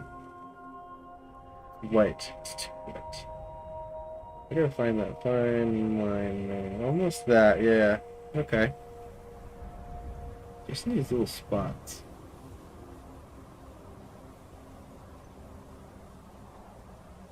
Okay, I'm really gonna make it look glowy here soon.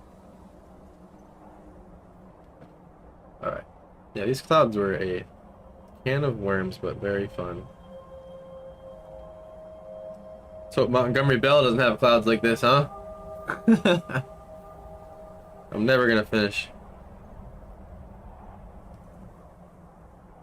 Alrighty. Gonna hang out somewhere around here. Go darkest we want to go before it's not the sky. Somewhere around here. I want to now darken. Here's what we're gonna do. We're gonna just pick these colors and drag them down here. What is that? Look, I like that. Yeah. You can see how subtle cloud values are, and it's almost it's in the nailing of the subtlety of them, where they suddenly just start sprouting to life. I think a good cloud has It has roughly 5, 6, 7 layers to it.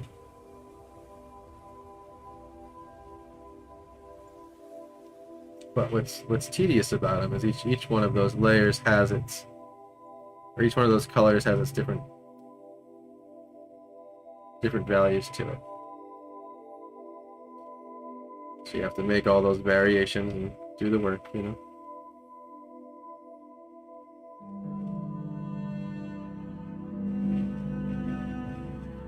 There we go. Okay. I'm just being gentle. You want to overdo it there. It's being too dark, that is. Oop. Okay. And same deal, we don't want to go right up to the edge of the last value. We want to sort of complement it and try to demonstrate the cloud's roundness.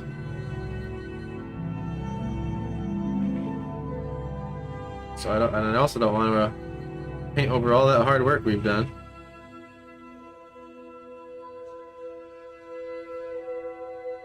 Getting all those nice layers, you know?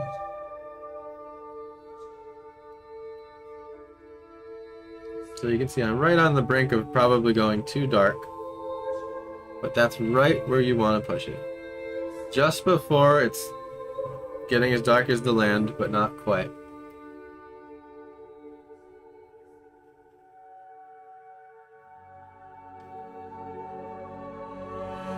Now I'm going to slowly start moving away from this purple back into gray and towards yellow as we get down closer to our yellow.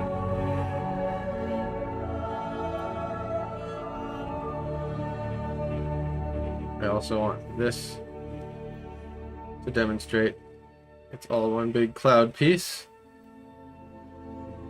One big cloud family going on up here.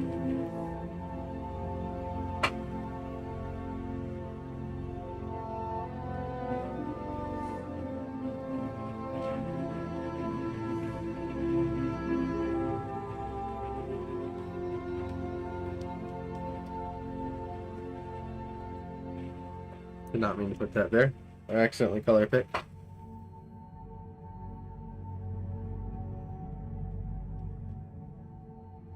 Oh, why does it keep doing that? Oh, I see what happened.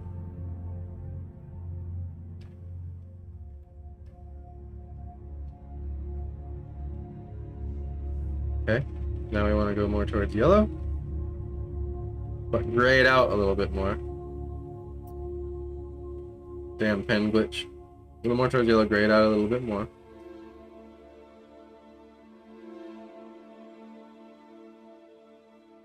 And here's where you have to move it a bit more to where, you know, purple covered a bit larger of an area before we had to. And you'll see like in this moment where you bring these dark layers right up to the light ones, really starts giving that dimension. It really starts making it feel like that light is hitting on top. And here I'm going to even bring that out a little bit more. I'm going to pick this color and move it up. And just sort of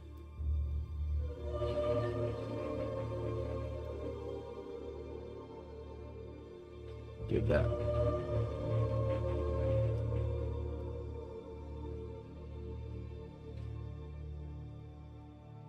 Add in that little sparkle here and there. Because what happens is these clouds are sort of, they're like amorphous and porous blobs that allow light in all these different ways. So you can imagine there's probably this part inside of the cloud, right, that has like a solid, like a tube that lets all this light in, and then it turns really solid inside the cloud suddenly, and it just sort of fills up this chamber of light inside the cloud.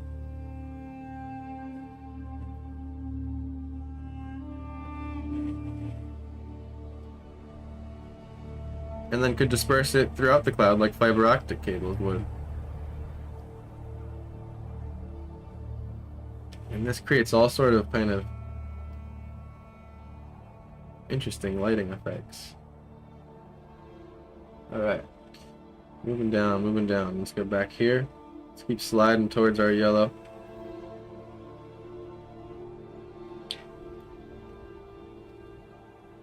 And I want to connect the darkness here.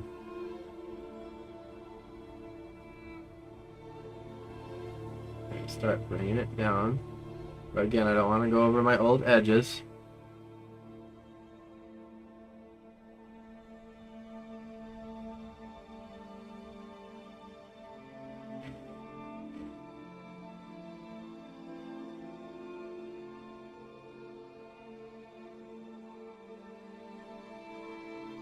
Feather them out. We're doing another shift towards yellow. We're gonna jump a lot more because we're not far away. We're gonna start merging out. If anything,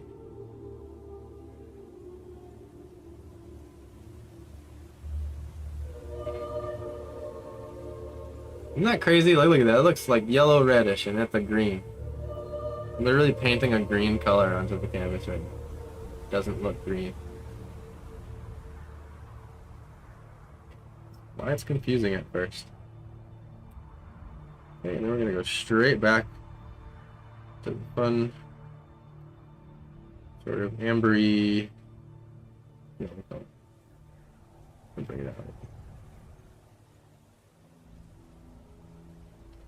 The cloud actually gets really dark right here. But it's okay because it's gonna make yellow sky really pop. Getting these darks right up against the lights.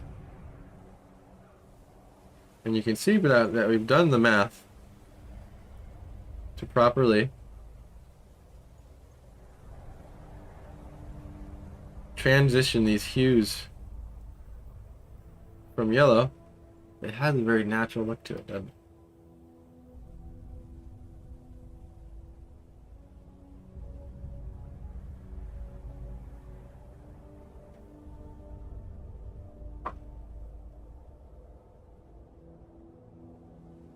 Even push it a hair darker. See what that does. It's just in this spot here.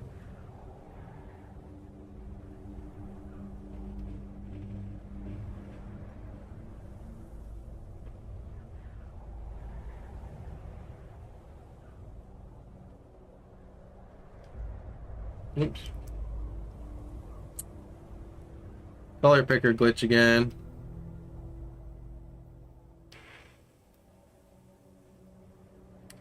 And again, that super in between green is not for long. Just a little bit, and then we're pretty much coming out the other side of the wormhole, back at yellow. Or I'm sorry, the opposite way, back at blue.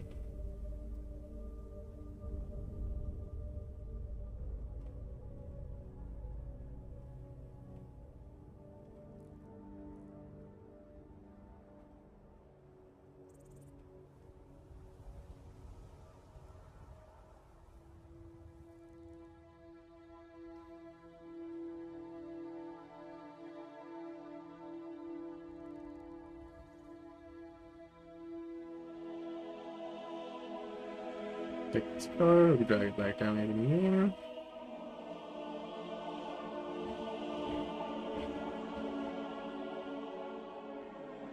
Clouds are almost like blob cakes, like a stacked cake. I don't know if that makes sense. It's like stacking darker and darker blobs on top of each other.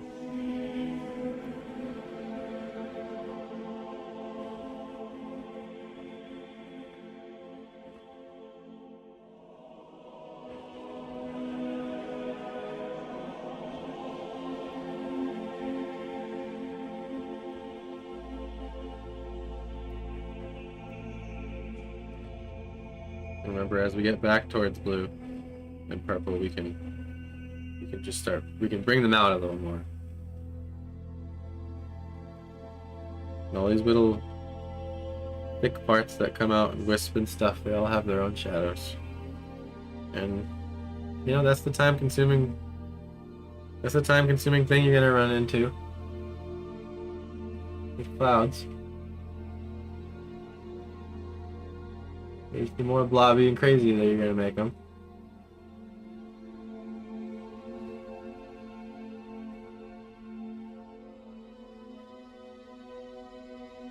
The more you're gonna have to work out. That's what I've done to myself today. You can see how I kind of go back and forth and work these edges here.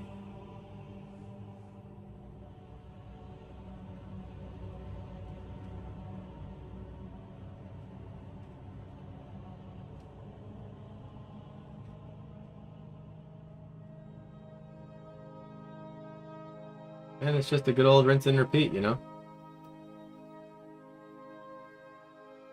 And hopefully you can see, like, by now that because I did all that work to lay out the bigger shapes in the beginning, it kind of just became a coloring book. I'm not so concerned with edges and placements, rather color and just detail. And to me, that's fun. Like I like to get the I like to get the work of placement out of the way, so I can start to enjoy painting. Because to me, placement isn't painting. That's just a sort of like draftsmanship, right? And look, because this is at the same point in the sky, I can just go ahead and color pick. Use the same one. And this is acting like wet paint, you know, so if I wanted to translate what I've learned from this to traditional media, what I just do is I make sure that my paint's wet and I move quickly with these edges.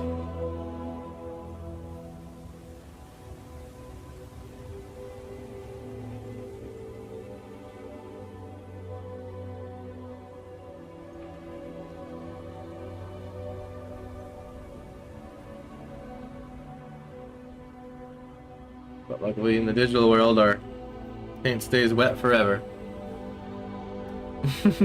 That'd be dope. Like if there was such paint stayed wet only when you were painting, but then dried instantly when you were done. And I don't mean like the whole painting. I mean like just the little spots as you work on them. Man. Alrighty.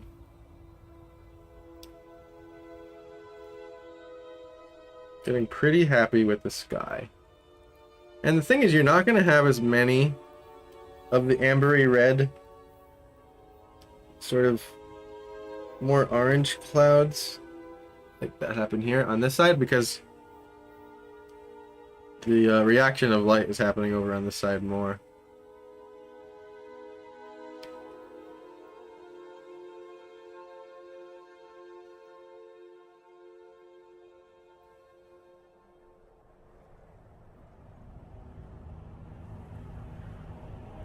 And also you'll see with clouds, you'll see less and less underneath that cloud as they go farther out from you.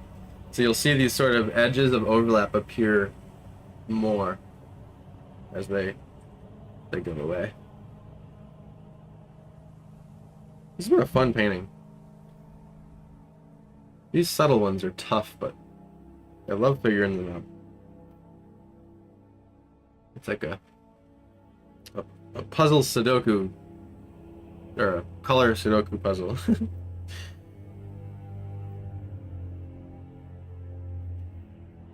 I'm gonna bring this one way more towards blue. Let's see. What was I seeing? I lost my... Yeah.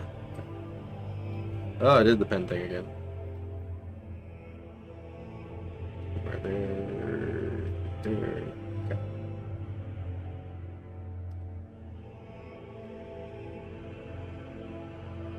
I like this is still... shadow happening here, I'm liking.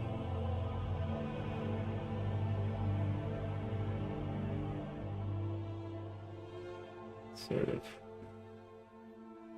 It's almost like twisting and turning a little bit, but not too crazy.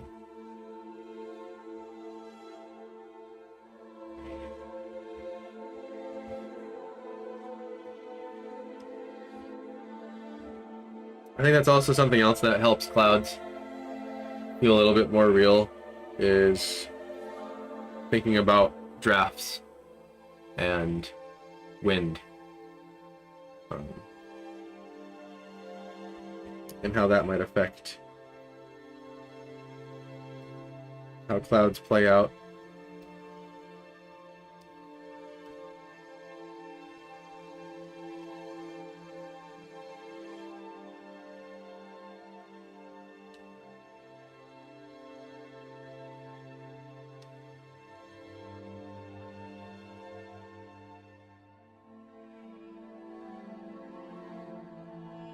You know, if you look at my painting and the reference above my head, they're quite different in a lot of ways. I'm not going exact.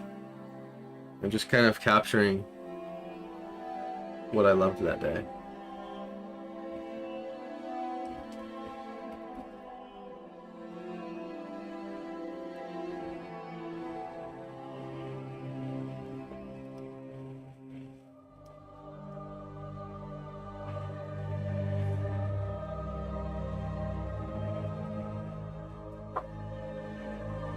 Here it needs to feel more connected to the clouds.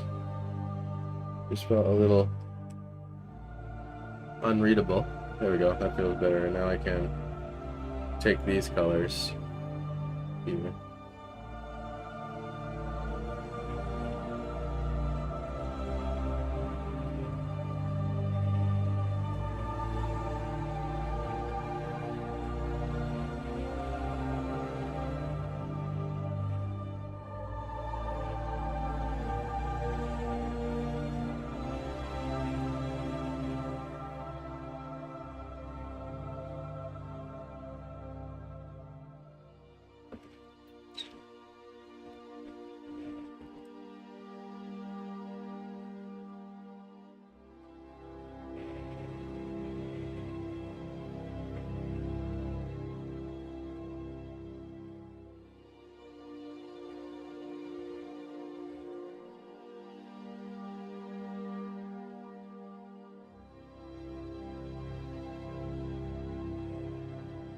There's a few floater clouds straggling about. Really light though.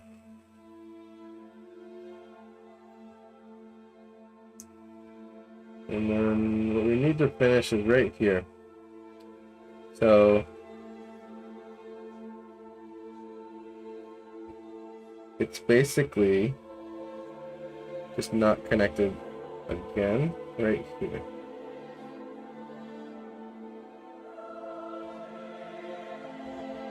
So connect these up here and sort of tie in that, just trying to tie in a couple of cloud shapes that really pull it to that like hidden cloud vanishing point kind of curvy thing I'm kind of going for. And I might even bring this one out a bit more too. Make sure that's the right color. I go too dark or too gray, somewhere around there. So bring this out a little.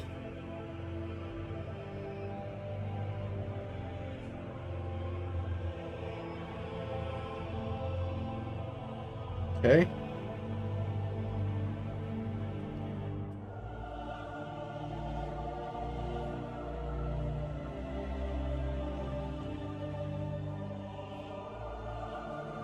And if I had to criticize myself, I would say I could have pushed these clouds even a bit darker by a hair and a half. Just in key areas. Why does it keep doing that? Keeps like jumping to black.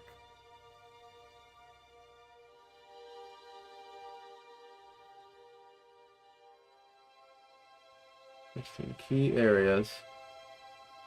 Go right off this thing.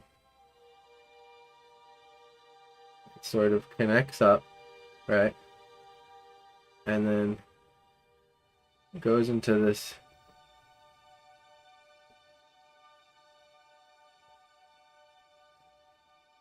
even darker spot, which breaks up pretty quick.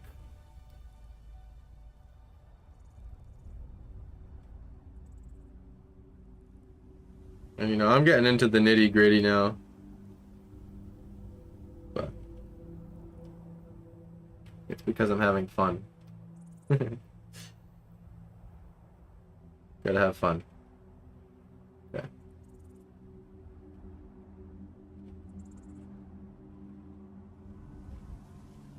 Take this color and break that up again a little bit.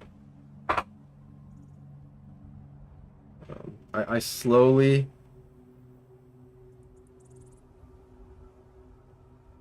darken my clouds because it is very easy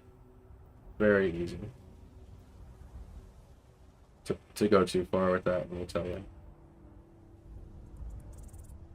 Extremely easy.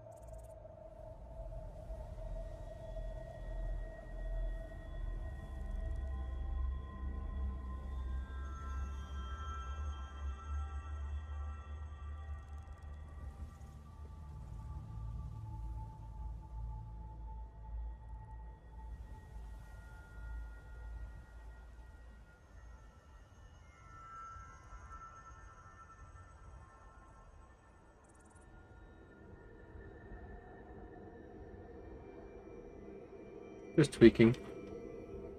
Trying to get these shapes to connect here.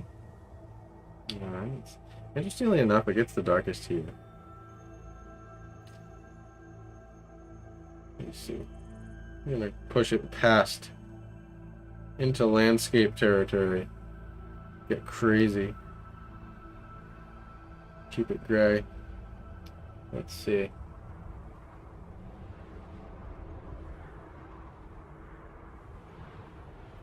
And I think it's just because it's where the cloud is the thickest.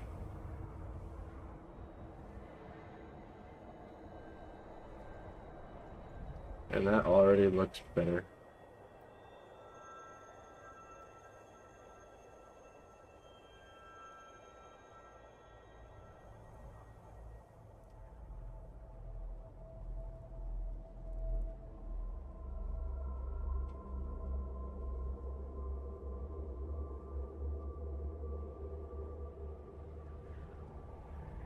And a little more towards blue. And a little darker. And a little more gray.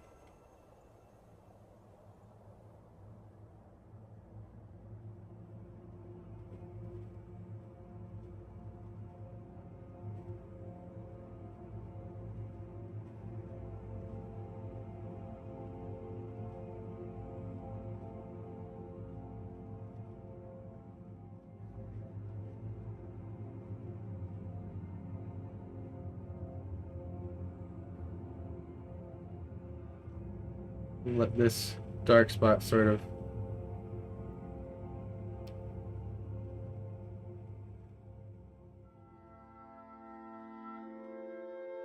overlap a little.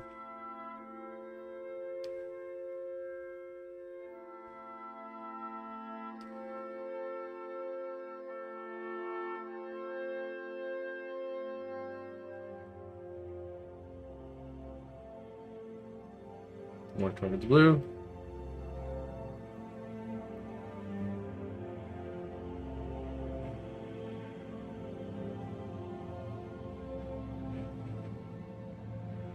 I'm getting fussy, like I said at this point.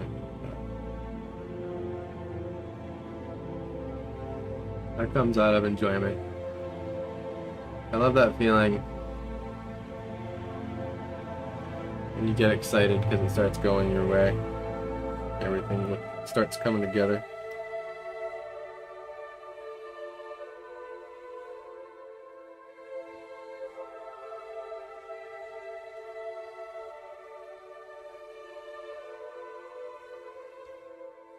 Alright. Pretty darn happy with that for the most part. I think where we can bring it in a little more dense over here. Just up here.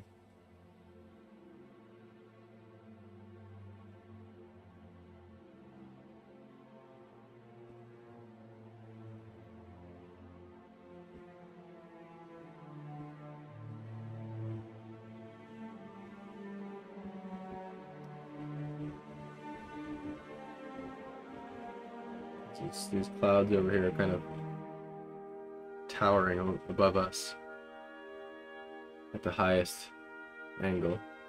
Huh, I like that. Happy accident.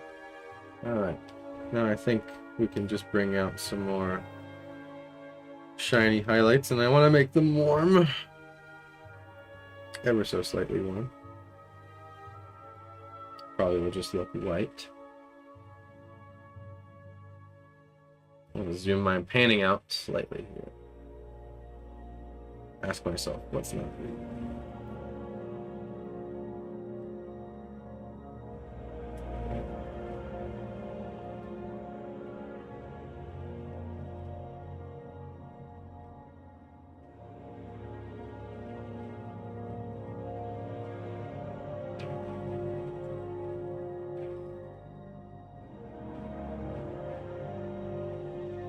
I think a touch, the slightest touch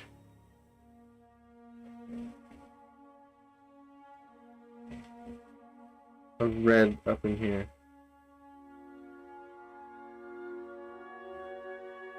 Just a hair is what it's missing.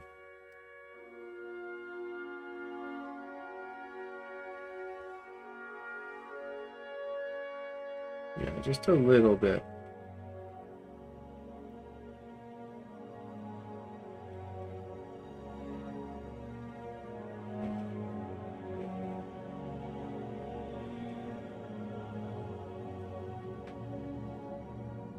All right.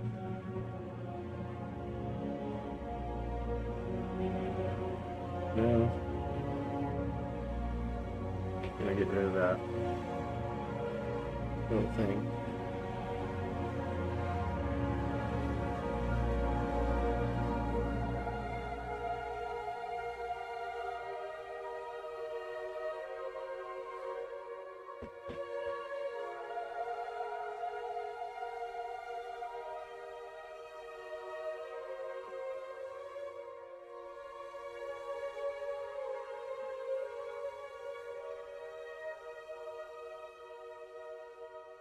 Just work out a little bit of this thing.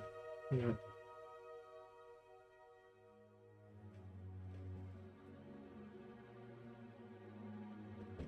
A few core details to it.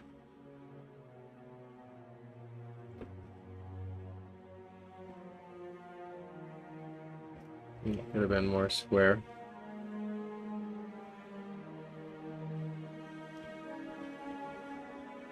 Okay.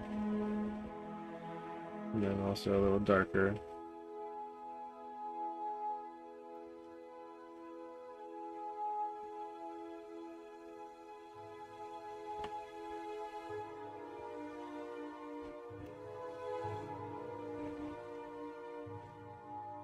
And even a little darker because not that dark. Oh, I did the thing, that's why. It's in shadow. A little bit. Just a hair. Okay. And the other thing for fun that we can do,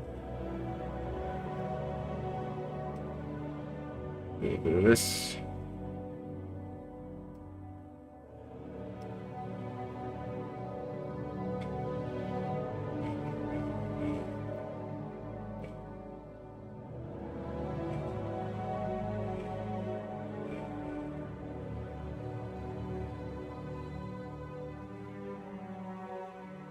It's too red.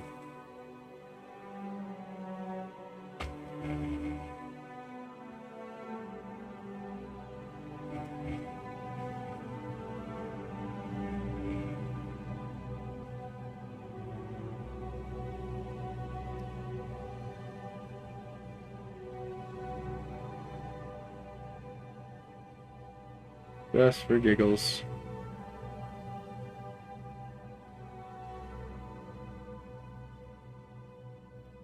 And let's see, it's got, what, a ladder on it. It's like, goes sort of like this.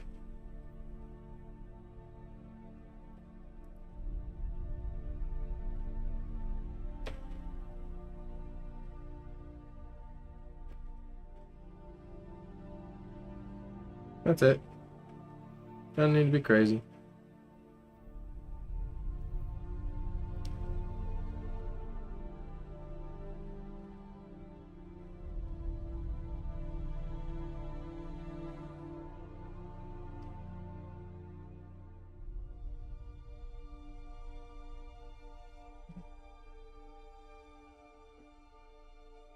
And there's a dark triangle here for whatever reason.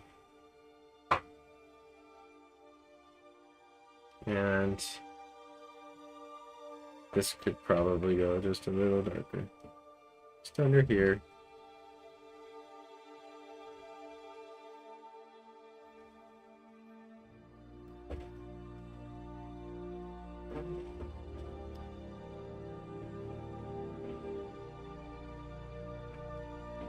I almost like that the tires lose their edge a little bit. Adds a nice touch.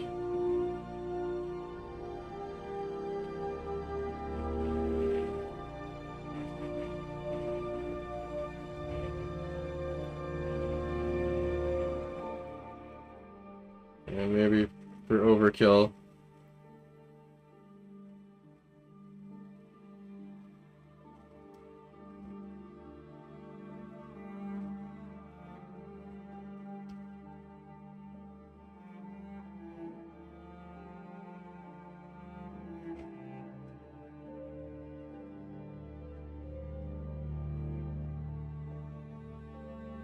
we'll do it for overkill purposes.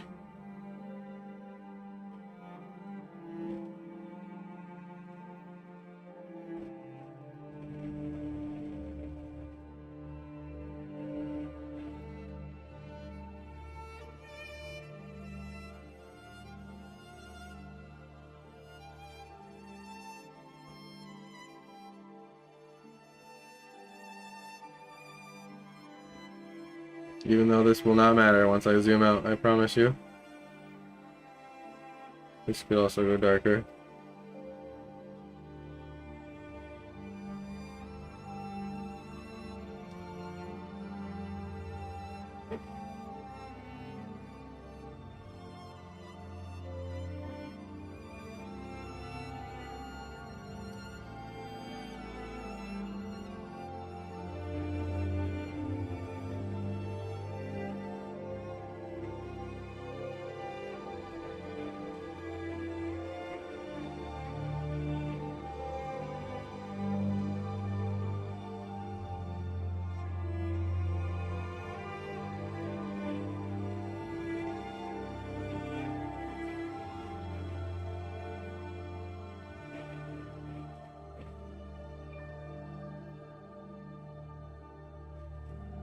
And even put the little split in the tires.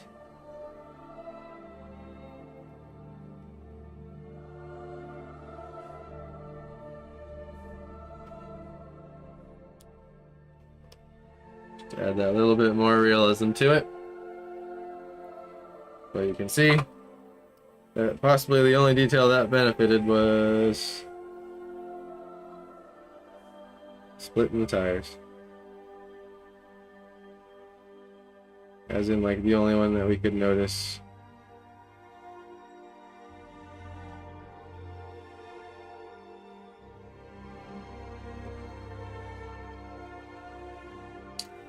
Alright.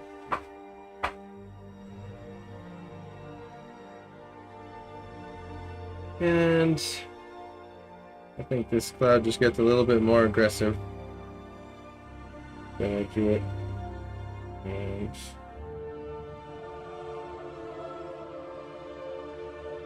cuts the sky off a little bit more intense here than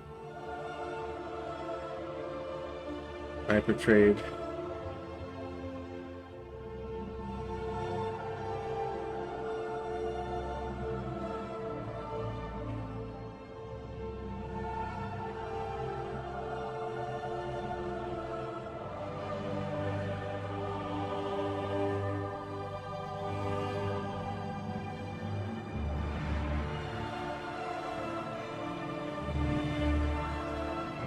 Alright.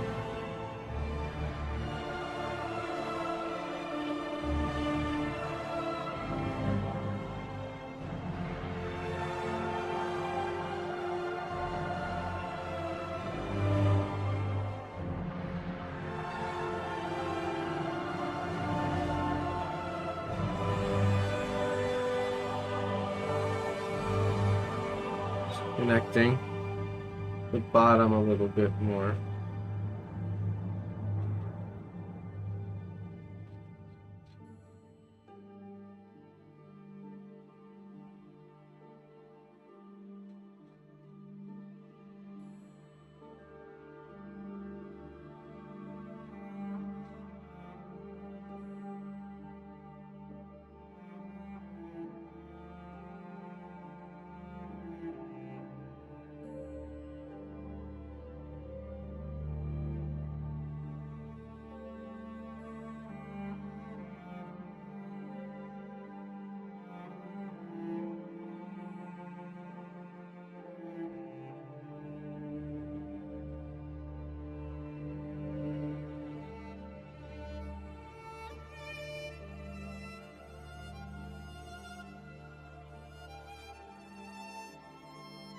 Alright.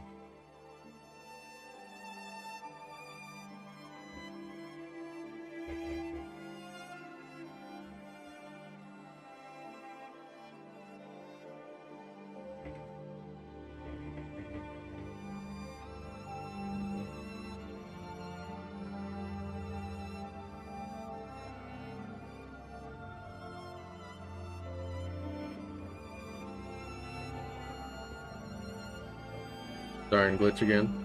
A little more towards blue. Alright.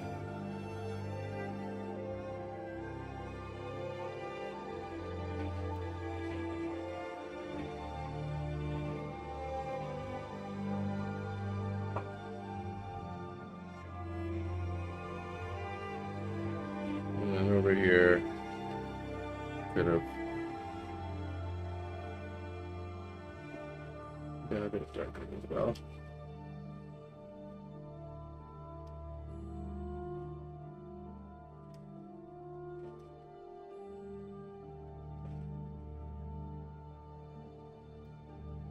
And then connect up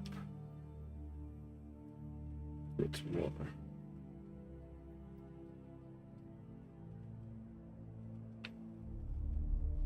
It's easy to like make all your clouds kind of disjointed and not part of the same thing. That's what I'm trying to sort of pull together here.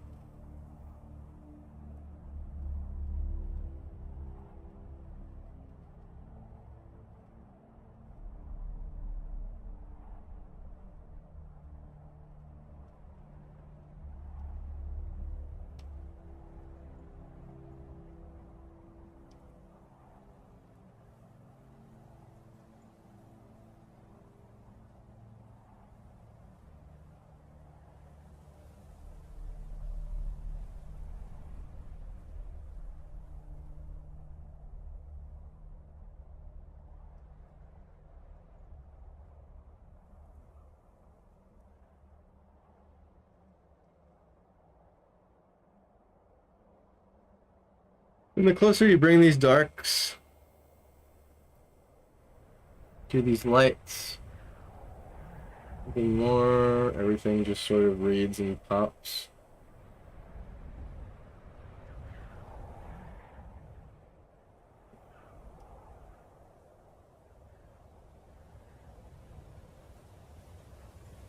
Okay.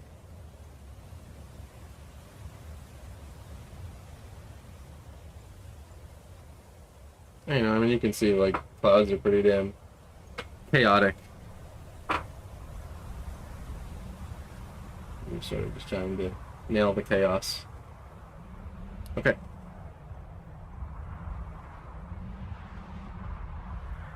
The next thing I thought that would be fun is to bring in a little bit of this. Let's see.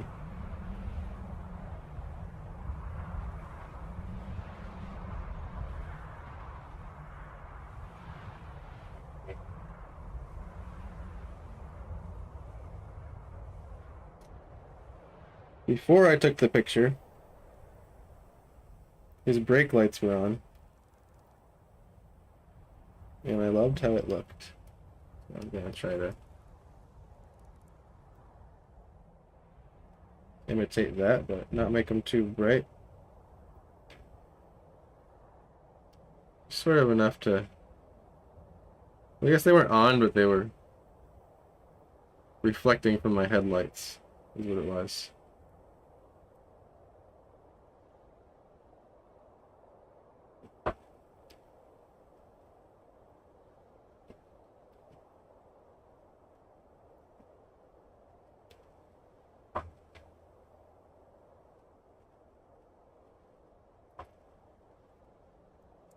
Sorry about the music stopping there.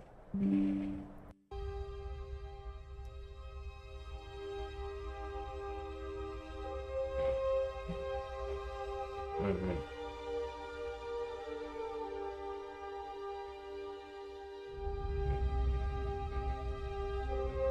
Take little pockets here and just right up against some of these dark edges and just brighten it up just a hair.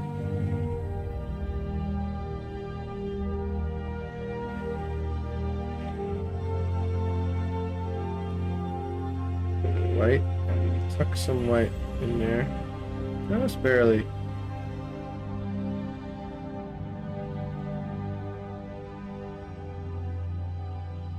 And you know what, for fun, let's see what a sunbeam looks like. For fun.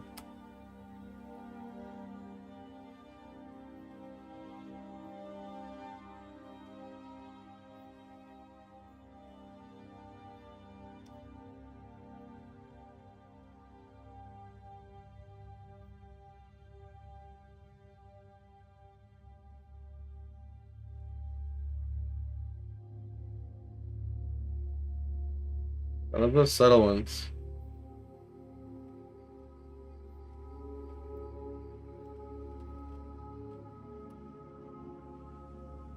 But I don't want to be too trigger happy.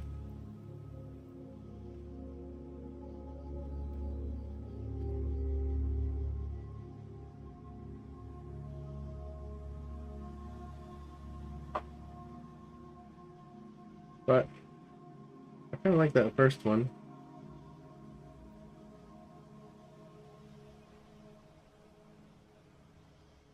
Get my pure white.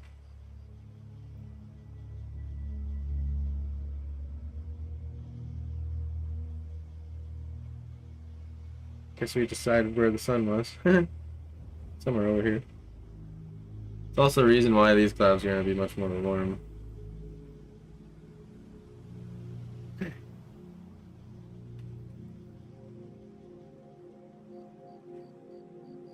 Now, some final touches. We have a little mailbox here. It's very dark, and we'll make it like a brown dark.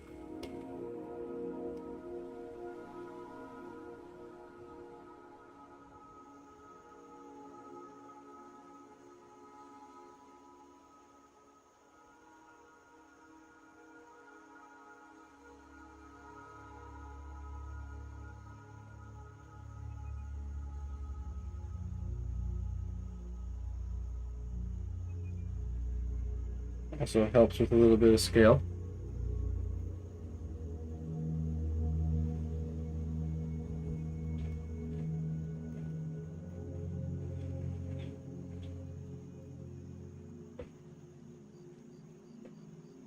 Yeah, this one has a reflector on it. That's fun.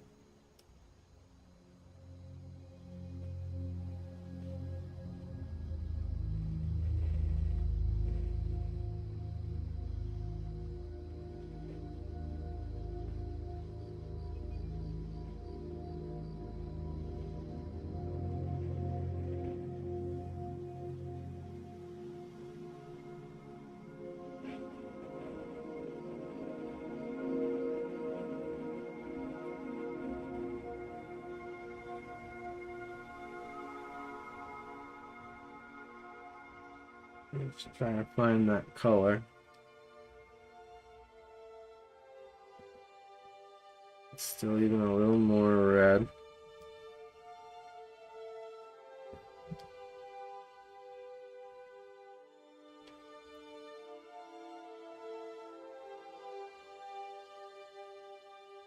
And darker.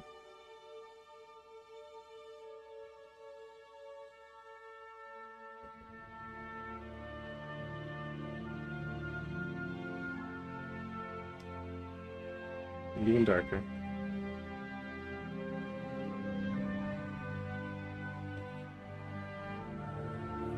There it is.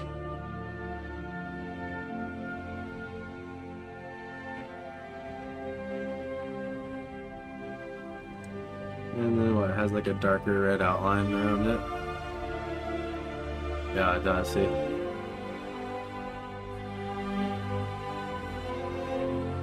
So it's got like this around it.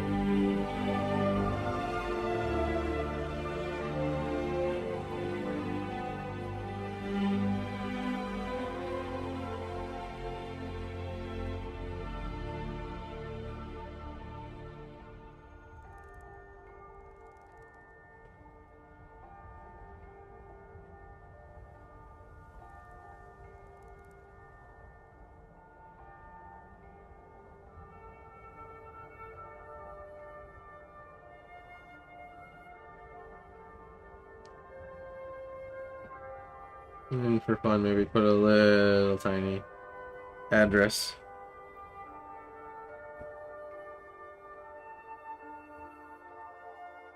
On the mailbox. You just barely see it enough.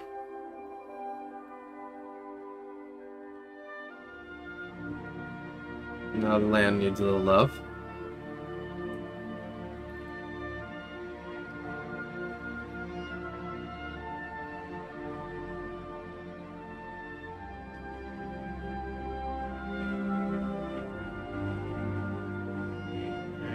Add another layer here. Moving a little bit more towards green. That's a little darker. More around here. It's actually kind of part of this tree line.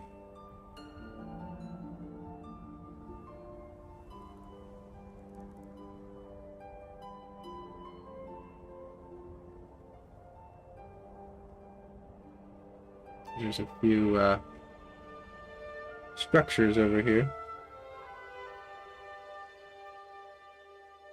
Human ones.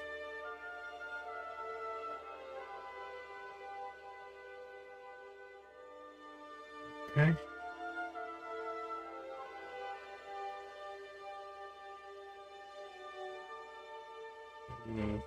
Actually, that could go more light gray. And there's that tree line that's before the other tree line. The tree line, remember? You'll see. Okay, and these are a bit darker, a bit greener.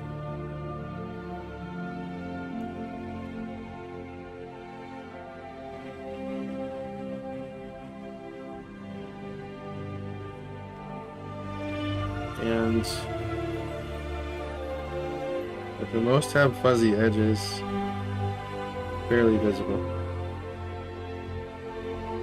They're too far away. See any leaves at all, they're just shapes. And they're one shape if anything. And then the lawn needs to kind of come and cut them off a little shorter. There we go. And some like grass variation. Nothing crazy. And this one can be even more green. But it's like dark.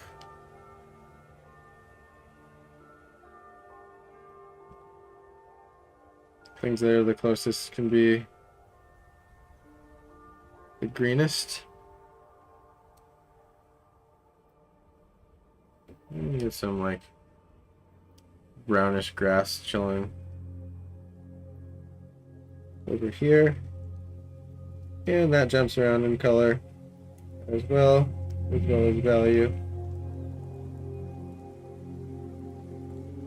And it does get taller. Probably a little more brown.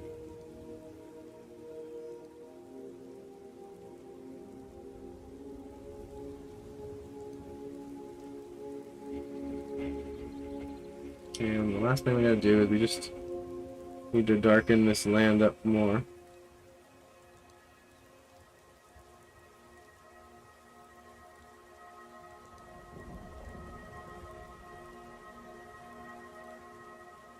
I'll fix the sunbeam. And right here we're gonna start not going over the edge, but just adding some branches.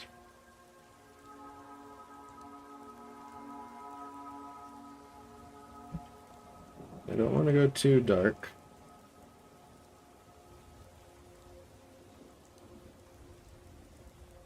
But it needs to just make the sky pop a little more.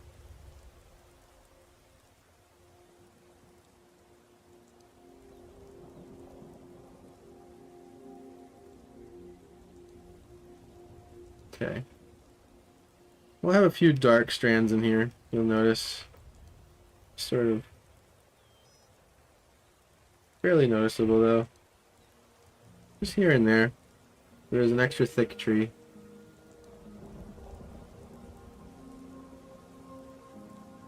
Just makes it feel more like woods.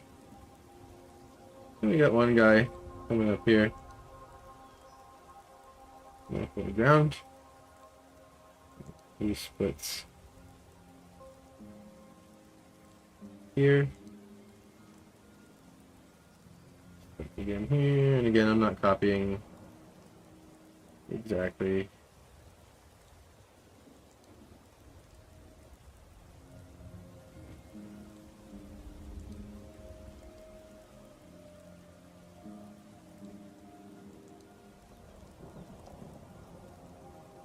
I'm not bothering to render. Because at this point, you gotta think, you know, you've studied this now. We've gone and studied this scene to where if you wanted to go and do a full-blown finished piece on this, you are armed with the knowledge now.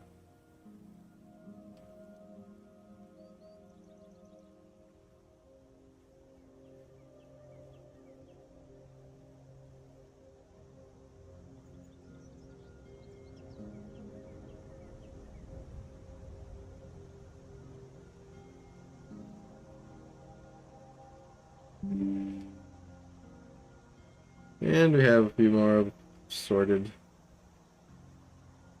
bushes. Showing. And they're darker because they're closer.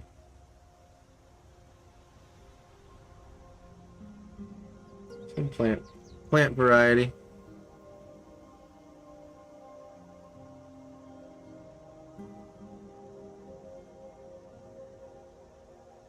Yeah, in front of that. Maybe we can get a few shadows.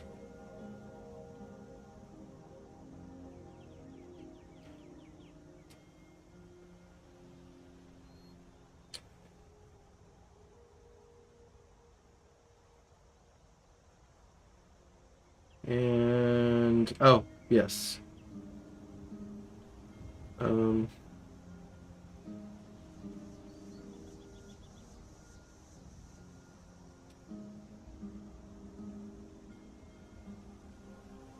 I'll take this color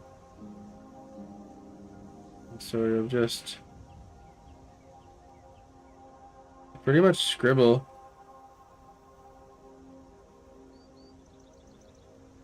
this tree line. You know, maybe spend a second or two on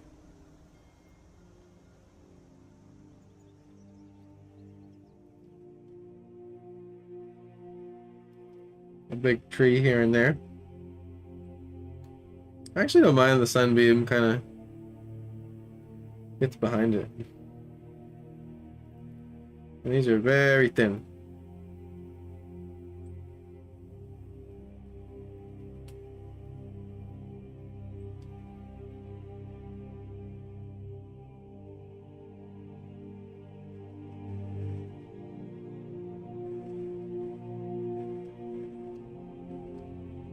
A few more branches to the woods. The mid-ground woods. There's a tree just hitting the edge of the grass there. And same thing over here, needs to get darker.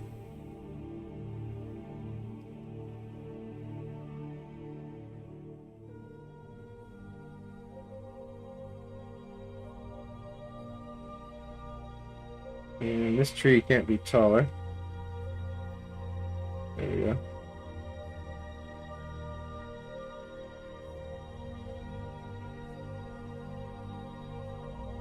Okay.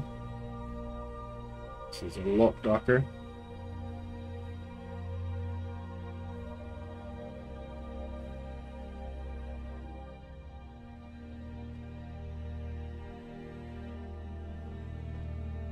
Careful not to go over my driveway here.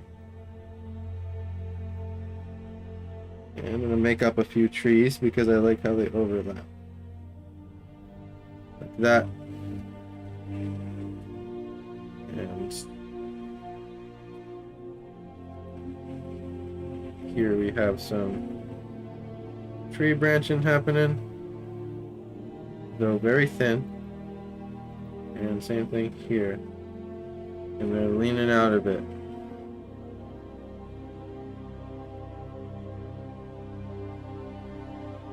Debatably a little thick there. I don't really need to concern myself with them being perfect. It's been fun watching your process. Hopefully I learned a thing or two. Awesome job, dude. I'm so glad you stayed around, man. Thank you for checking it out. And really hope you learned something as well. I know it's a long process. I'm gonna try to keep it under 2 hours next time, but it's the way it goes. Oh.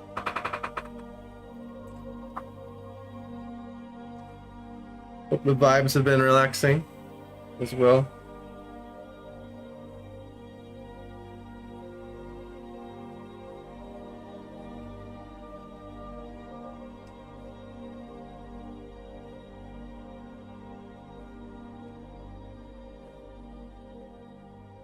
Here's where it gets really spindly and thin.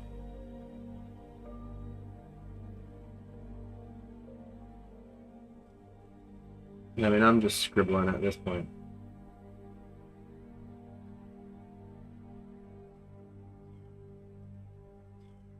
And these are fluffy trees. These are fluffy trees within the trees here. And so what we're gonna do, fluff them.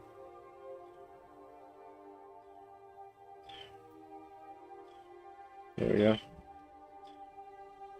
Nice big fluff tree. And this is gonna go even more green and more dark. And this one.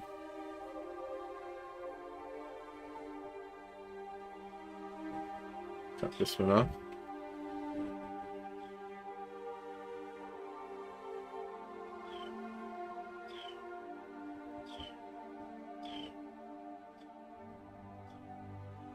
They're more just silhouettes than anything. And it just gets monster dark right here.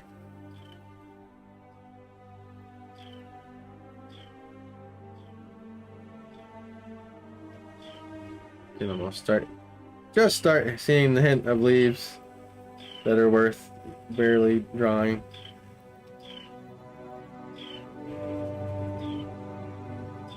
And then where everything sort of mixes in here gets a little ambiguous.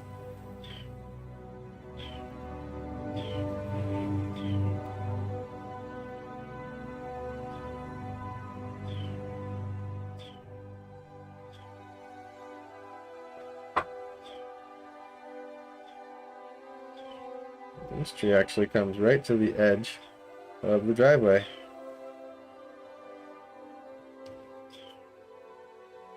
Just like that. And you just barely see maybe one more. Okay.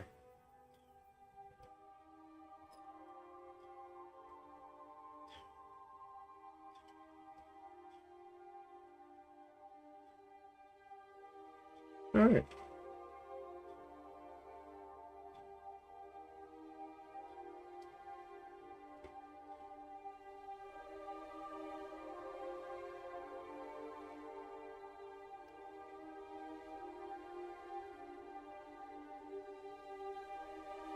Get that driveway color.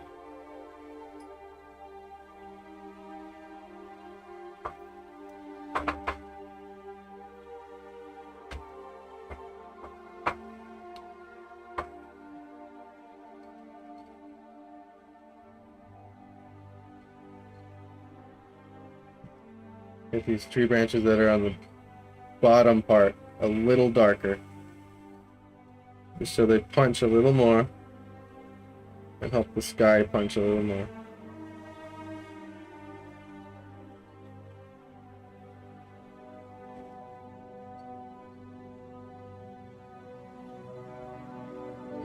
Here's where you can tease, maybe opportunity to tease a little bit of third point perspective here. Have this tree just kind of lean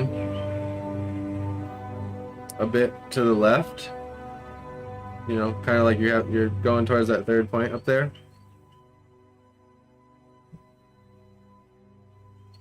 And then it'll feel a little taller for you.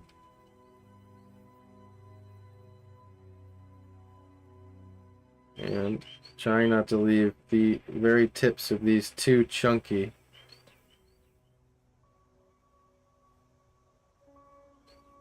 But also keeping them impressionistic. I don't care about them all being perfect little tiny branches going out into a perfect fractal. It's just about it looking like a tree. Or, you know, just scrambled trees. Many trees.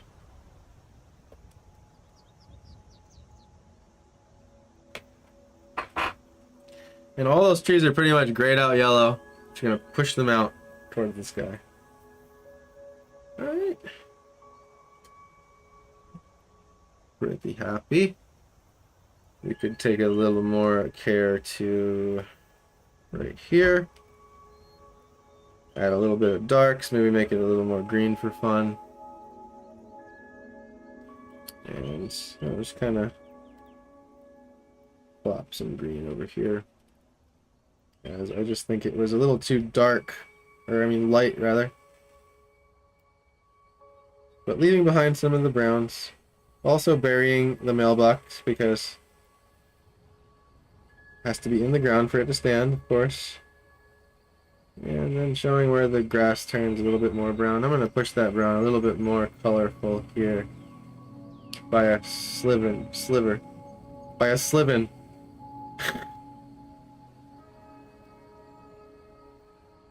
Just a hint.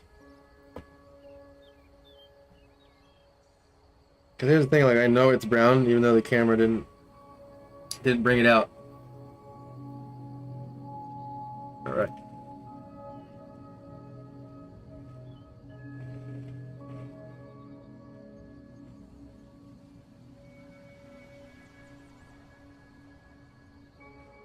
And gonna take this color of this tree, just gray it out a little bit and up, and add a hint of some branches coming out in between them from another tree. And we're also gonna darken the driveway line.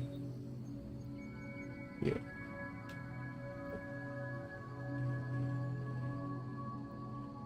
But not horribly. Actually, draw a straight line.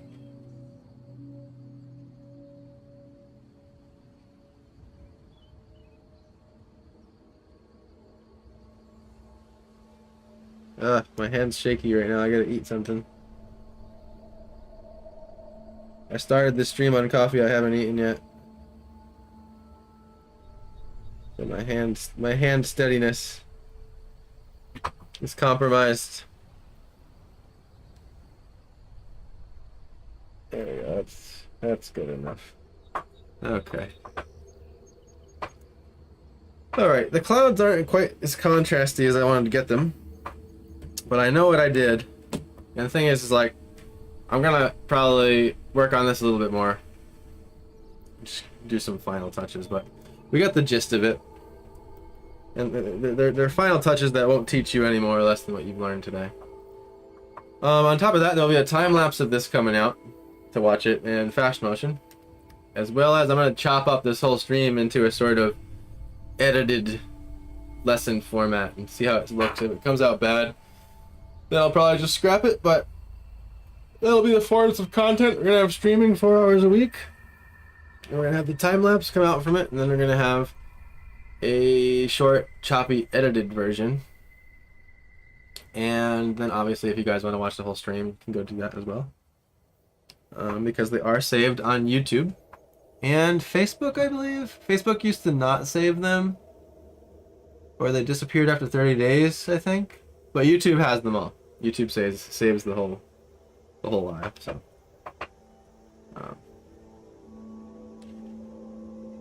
Cool. Now I think just maybe it's a little flat. The underbelly of this tanker here could just be a little darker. I think it'll show a little roundness to it, you know?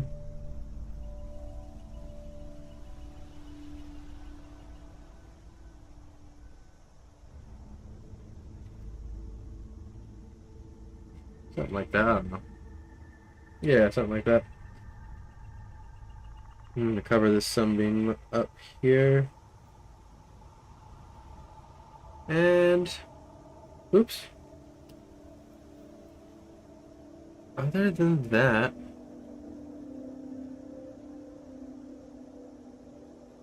like I said, I think the way I painted it, it ended up overall a bit brighter than the actual photo. So like basically I feel accurate on my color choices and values, but if you just took the values and slid them up a hair, it's almost like it's like you took this photograph and added brightness to it, like 5%, 10% brightness to it, which I think gives it a bit of a softer look, which I don't mind. And I think one more artistic change I'm gonna make. There happens to be a gap in the yellow line in the photo, but I think I'm going to carry it through.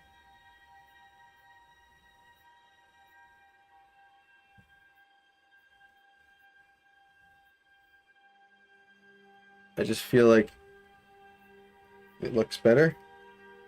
And there's nothing that really tells the viewer that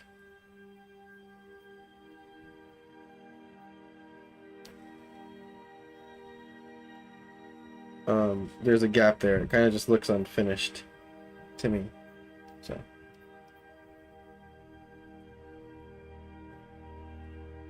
and then we're gonna have to fix up the road a little bit more.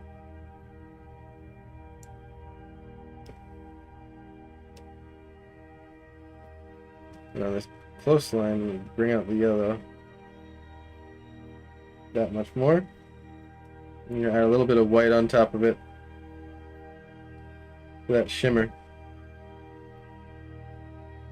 Yeah, that feels better. And then I'm going to come in here. And we're going to pick this color and then darken it by like a bit. And just add a little edge to it. This is the most foregroundiest foreground.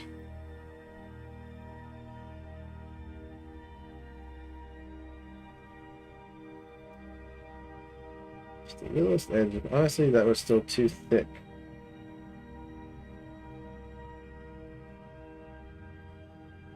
Just a subtle detail. Same thing on this one. It just adds a little dimension.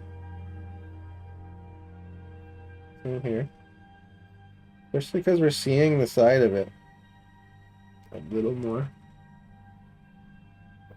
And then maybe a little dimension here. Some ambient occlusion.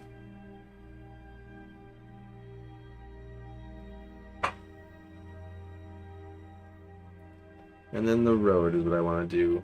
Zoom out a little bit here. We're going to save. I'm going to pick this road color. Because when I fixed it earlier, I never got back around to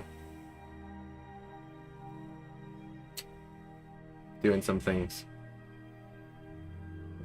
When I darkened it, I sort of took away some of these cracks and details I've worked out.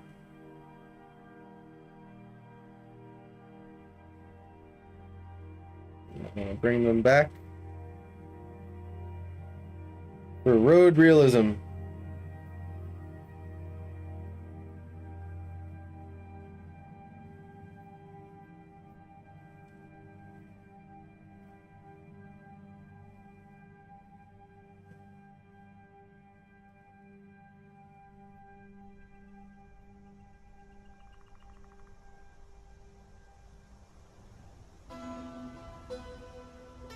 And we're just kind of scoring it up, really.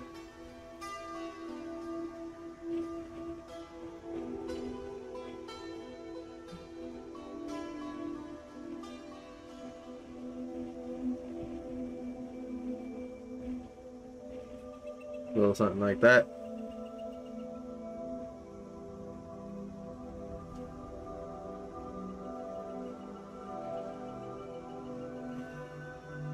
And this is final touch stuff, you know? Doesn't have to be this perfect. Every crack and everything's worked out. I end up doing this if I like it. And just enjoying the process. It's more prominent now.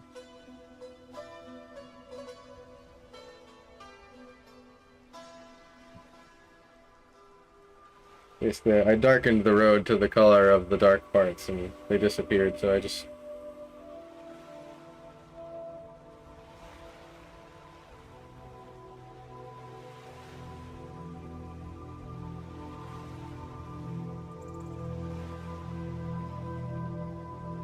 Alright. And then retouch up this detail. Where it's like the road kind of gets a little sunken from the really heavy vehicles. It's not like dirt, it's just like sort of sunken.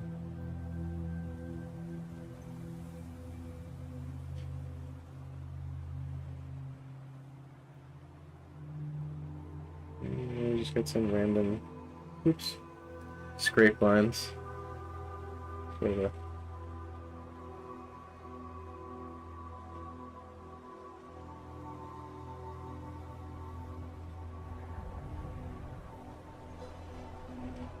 I think it also helps add to the perspective of the road, a little bit of realism.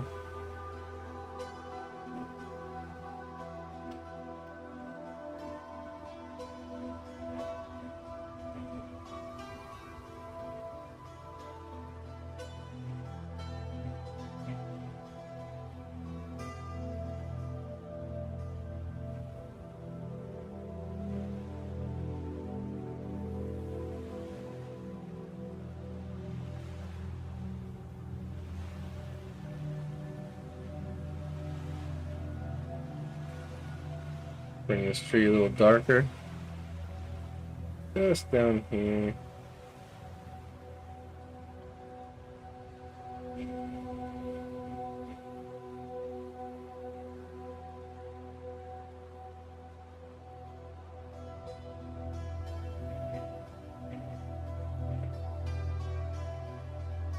Maybe a hint. Maybe a hint. Oh, hello, kitty. Hi guys, meet Dova. How you doing? You couldn't stand it anymore? You needed a snuggle? She's so funny. She normally doesn't leave me alone when I'm sitting up here. Oh, baby. Cute baby. Say hi to stream. I'm almost done. I'm almost done, then we do treats and we play, okay? She's a dog cat, by the way, so she demands as much attention as a dog. Come here. Come here.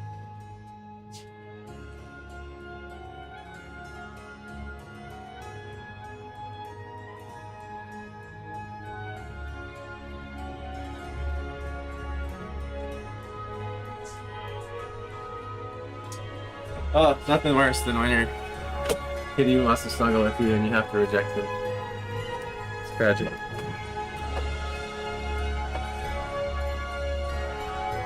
Okay. Other than that, there's probably a few dirt strips here. Oops, too dark.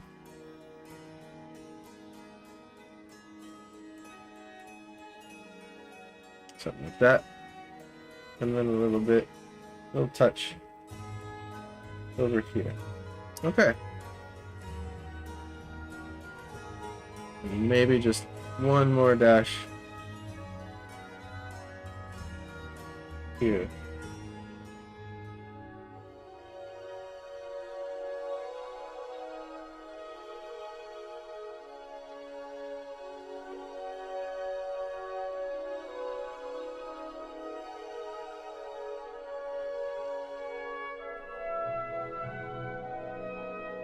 And just trying to fix the perspective of these lines a tad. They were a little too parallel. Okay.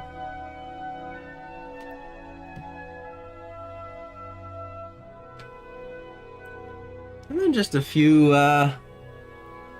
dings and stuff. A few sort of opposing dots and blops and imperfections. The road ain't perfect, right? Some of these cracks sort of intermingle and sort of do that, and some cracks over here. Maybe there's one on the side of the road. There's none of those tar repair strips. I don't see any. Oh yes. Let me darken this guy up. One thing we forgot.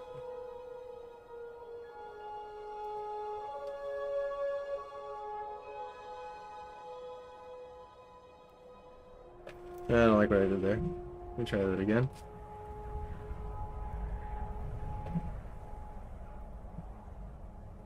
My brush was too small. Okay.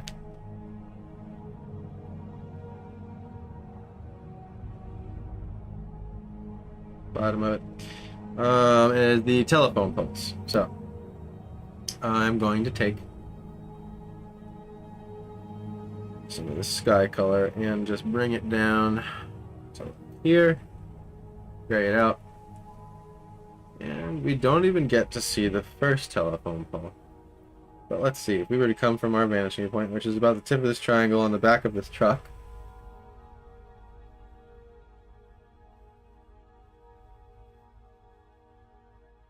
About there. Mark that. And we draw a line down. And I'm also going to lean it a bit towards a third point. Third vanishing point.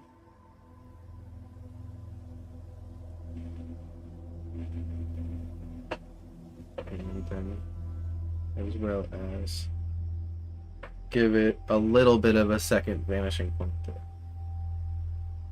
Just a touch.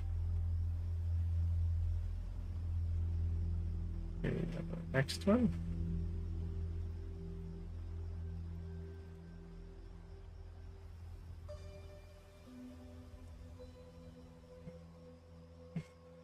Spin our brush again. And I want to have this one oppose the other one just slightly. Because telephone poles aren't all perfect, right?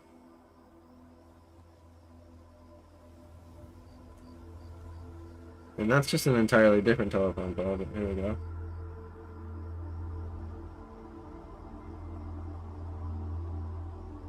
This will also add a sense of scale.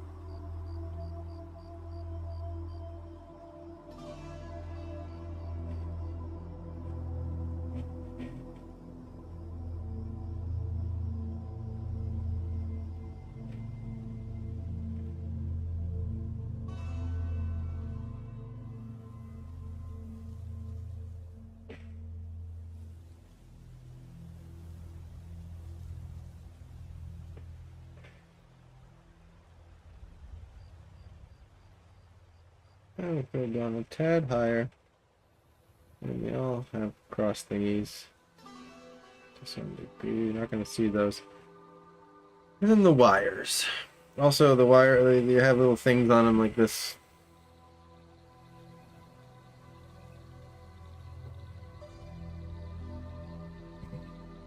And these are pretty much silhouettes, so not going to bother. Get crazy. And the wires.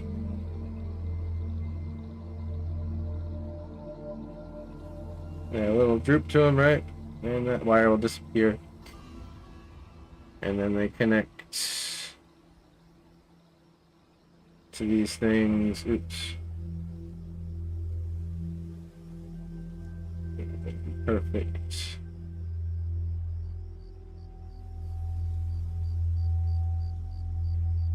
That. And these telephone poles have a lower set. Well, maybe not that low. It's probably like here.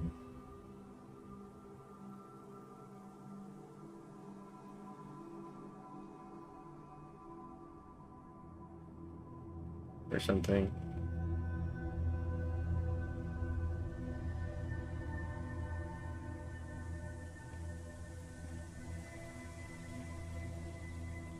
And just draw a bunch of strings. Like so. That was definitely one of the things that was missing. For sure.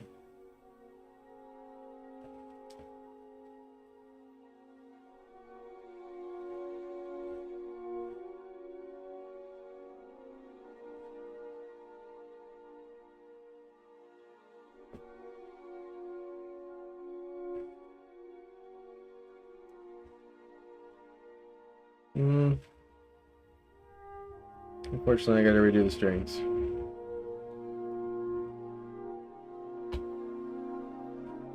This one wasn't quite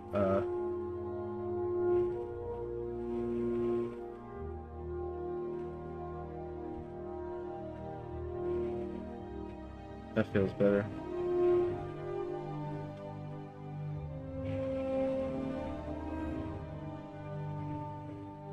Even more.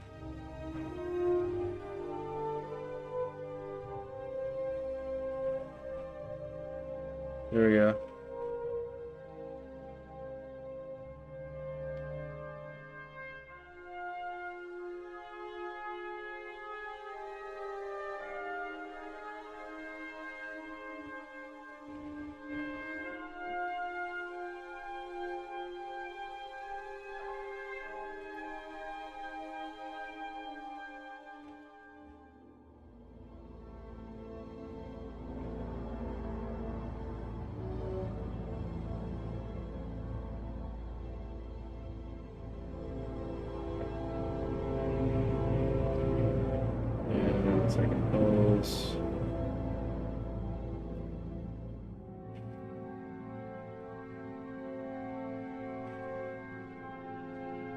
And keep in mind, the land ends up swallowing these things up too.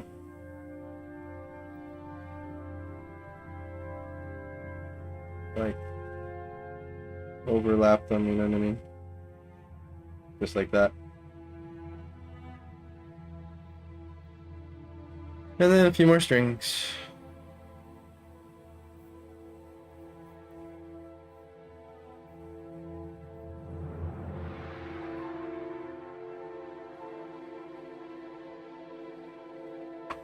Like so.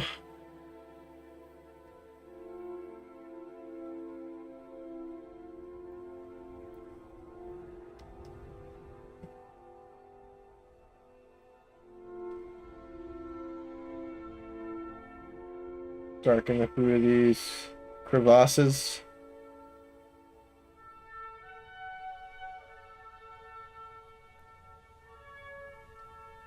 And some cross scratches.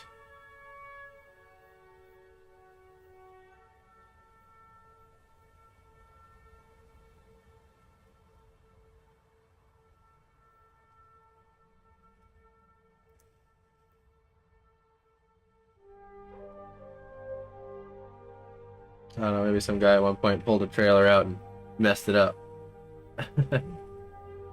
Alright. Let's settle that thing in the ground there. Okay. That is a pretty done study, if you ask me. I'm going to sign it with some asphalt crack color.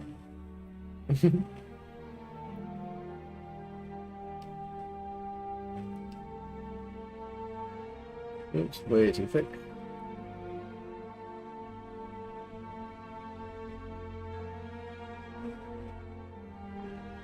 Okay. And there we have it. Color study of the day. Pretty happy with it. You know, I could tweak this further. I might. But other than that, it's fun. I feel very happy about my colors. They feel natural. And happy about my sky.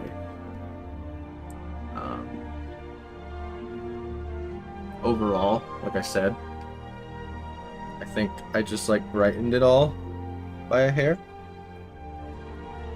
But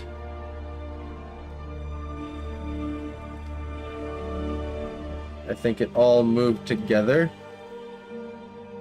so it works.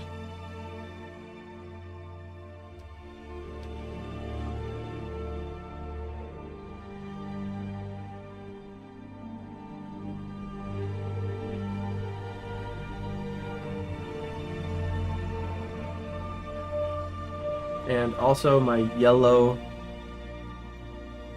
spot's a little bigger. Maybe that's one last touch.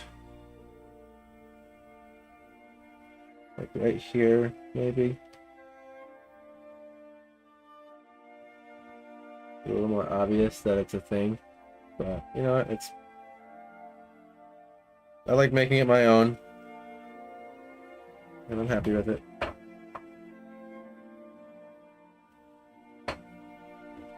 Probably showing a little bit more sky too.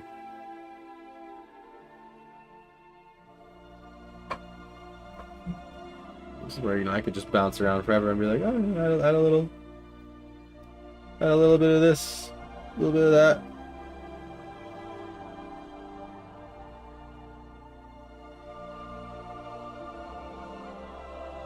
But happy with it. Again, join the Discord for next time. If you want to paint along. It's not always going to be a paint along. Probably design each stream as it comes. It's ended up being 6-hour stream. Wow. Fun times. I enjoyed it. It's a good day if I can get that much art in. But, again, hope you learned something in the ramblings. Go take your own photos and study them. It's a great practice.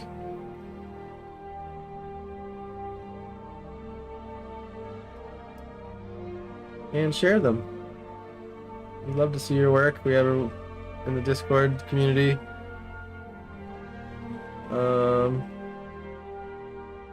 Yeah. If there's something you'd like to learn how to paint next time, leave it in the comments. And also in the prompt list in Discord, where you can enter in ideas you want me to paint.